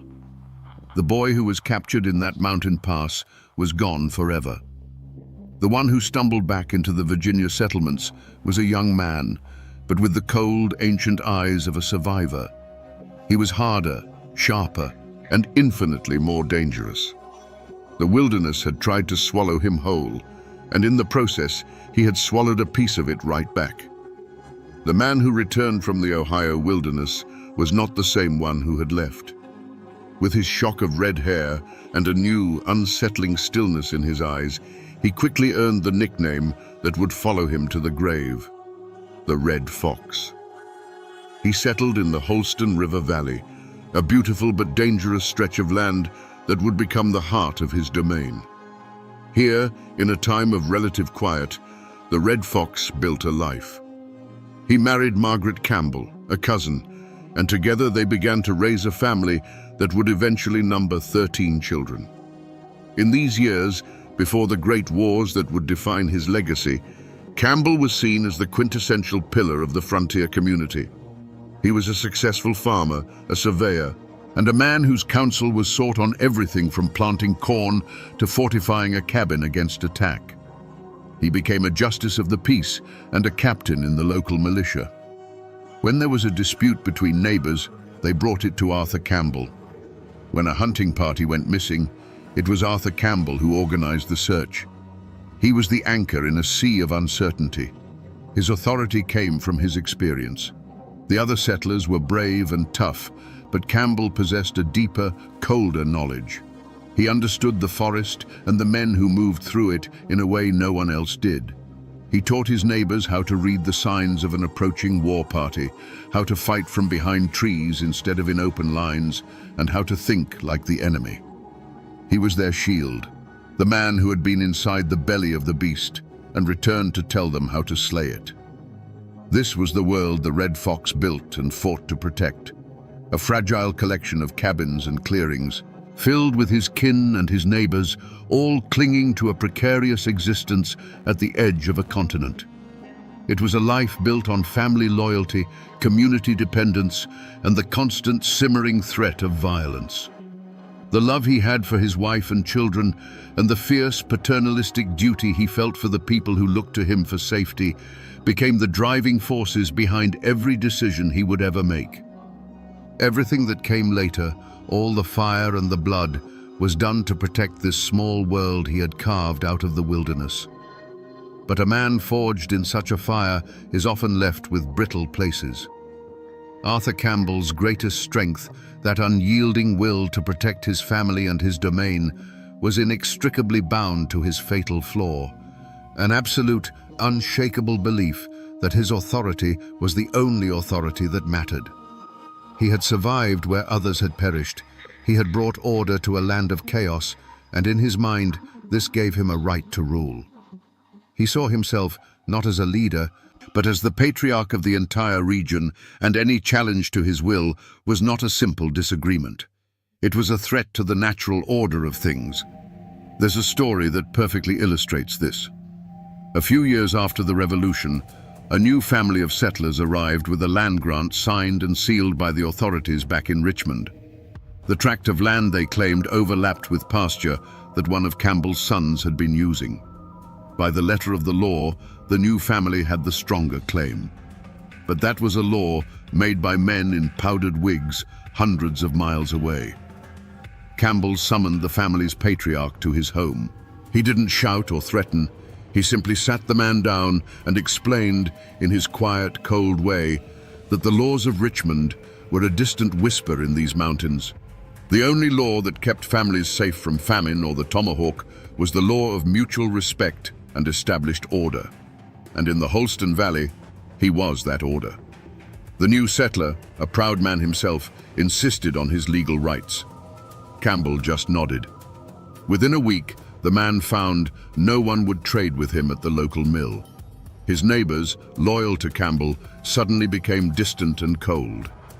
When one of his cattle went missing, the search party Campbell organized found no trace of it. There was no violence, no open threat, just a slow, suffocating isolation.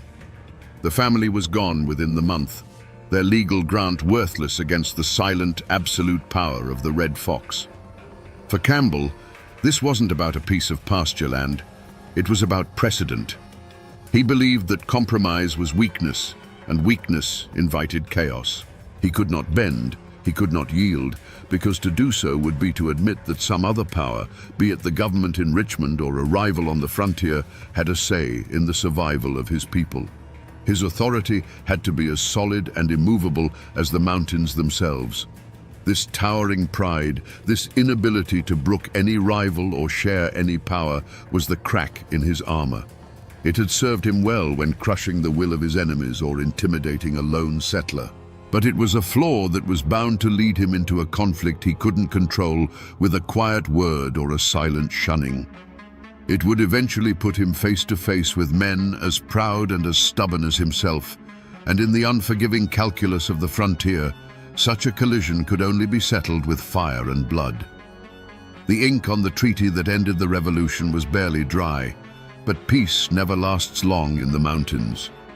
The new conflict, however, wouldn't be fought with tomahawks and rifles, but with petitions, politics, and the threat of civil war.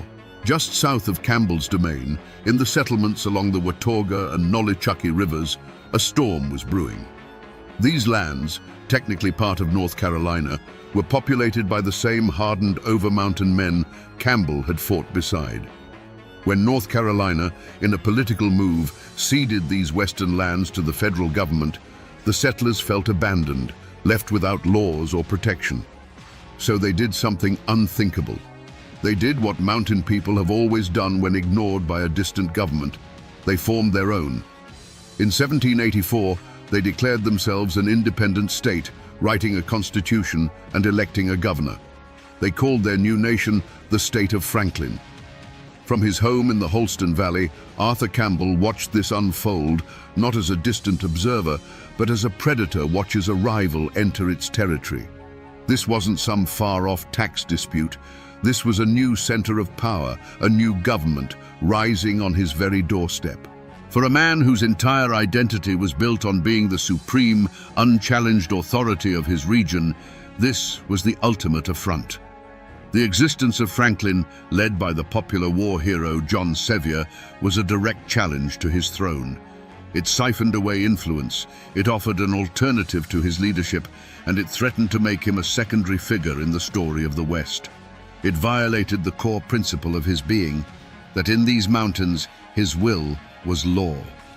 This new state was a living, breathing rejection of that idea. Campbell's reaction was immediate and visceral, but it wasn't born of simple anger. It was born of pure, cold ambition. A lesser man might have sided with Virginia and tried to crush the upstart state. But the Red Fox saw a different path. His fatal flaw, his absolute belief in his own authority, saw this not as a threat to be destroyed, but as an opportunity to be seized. If there was going to be a new kingdom on the frontier, he would not be its neighbor. He would be its king. He made a fateful choice. He began to scheme, using his vast influence to convince the citizens of his own Washington County, Virginia, to secede from their state and join the state of Franklin. It was a breathtaking act of treason. He was willing to betray the Commonwealth he served, to risk being hanged as a traitor, all for the chance to absorb this new rival power and weld it into a larger domain under his control. This was the point of no return.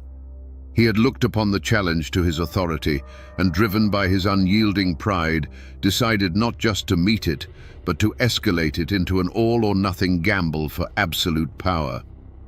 News of Arthur Campbell's treasonous scheme traveled fast, like a fire in the dry grass of autumn.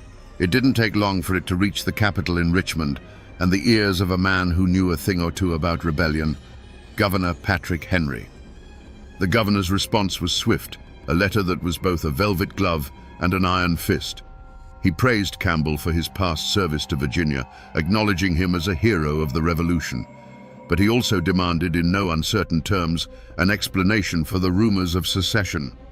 It was a calculated move, a political off-ramp offered by one of the most powerful men in the country. It was a chance for the Red Fox to bow, to claim it was all a misunderstanding, and to pull back from the brink without losing face. But Arthur Campbell did not see a lifeline. He saw an insult. Who was Patrick Henry, a man of speeches and cities, to tell him how to govern his mountains? Campbell replied with a letter of his own, a masterpiece of political deflection. He assured the governor of his loyalty to Virginia, while simultaneously arguing for the natural right of frontier people to determine their own governance. He was playing a dangerous double game, trying to placate Richmond with words while continuing his secessionist machinations in secret. He was convinced that the state government was too weak and too distant to stop him. His pride blinded him to the reality that he was no longer fighting a disorganized tribe or a local rival. He was challenging the authority of a sovereign state. The warnings didn't just come from Richmond. They came from his own people, from the men who had stood with him at Point Pleasant and shivered through the winter campaigns against the Cherokee. Old allies, men whose loyalty he had never had to question, came to him privately. They spoke not of treason, but of practicality. They warned him that he was splitting the county, pitting families against each other who had once stood united against a common foe. They begged him to reconsider, to find a compromise, to not tear apart the very community he had built with his own hands. Campbell heard their words not as the counsel of friends, but as the whispers of cowards. He saw their caution as a betrayal of the bold, frontier spirit that had won them this land in the first place. He dismissed their concerns, sometimes with a cold stare, sometimes with a sharp reminder of who had led them through the darkest days. Each time an old friend urged him to step back, Campbell pushed them away, convinced they had lost their nerve. His circle of trusted allies began to shrink, replaced by sycophants and hotheads who shared his ambition. He was becoming a general with no army, a king with a shrinking kingdom. Meanwhile, his chief rival, William Russell, seized the opportunity. Russell saw Campbell's treason not just as a danger to Virginia, but as the perfect weapon to finally destroy the Red Fox. He became the leader of the Loyalist faction in Washington County, organizing opposition, holding his own militia musters, and sending a steady stream of reports to Governor Henry, detailing Campbell's every move. The political feud had now escalated into a cold war fought in the cabins and courtrooms of the Holston Valley. Every choice Campbell made to further his secessionist plot only strengthened Russell's hand and drove a deeper wedge into the heart of the community. The Red Fox was walking a path of his own making, and it was narrowing with every stubborn step.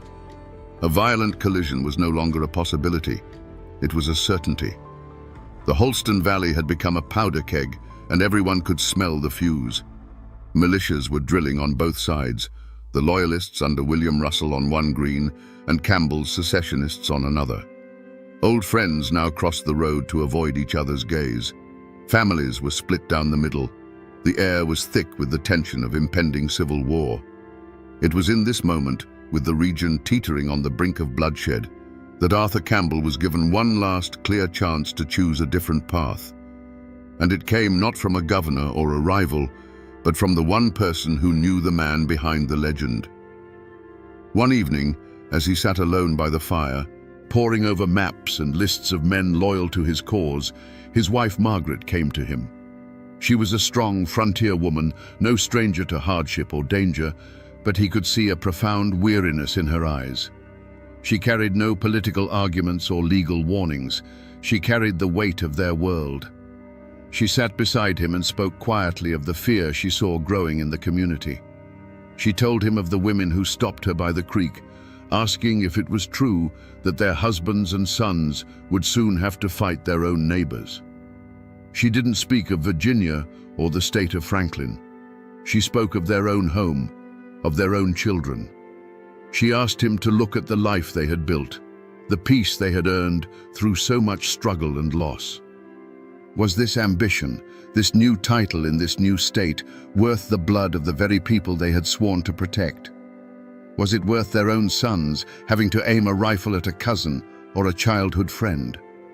It was the most direct plea imaginable, a choice between the abstract lure of power and the tangible reality of the family and community he claimed to be serving. For a long moment, the Red Fox was silent. The firelight played across his face, and in the shifting shadows, one could almost see the war raging within him. He looked at his wife, the mother of his children, the woman who had stood by him through everything. He saw the truth in her words. He saw the precipice, the dark chasm of violence that lay just one step ahead. He could pull back. He could send a rider to Russell, call a truce, and begin the hard work of mending what he had broken. He could choose his family over his pride. But then his eyes hardened. To back down now, after going so far, felt like the ultimate defeat.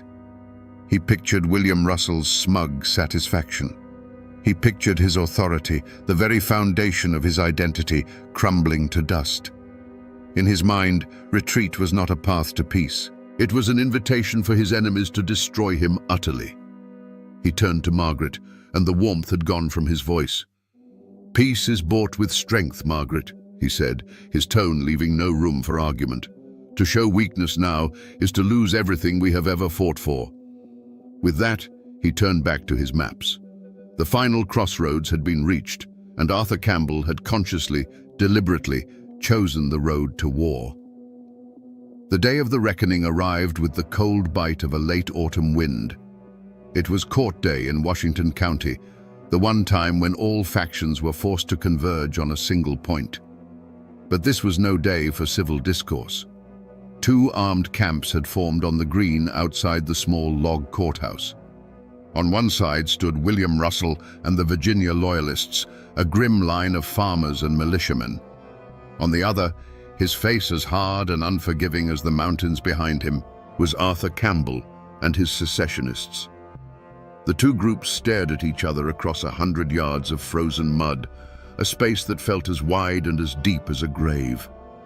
The tension was a living thing, a coiled snake in the center of the green. Men clutched their long rifles, their knuckles white. Words were exchanged, first as low mutters, then as angry shouts that were snatched away by the wind. The final spark came when William Russell, determined to assert the authority of Virginia, took a deliberate step toward the courthouse door, his hand raised.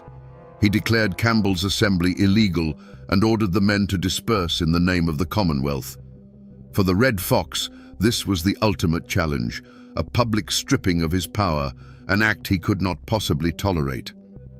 In that instant, the world seemed to narrow for Arthur Campbell. The shouting, the wind, the faces of his own men, it all faded into a dull roar. The only thing he could see with perfect clarity was William Russell, his rival, the one man who stood between him and absolute control. The sun glinted off the barrel of a rifle somewhere to his left. He felt the familiar cold weight of the horse pistol tucked in his belt, his hand moving toward it with a will of its own, a lifetime of frontier instinct taking over. He had made his decision weeks ago, in the quiet of his own home. This was just the echo. A single sharp report cracked the cold air and the world erupted. It wasn't a battle, it was a chaotic close-quarters brawl of smoke and thunder. Flashes of orange powder burst from the two lines as a ragged volley was exchanged. Men didn't charge so much as stumble forward, the roar of muskets and pistols deafening. Through the swirling, acrid smoke, Campbell saw only one thing. Russell, his face a mask of fury, trying to bring order to his panicked men. The two leaders locked eyes across the maelstrom. For a frozen moment, the entire conflict, the struggle for the soul of the frontier, was reduced to these two men.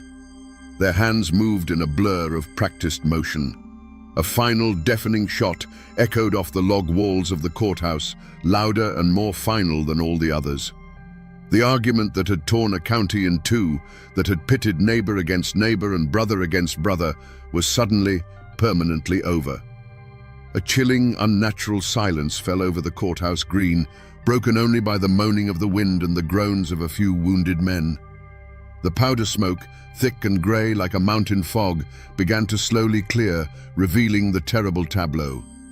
Men from both sides stood frozen, their weapons half lowered, staring in shock not at an enemy, but at the undeniable consequences of their own rage. Arthur Campbell stood alone in the center of it all. He slowly lowered his pistol, the barrel still smoking in the frigid air. He had won. The challenge to his authority had been met and utterly vanquished. But as he looked out at the wreckage of his community, at the faces of men he had known his entire life, now twisted in horror and grief, there was no triumph in his gaze. There was only the cold, empty silence of a king who had just burned his own kingdom to secure his throne. The sharp crack of the final shot was followed by a silence so deep it felt like the world was holding its breath. For a long moment, no one moved. The men on the courthouse green, friends and enemies alike, stood like statues of clay, their faces blank with shock. The Red Fox stood at the center of this frozen tableau, the smoking pistol still heavy in his hand. There was no look of triumph on his face, no flicker of rage or regret. There was only a cold, profound emptiness. The metallic taste of gun smoke filled his mouth. The problem of William Russell had been solved. His instincts, honed over decades of survival, took over. He did not run. He did not surrender. To do either would be to admit he had done something wrong, and in his mind, he had simply restored order. With a slow, deliberate motion that drew every eye, he began to reload his pistol. It was a terrifyingly calm gesture, an unmistakable message to every man on that green. The violence was done, but his capacity for it was not.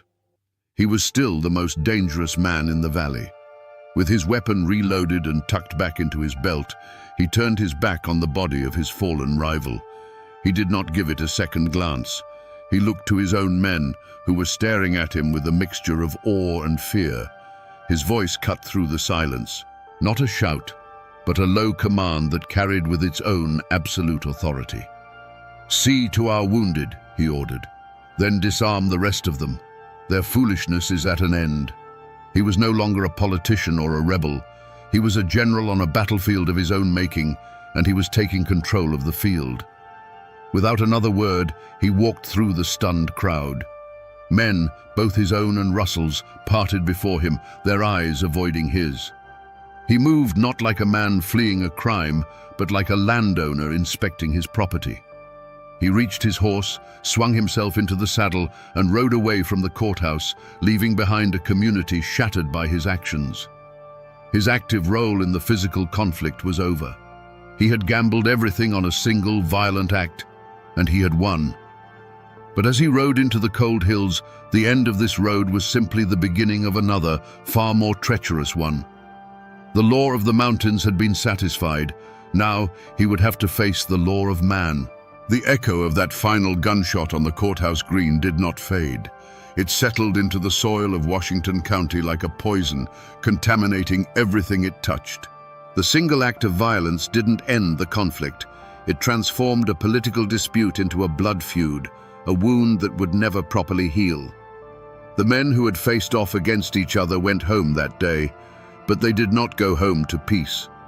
They carried the ghost of the confrontation with them, and it sat at their dinner tables and whispered to them in their sleep. For the family of William Russell, the world had been turned upside down. They were now a family without a patriarch, their name forever linked to a public violent death at the hands of their greatest rival. Their grief quickly hardened into a cold, simmering hatred that would be passed down like an inheritance. Every Campbell they saw, every mention of the Red Fox name, was a fresh twist of the knife. Their honor demanded a balancing of the scales, a debt that they would wait years, even generations, to collect if they had to. But the wreckage was not confined to one side. Arthur Campbell had won the field, but in doing so, he had isolated his own family. They were now the clan of the killer. Respect was replaced by fear, and friendship was replaced by a cautious, resentful distance. His wife, Margaret, now had to live the very nightmare she had foreseen, facing the accusing eyes of her neighbors, her children growing up under the shadow of their father's violent legacy. They were safe, yes, but they were surrounded by a wall of silent condemnation built by their father's own hands. The grand political dream of secession was dead, drowned in the blood on the courthouse lawn. The state of Franklin, seeing the fratricidal violence Campbell's ambition had unleashed, wanted no part of Washington County. Campbell had broken his own community for a prize that no longer existed. The energy of the frontier, once directed outward against the wilderness and external threats, was now turned inward. The project of building a civilization ground to a halt, consumed by suspicion and bitterness. The tragedy of that day wasn't just the death of one man, it was the death of trust. The Red Fox, in his obsessive quest to protect his community's order, had shattered its soul. The news of William Russell's death and the armed insurrection at the courthouse galloped all the way to Richmond, and this time, Governor Patrick Henry could not respond with a mere letter. The Commonwealth of Virginia had been openly defied, its authority challenged by one of its own. A charge of murder was drawn up against Arthur Campbell, and the slow, heavy machinery of the law began to grind its way toward the mountains. But this would be no ordinary trial. It was a clash of two worlds, set to play out in the very log courthouse where the blood had been spilled. The trial was a spectacle of tension. On one side stood the prosecutor from Richmond, a man of books and statutes, who spoke of malice aforethought and seditious conspiracy. He laid out a clear, legalistic case. Arthur Campbell, in his lust for power, had raised a private army, defied the state, and murdered its loyal representative. To the world outside the mountains, the case was open and shut. But the prosecutor wasn't speaking to the world. He was speaking to a jury of 12 grim-faced frontiersmen, men who had known both Campbell and Russell their entire lives. When Arthur Campbell spoke in his own defense, he did not plead or make excuses. He stood before the jury not as a criminal, but as their patriarch, their war leader, explaining a difficult but necessary decision. He didn't speak the language of the law, he spoke the language of the mountains. He argued that William Russell's actions were a direct threat to the stability and survival of their entire community. He wasn't just a political opponent, he was an agent of chaos. In the unwritten, brutal constitution of the frontier, a direct challenge to the established leader in a time of crisis was a declaration of war. He framed his act not as murder, but as a battlefield necessity, the regrettable but unavoidable removal of a threat to prevent a wider, bloodier conflict. He looked into the eyes of the jurors, many of whom he had led through fire and snow, and silently asked them, "Which law do you truly live by? Theirs or ours?" The community, and the jury with it, was ripped in two. The Russell clan and their allies saw a cold-blooded murderer on trial and demanded the gallows. But many more saw something else. They saw the Red Fox, the man who had kept their families safe for decades, being judged by a distant, alien set of rules that didn't understand their world. The jurors were caught in an impossible position. To convict Campbell would be to defy the most powerful man they had ever known, a man whose clan could make their lives a living hell. To acquit him would be to sanction a killing and invite the eternal vengeance of the Russell family. In the end, after a tense deliberation, the verdict was read in the silent, crowded courtroom. Not guilty. A gasp went through the room, a mixture of outrage from one side and profound, grim relief from the other. Arthur Campbell simply nodded, his expression unchanging, and walked out a free man. But was justice served? Not by any modern standard. The verdict was not a statement of innocence, it was a verdict of fear and loyalty. It was a declaration that in the Holston River Valley, the law of Virginia was merely a suggestion. The true law was the will of the Red Fox. The court had washed its hands of the matter, but in doing so, it had left the blood debt unpaid, leaving it to fester in the shadows, waiting for a different kind of judgment. William Russell's story, of course, ended on that frozen patch of ground outside the courthouse. He paid the ultimate price in his feud with the Red Fox, his life cut short by a pistol ball. But it would be a mistake to remember him as a simple martyr, a righteous man cut down by an unhinged villain. The truth, as it always is in the mountains, is far more complicated. Russell was no saint. He was a formidable rival, cut from the same hard, ambitious cloth as Campbell himself. Their feud was a clash of two mountain lions fighting for the same territory. When Campbell began his treasonous plot, Russell didn't just see a threat to Virginia. He saw his ultimate opportunity to finally break the Red Fox's power. He was not just a patriot defending his state. He was a political predator moving in for the kill.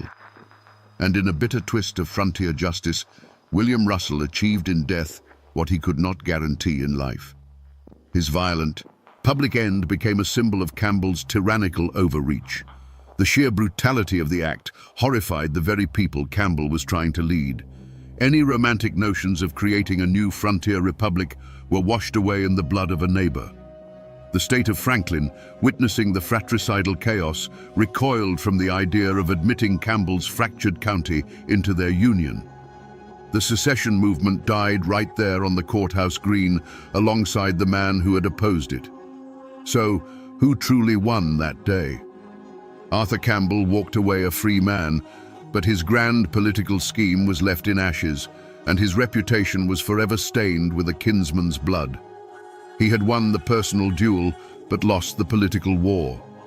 William Russell lay in a cold grave, but his cause, the cause of keeping Washington County tethered to Virginia, had triumphed. His death ensured the very outcome he had fought for. It was a messy, unsatisfying and tragic end for both men, proving that on the frontier, sometimes even the victor loses everything that matters. Arthur Campbell lived for another 2 decades after the trial, a wealthy and powerful old man who died in his bed in 1811. He was, by all accounts, a success. He had built a dynasty, amassed a fortune in land, and outlived nearly all his enemies. But the victory he had secured on the courthouse green was a bitter one, and its poison seeped into the long years that followed. He was no longer the beloved patriarch of the Holston Valley. He was its feared and isolated king, ruling over a kingdom of silent resentment. The community did what mountain communities always do after a deep trauma. They buried it under a blanket of silence. The courthouse shooting was not spoken of in public. It became a dark secret that everyone knew, but no one acknowledged. A ghost at every wedding and funeral. People had to live together, to raise barns and fight fires side by side, so they forced a fragile peace. But the trust was gone. The old bonds of unquestioning loyalty had been severed, and in their place grew a quiet, watchful suspicion. The legacy of that day was carried most heavily by the next generation. The Campbell children inherited their father's land and influence, but also the stain of his name. They had to navigate a world where many of their neighbors saw them not as friends, but as the offspring of a tyrant. The Russell clan, meanwhile, became the keepers of the grudge. The story of William Russell's death became their family's founding myth, a tale of martyrdom that fueled a quiet, patient hatred that would simmer for generations, waiting for any opportunity to settle the score. As the years passed, the world changed around the aging Red Fox. The frontier pushed further west, and the Holston Valley became a more settled, civilized place. New leaders emerged, men who fought their battles in legislative chambers and courtrooms, not with pistols on the lawn. Campbell's brutal personal style of authority became a relic of a bygone era. The very civilization he had bled to establish was now making him obsolete. He had won the right to rule his mountain, but in the end, the mountain had simply grown past him, leaving him a lonely, feared figure, forever haunted by the silence of the community he had broken. If you travel today through the mountains of southwestern Virginia, you can still find the tracks of the Red Fox. The land he claimed is still there, crisscrossed by roads and dotted with towns he never could have imagined. Near the town of Marion, you can find the site of his home, Campbell's Choice. And in the old Royal Oak Cemetery, you can lay a hand on his weathered tombstone. These are the cold, hard facts of his life, carved in stone and written on deeds. But the true ghost of Arthur Campbell doesn't live in the graveyards or the history books. It lives in the whispers. Over the centuries, the man has been consumed by the myth. The stories told about him in the hollers are not about land deals or legislative votes. They are about the uncanny cunning that no ordinary man should possess. The old folks say that during his captivity, he didn't just learn to hunt like the Wyandot.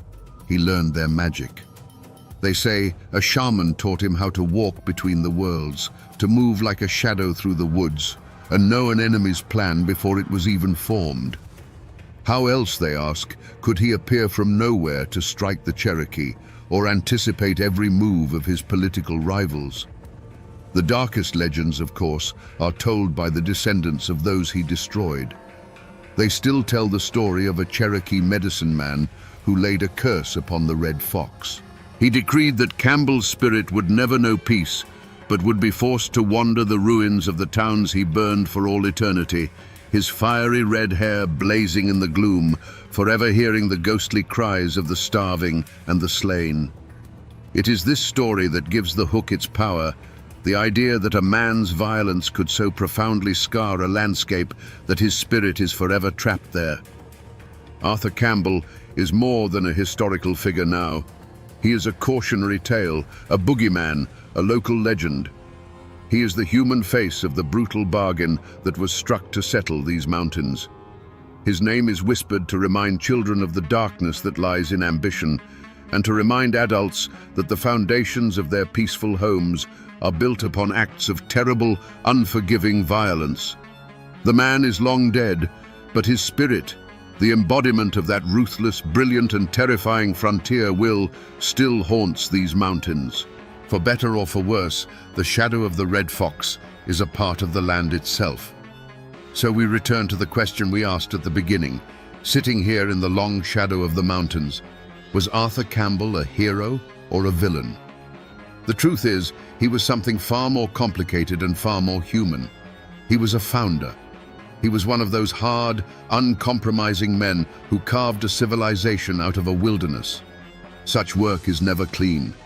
To his people, he was a shield. To the Cherokee, he was a specter of destruction. To his rivals, he was a tyrant. The Red Fox was the human embodiment of the frontier itself, creative and destructive, magnificent and terrible, a force of nature that built a new world by clearing away the old with fire and with fear. In the end, this is a story about how a man's greatest strength, his unbending iron will to protect and control his domain, can become the very thing that poisons his soul.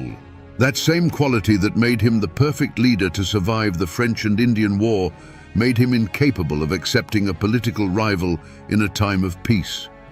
He loved his community so fiercely that when it dared to defy him, he was willing to break it in two rather than bend his own pride. He was a man who looked at the untamed wilderness and saw a home for his children and was willing to commit any sin to secure it. He looked at a rival and saw not a neighbor with a different opinion, but a threat that had to be eliminated. His story is a timeless, tragic lesson written into the very bedrock of these mountains, a reminder that the line between a protector and a predator is often nothing more than a single, irrevocable choice made in a moment of anger. And that, my friends, is the ballad of the Red Fox, a man who built a kingdom for his family, but loved his own crown just a little bit more.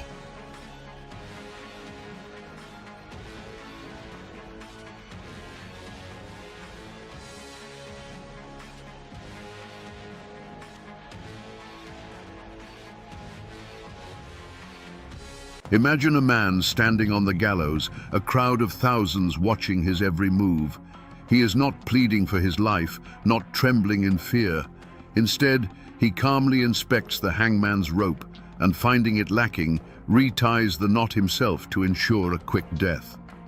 And then, from under the black hood, his own voice rings out, giving the final terrible command to spring the trap. This wasn't just an execution. It was a legend being born in blood and hemp on a hot Kentucky afternoon in 1895. The man was Bad Tom Smith, the most feared gunman in one of Appalachia's deadliest feuds. But was the man who gave the order to end his own life a truly repentant soul? Or was he the ultimate performer, staging his own death to cheat the devil one last time? Today, we will separate the rumors from the facts and find out what really happened on that fateful day. Before the name Bad Tom Smith was ever whispered in fear, and long before blood stained the creek beds, there was a different Perry County. To understand the storm, you must first know the quiet world it destroyed. This was a land carved by God's own hand and forgotten by nearly everyone else. Life here was measured not by the clock, but by the slow turning of the seasons. Mist hung low in the hollows at dawn, the ring of an axe echoed for miles through the dense woods, and the only law that truly mattered was the one passed down from father to son. The people of these mountains were a stubborn and proud stock, descendants of pioneers who had spilled their own blood to claim this rugged paradise. The Civil War had left scars deeper than any ravine, splitting families and neighbors into Union and Confederate camps, wounds that refused to heal a generation later. A man's loyalty wasn't to some far-off government, but to his kin, to his clan. Justice was a personal affair, and an insult to one's family was a debt that would one day be paid in full. They worked the land, hunted for their meat, and asked for little more than to be left alone. At the center of this world, like a great old oak, stood Colonel Fulton French. A Confederate veteran with a commanding presence, he was the patriarch of the old ways. He controlled the timber, and in doing so, he controlled the livelihoods of hundreds of men. He was a man of immense personal loyalty, respected by his allies and feared by his enemies. To his followers, he was the protector of their traditions, the last bastion against a changing world that they neither understood nor trusted. His word was bond, and his authority was absolute. But a new wind was blowing through the mountains, and its name was Joseph C. Eversole. A sharp-witted lawyer and a Union man, Eversole saw a different future for Perry County. He didn't see an isolated kingdom to be preserved. He saw untapped wealth. He saw the thick seams of black coal sleeping beneath the hills and the endless stands of virgin timber. He was the voice of progress, the man who spoke with railroad agents and northern investors, promising them a fortune and promising his followers jobs, schools, and a modern way of life. For a time, these two forces existed in a state of tense equilibrium. They were like two bull elks circling each other, sizing each other up. The conflict played out not yet with rifles, but in courthouse elections, in land deeds, and in whispered arguments at the general store. The county was slowly, inexorably dividing. You were either a Frenchman or an Eversole man. There was no middle ground. Every handshake, every business deal, every marriage was weighed on this scale. And all the while, the true cause of the coming war was drawing closer. It came in the form of men with strange accents carrying surveying equipment, marking lines on trees that had stood for 1,000 years. It came in the form of legal papers covered in fine print that local farmers couldn't read. The outside world had finally discovered the riches of Appalachia, and it was coming to claim them. Little did they know that the modern world would not just be knocking at their door, it would be kicking it down, and the fire it started would consume them all. The dirt of Perry County held more than just coal and timber. It held generations of memory, and much of that memory was written in blood. The first white settlers to push into these narrow valleys were Revolutionary War veterans, given land grants for their service. They were men who had already fought a king and won, and they carried that fierce independence into the wilderness. The land wasn't bought, it was tamed. It was a birthright earned with an axe, a plow, and a long rifle. A man's deed was often written not in ink, but in the memory of his children, a boundary marked by a certain lightning-scarred oak or a bend in the creek.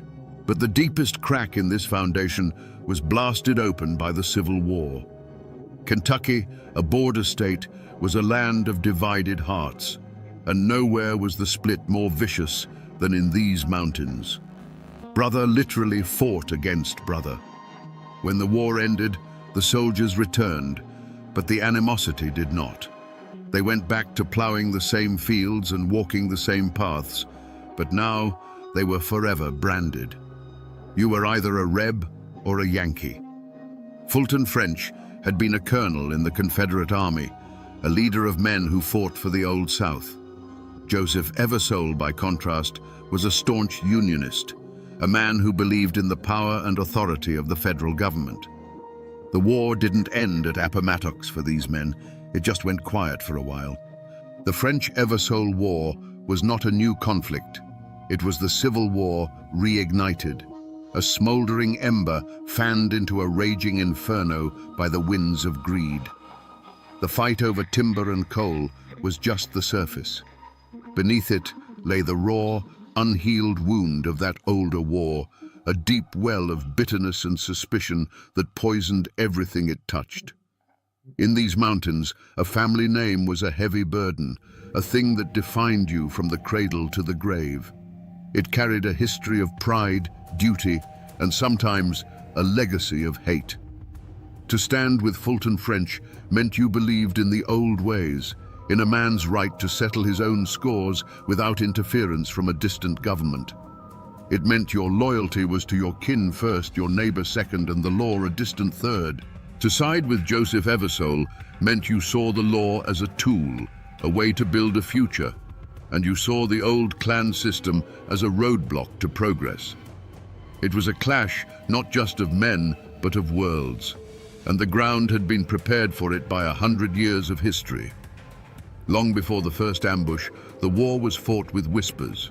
In a place with no newspapers to speak of, and where news traveled by horseback, rumor was a powerful and dangerous weapon.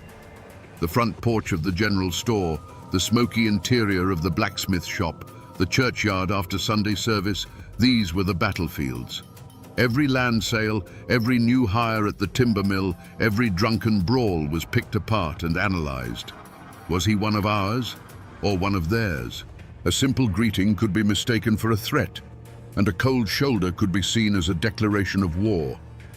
Into this poisoned atmosphere stepped the enforcers, the men who turned whispers into action. For Fulton French, that man was Tom Smith. Smith wasn't just a supporter, he was the physical embodiment of French's will. With eyes as cold as a mountain stream in winter and a reputation for being able to shoot the eye out of a squirrel at 100 yards, his presence was enough to intimidate jurors and silence witnesses. He was a walking, breathing threat, the human weapon that kept French's enemies in line. On the other side, Joe Eversole had his own men, often deputized lawmen, who used the color of law to serve their faction's interests. The county sheriff himself, a man beholden to Eversole, became a piece on the chessboard, his badge used to harass French's allies and protect Eversole's. The tension had already boiled over in smaller, uglier ways. Just a year before the killing started in earnest, there had been a bitter election for county judge. It was a contest of threats and bribes, not policies. Men loyal to French stood outside polling places, their rifles held casually but with clear intent. Votes were bought with moonshine and promises of work. When the Eversole-backed candidate won by a narrow margin, the French faction declared it stolen. A fistfight on the courthouse steps escalated until pistols were drawn, and only the intervention of cooler heads prevented a massacre right then and there. The incident was smoothed over, but the wound festered. This climate turned everyday disagreements into deadly feuds. A dispute over a line fence between two farmers became a proxy war for the entire county. One farmer was a French man, the other an Eversole man. Soon, the rumor spread that one had deliberately poisoned the other's livestock. Then came the story of a barn being set on fire in the dead of night. There was no proof, only suspicion. But in the paranoid hollows of Perry County, suspicion was as good as a conviction. Friends stopped speaking, families split, and the entire community began to look at their neighbors not as people they'd known their whole lives, but as potential enemies in a war that everyone felt was coming. In the months leading up to the first killing, a deep sense of dread settled over the county, a feeling as thick and suffocating as the summer fog. The old folks, the ones who could still read the signs in the woods and the sky, saw the omens everywhere. A hoot owl, a creature of the night, was heard crying in the broad daylight from a dead chestnut tree, a sure sign that a death was coming to the hollow. The women whispered of dreams of muddy water and of snakes coiled in their path. The mountains themselves seemed to be holding their breath, the familiar sounds of the forest replaced by an unnatural quiet, as if all of creation was waiting for the first crack of a rifle. The human omens soon followed. Strangers began to appear in Hazard, men in city clothes with hard eyes who looked as out of place as a preacher in a saloon. They were hired guns, detectives from the Pinkerton Agency, brought in by Eversole's faction to protect their business interests and intimidate their rivals. They didn't operate by the mountain code of honor. They operated for cash. They carried new, repeating rifles and spoke in cold, clipped tones. Their arrival was a clear signal. This was no longer a local dispute. The power of outside money and industry had now thrown its weight into the fight, and it had brought its own professional killers. This changing tide was felt most deeply by the women. They saw it in the faces of their husbands and sons. They saw the way their men would stop talking when they entered a room. They noticed the extra care being taken to clean a rifle that was already spotless, the quiet stockpiling of ammunition. There was a new tension in the air, a grim purposefulness that had replaced the old simmering anger. A premonition of dread, cold and sharp as a knife's edge, ran through every household. The time for threats and posturing was over. The omens had all been given. The only thing left was for the first shot to be fired. The simmering hatred finally boiled over in the summer of 1887. The spark that lit the fuse was not a land dispute or a drunken brawl, but a calculated public assassination designed to cripple the Eversole faction at its heart. The target was Nicholas "Goose" Combs, the Perry County Circuit Court clerk and a key lieutenant, as well as a kinsman to Joe Eversole. Combs was the man who controlled the official paperwork, the legal machinery of the county. Killing him wasn't just murder, it was an act of political terrorism. It happened in broad daylight, right on the courthouse square in Hazard. As Combs left the building, a volley of rifle fire erupted from a nearby building. Men from the French faction had laid in wait, turning the seat of county justice into a killing ground. Combs was hit multiple times, falling to the dusty street as townspeople ran for cover in a panic. The assassins made no attempt to hide their faces. This was a message delivered in smoke and lead for all to see. They were declaring that Eversole's legal authority was meaningless, and that the only law that mattered now grew from the barrel of a gun. When the news reached Joe Eversole, any hope for a peaceful resolution died with his kinsman. The grief was immediate, but it quickly hardened into a cold, diamond-hard resolve. This was a direct challenge to his power, his family, and his life. To let it go unanswered would be a sign of weakness that would finish him in the mountains. He would not back down. He would meet fire with fire, blood with blood. The law had failed to protect his man. Now he would rely on his own form of justice. The county fractured overnight. Warrants were issued for the known assassins, but they were worthless pieces of paper. The killers simply melted back into the hollows, protected by Fulton French and his clan. Men who had once gone to town with only a pocket knife now openly carried Winchester rifles. The roads became unsafe, travel between hollows a dangerous gamble. Neighbors who had shared corn liquor now stared at each other over rifle sights. The time for whispers was over. The first drops of blood had been spilled on the courthouse steps, and it was a promise of the river that was to come. A line had been crossed from which there was no retreat. From that moment on, the war was open and declared. The ancient mountain code had taken over completely. An eye for an eye, a life for a life. And Joe Eversole now had a debt to collect. For over a year, the war raged, a series of brutal skirmishes and back-alley assassinations. Joe Eversole, now a hunted man, rarely traveled without a contingent of armed guards. But in the mountains, no man is ever truly safe. On May the 4th, 1888, Eversole made a fateful journey, riding with several of his men along a narrow trail that snaked beside a creek. It was a place where the rhododendron grew so thick it could swallow a man whole, a place perfectly designed for an ambush.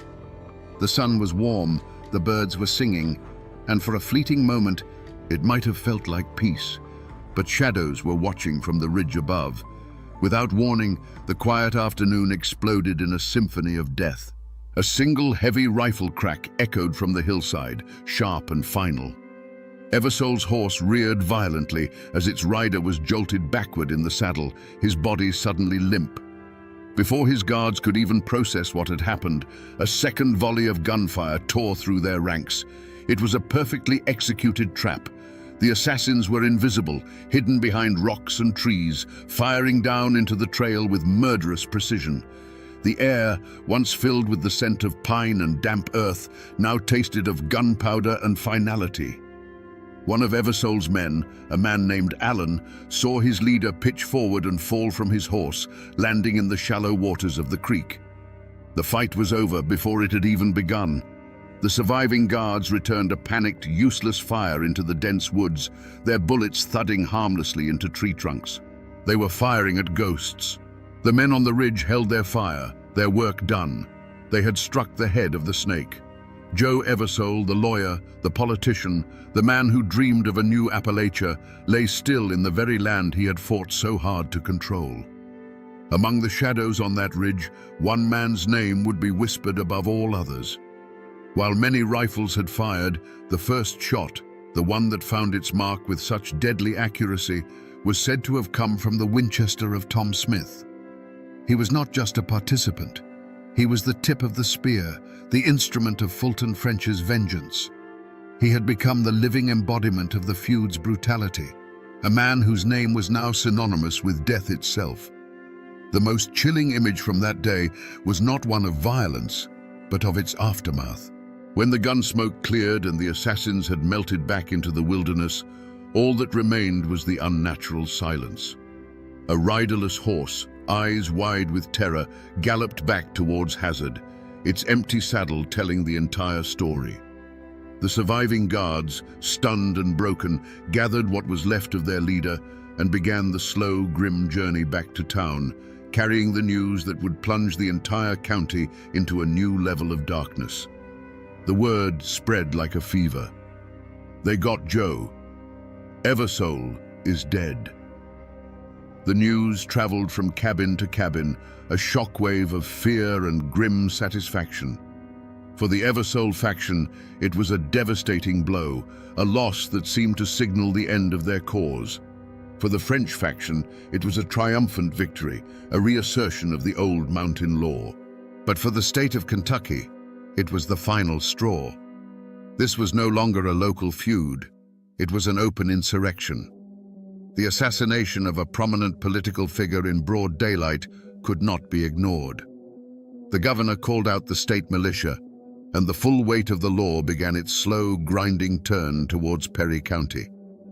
And at the top of their list of wanted men, circled in red, was the name of the man who they believed had pulled the trigger: Bad Tom Smith.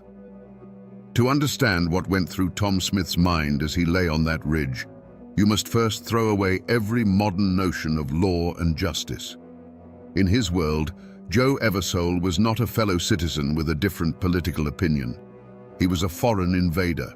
Eversole was the face of the slick-talking lawyers who used indecipherable documents to steal land from men who could only sign their name with an X. He was the agent of the coal companies that would tear the tops off their sacred mountains and turn their clean creeks black with slag. In the twisted logic of the feud, killing Joe Eversole wasn't murder. It was an act of war, the righteous removal of a mortal threat to his entire way of life. The switch didn't flip for Tom Smith in a moment of white-hot rage. It had been flipped years ago when he pledged his rifle and his life to Fulton French. He was a soldier, and French was his general. His internal monologue wasn't one of hatred, but of cold, grim duty. As he watched Eversole ride into the kill zone, there was no emotional storm. There was only the calm, practiced focus of a master hunter. The wind, the distance, the lead on a moving target, these were the things that occupied his mind. He was an instrument of the clan's will, and in that moment, as he slowly squeezed the trigger, he felt a sense of profound purpose. He was correcting an imbalance, restoring the natural order of the mountains with a single, perfectly placed shot. After the deed was done, there was no rush of guilt, no haunting remorse. There was only the metallic taste of triumph. He had done his job. He had proven his loyalty. He had removed the enemy. For a fleeting moment, lying there in the woods as the echoes of the rifles faded, he might have felt a deep, chilling satisfaction. But that feeling would have been quickly replaced by something else, the cold, pragmatic reality of survival. He was now the most wanted man in Kentucky. His old life was over. He was a ghost, a phantom who would have to live in the deepest shadows of the mountains he had just fought to defend. The satisfaction of the kill was gone, replaced by the grim calculation of the hunted. And that, in its own way, is the most terrifying thing of all, not a man who kills in a fit of passion, but one who does so as a matter of principle, and then calmly deals with the consequences. When the body of Joe Eversole was carried back into Hazard, laid across a horse like a freshly killed deer, a deathly quiet fell over the town. There were no cries of outrage, no shouts for vengeance, just a deep, collective intake of breath. It was the silence of shock, the silence of a people who knew that a final line had been crossed and that the world they had known was gone forever. The gaping wound in Eversole's body was a wound in the heart of the community itself, a tear in the fabric of their lives that could never be mended. For the surviving members of the Eversole faction, grief was a luxury they could not afford. Their leader was gone, but their fight was not. His death did not break them. It forged them into something harder and more ruthless. Vengeance became their new creed. They no longer spoke of progress or the law. They spoke of blood for blood. They organized, armed themselves, and began their own patrols, their eyes burning with a cold fire. They were no longer just a political faction. They were a hunting party, and they had only one prey in mind. But their prey was a ghost. In the immediate aftermath of the ambush, Tom Smith vanished. The mountains that had been his cradle and his home now became his sanctuary. He knew every hidden path, every forgotten cave, every dense thicket where a man could disappear. He moved like a shadow through the deep woods, supported by a network of French loyalists who saw him not as a murderer, but as a hero. They left food for him under designated rocks, passed whispered messages through their children, and met any questions from outsiders with a blank stare and a shrug. Tom Smith was everywhere and nowhere, his legend growing with every failed attempt to find him. The news of Eversole's assassination reached the state capital in Frankfurt like a thunderclap. The governor, tired of the endless headlines about the dark and bloody ground, had finally had enough. This was no longer a county matter. It was an act of open rebellion against the Commonwealth of Kentucky. He called up the state militia. Within weeks, men in crisp blue uniforms, armed with modern rifles and the full authority of the state, arrived in Hazard. They were an occupying army, outsiders who understood nothing of the tangled web of kinship and loyalty that defined the mountains. They were there with a single purpose: to crush the feud and capture the man who symbolized its savagery. The official hunt began. A warrant was issued for the arrest of Tom Smith for the murder of Joe Eversole. His name and description were printed on wanted posters, promising a substantial reward for his capture, dead or alive. These posters were nailed to courthouse doors, general store walls, and any tree big enough to hold one. A price was put on his head, turning loyalty into a commodity and friendship into a potential betrayal. The manhunt wasn't just a legal procedure. It was a declaration of war by the state against the old mountain code, and Bad Tom Smith was now the most famous outlaw in Kentucky. The murder of Joe Eversole was like a boulder dropped into a still pond, and the ripples of fear and hatred spread to every corner of Perry County. The community didn't just fracture, it shattered. The general store, once a place for idle gossip and checker games, became a tense, silent space where men from opposing factions would stand on opposite sides of the room, their hands never straying far from the pistols tucked in their belts. Even the church, the one place that was supposed to unite them, was split down the middle. Families who had worshipped together for generations now sat on opposite sides of the aisle, praying to the same God for the destruction of their neighbors. When the state militia arrived, they expected to find a populace eager for justice. Instead, they hit a wall of silence, a conspiracy of fear as solid and impenetrable as the mountains themselves. These lawmen were outsiders, foreigners, and the mountain people closed ranks against them. Men who had surely seen Tom Smith and the other assassins heading towards the creek that day suddenly developed convenient lapses of memory. Farmers who knew the secret paths through the woods would give the soldiers intentionally bad directions, sending them on useless chases into impassable thickets. This silence wasn't born of loyalty alone. It was cultivated by terror. Everyone knew the reach of Fulton French and his clan. To be seen talking to a militiaman was to mark yourself as a traitor. It meant risking your hay barn being burned in the dead of night, your livestock being found dead in the field, or worse. The fear was a physical presence, a cold knot in the stomach of every man and woman who knew a piece of the truth but was too terrified to speak it. They were caught between the distant threat of the law and the immediate personal threat of their neighbors. Yet, even in this poisoned atmosphere, there were small, quiet acts of courage. A widow, whose husband had been an Eversole man, would leave a jar of milk on the porch of a neighbor she knew was hiding one of the fugitives, an unspoken plea for peace. A doctor, under the cover of darkness, would tend to a wounded man from the wrong side, honoring his oath over the demands of the feud. But for every act of courage, there was an act of cowardice. A man would provide a false alibi for one of the killers, lying under oath to settle an old debt or save his own skin. The feud forced everyone to make a choice, and in doing so, it revealed the true character that lay hidden beneath the surface of their ordinary lives. The hunt for Bad Tom Smith was not a single, organized posse. It was a three-headed beast. First, there were the state militia, disciplined but clumsy. Outsiders who stuck to the main roads and were easily led astray by false trails. Then came the private detectives, the Pinkertons, hired by what was left of Eversole's allies. They were professionals, cold and methodical, who operated with money and informants. But the most dangerous hunters were the third group, the kinsmen of Joe Eversole, mountain men themselves, their hearts fueled by a white-hot need for vengeance. They didn't need a map. The terrain was etched into their bones. And they weren't hunting a criminal. They were hunting the man who had murdered their own. For years, this relentless pursuit played out across the rugged face of eastern Kentucky. It was a grueling, frustrating war against a phantom. The mountains, which had always been Tom's home, now became his fortress. He was a master of their secrets.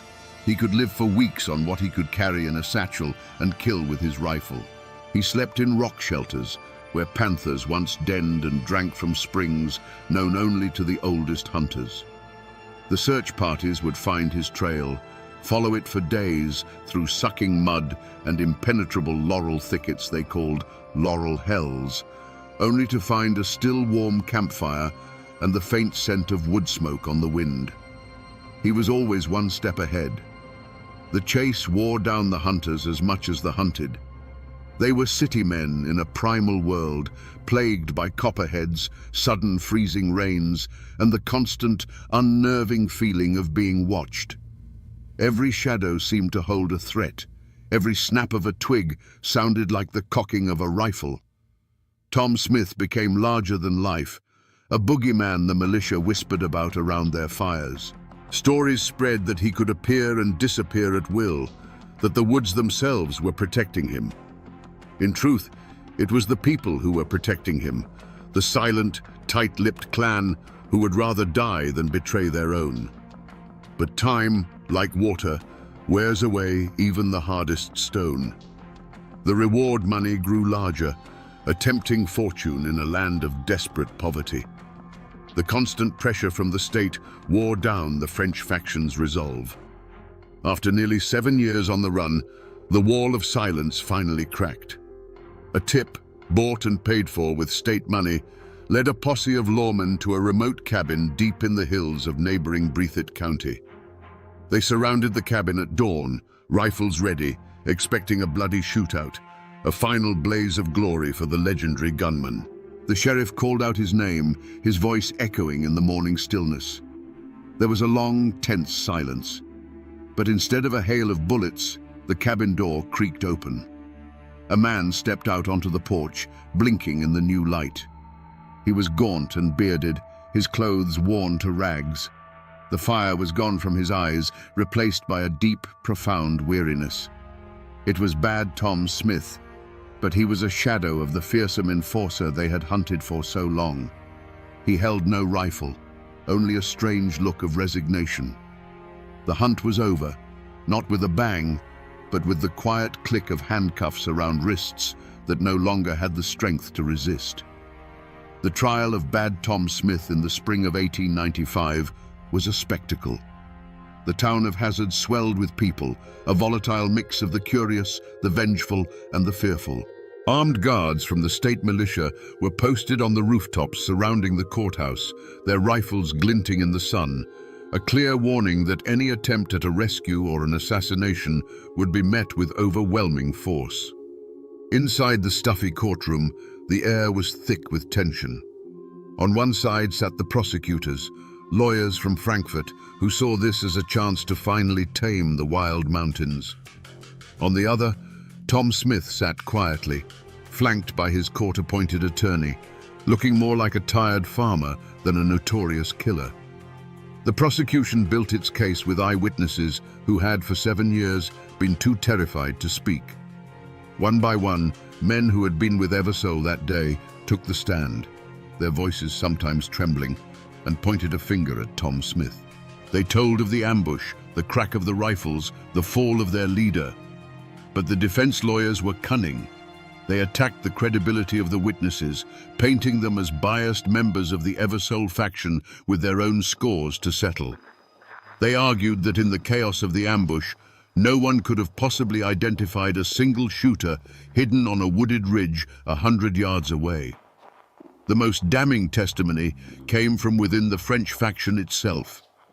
Men who had once been Smith's comrades, now facing their own charges or tempted by offers of immunity, took the stand against him. They testified that Smith had bragged about the killing, that he had described it in detail, claiming the first and fatal shot as his own. As they spoke, Smith watched them with a look that was not of anger, but of a quiet, weary contempt. It was the look of a man who understood the final, bitter truth of the mountain code. Loyalty lasts only as long as it is convenient. Throughout the trial, Tom Smith himself remained a silent, stoic figure. He never took the stand in his own defense. He watched the proceedings with a detached calm, as if he were observing a play in which he was merely an actor. There was no defiance, no remorse, just a profound and unsettling acceptance of his fate. It was as if he knew, long before the jury did, how this story had to end. After days of testimony, the jury, a group of men carefully selected from a neighboring county to avoid bias, filed out. They returned in less than an hour. The foreman stood, cleared his throat, and in a voice that barely rose above a whisper, pronounced the single word, "Guilty." A wave of murmurs swept through the courtroom, gasps of relief from Eversole's kinsmen, quiet curses from French's. The judge, his face grim, sentenced bad Tom Smith to be hanged by the neck until dead. There was no outcry, no appeal. This wasn't the justice of the mountains, settled with a rifle. This was the cold, impersonal justice of the state. And it was final. The feud had claimed its last, most famous victim.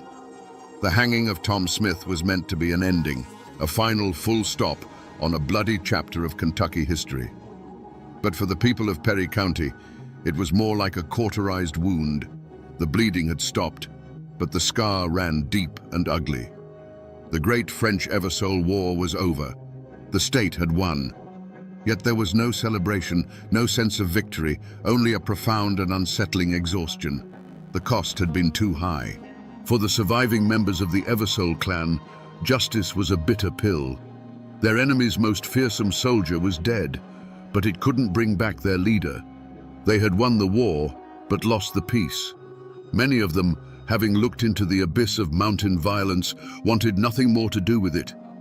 They had seen what the old ways led to. In the years following the trial, many sold their land and timber rights to the very coal companies Joe Eversole had championed, taking the money and leaving the mountains forever.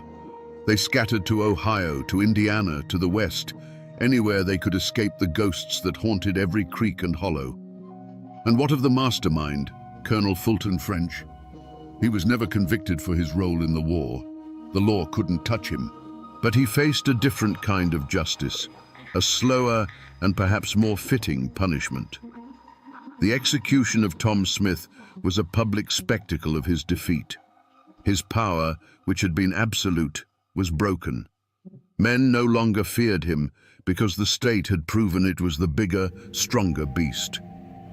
As the coal companies moved in with their railroads and their armies of lawyers, French's old-world influence crumbled.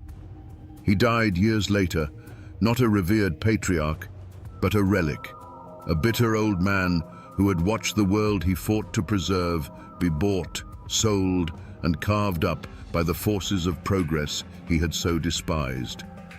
It was his curse to live powerless in the ruins of his own kingdom. The community, as a whole, tried to heal itself by deliberately forgetting. The feud became the great, unspoken trauma. It was too painful, too shameful to talk about openly. Parents stopped telling their children the full, brutal story, wanting to spare them the poison of that inherited hate. The tale of Bad Tom Smith and the war he fought in was pushed into the shadows, becoming the stuff of whispers and warnings rather than history. Perry County desperately wanted a new identity. It wanted to be known for its coal, its timber, its hard-working people, anything but the dark and bloody ground where brother had slaughtered brother. A thick blanket of collective silence was pulled over the past, but under it, the memory lay restless and unquiet. Walk through Perry County today, and you will still find the old names. There are Frenches and Eversoles and Smiths living in these hills, their mailboxes standing on the same roads their ancestors bled on. But the feud is a ghost story now, a grandparent's tale told on a cold winter night. The great-grandchildren of mortal enemies are now neighbors, friends, sometimes even husband and wife. The blood hatred has been diluted by time, washed away by a conscious collective decision to break the cycle. They chose peace, and in doing so, they gave their children a future that was not defined by the graves of the past. The physical traces of that war are harder to find, but they are there if you know where to look.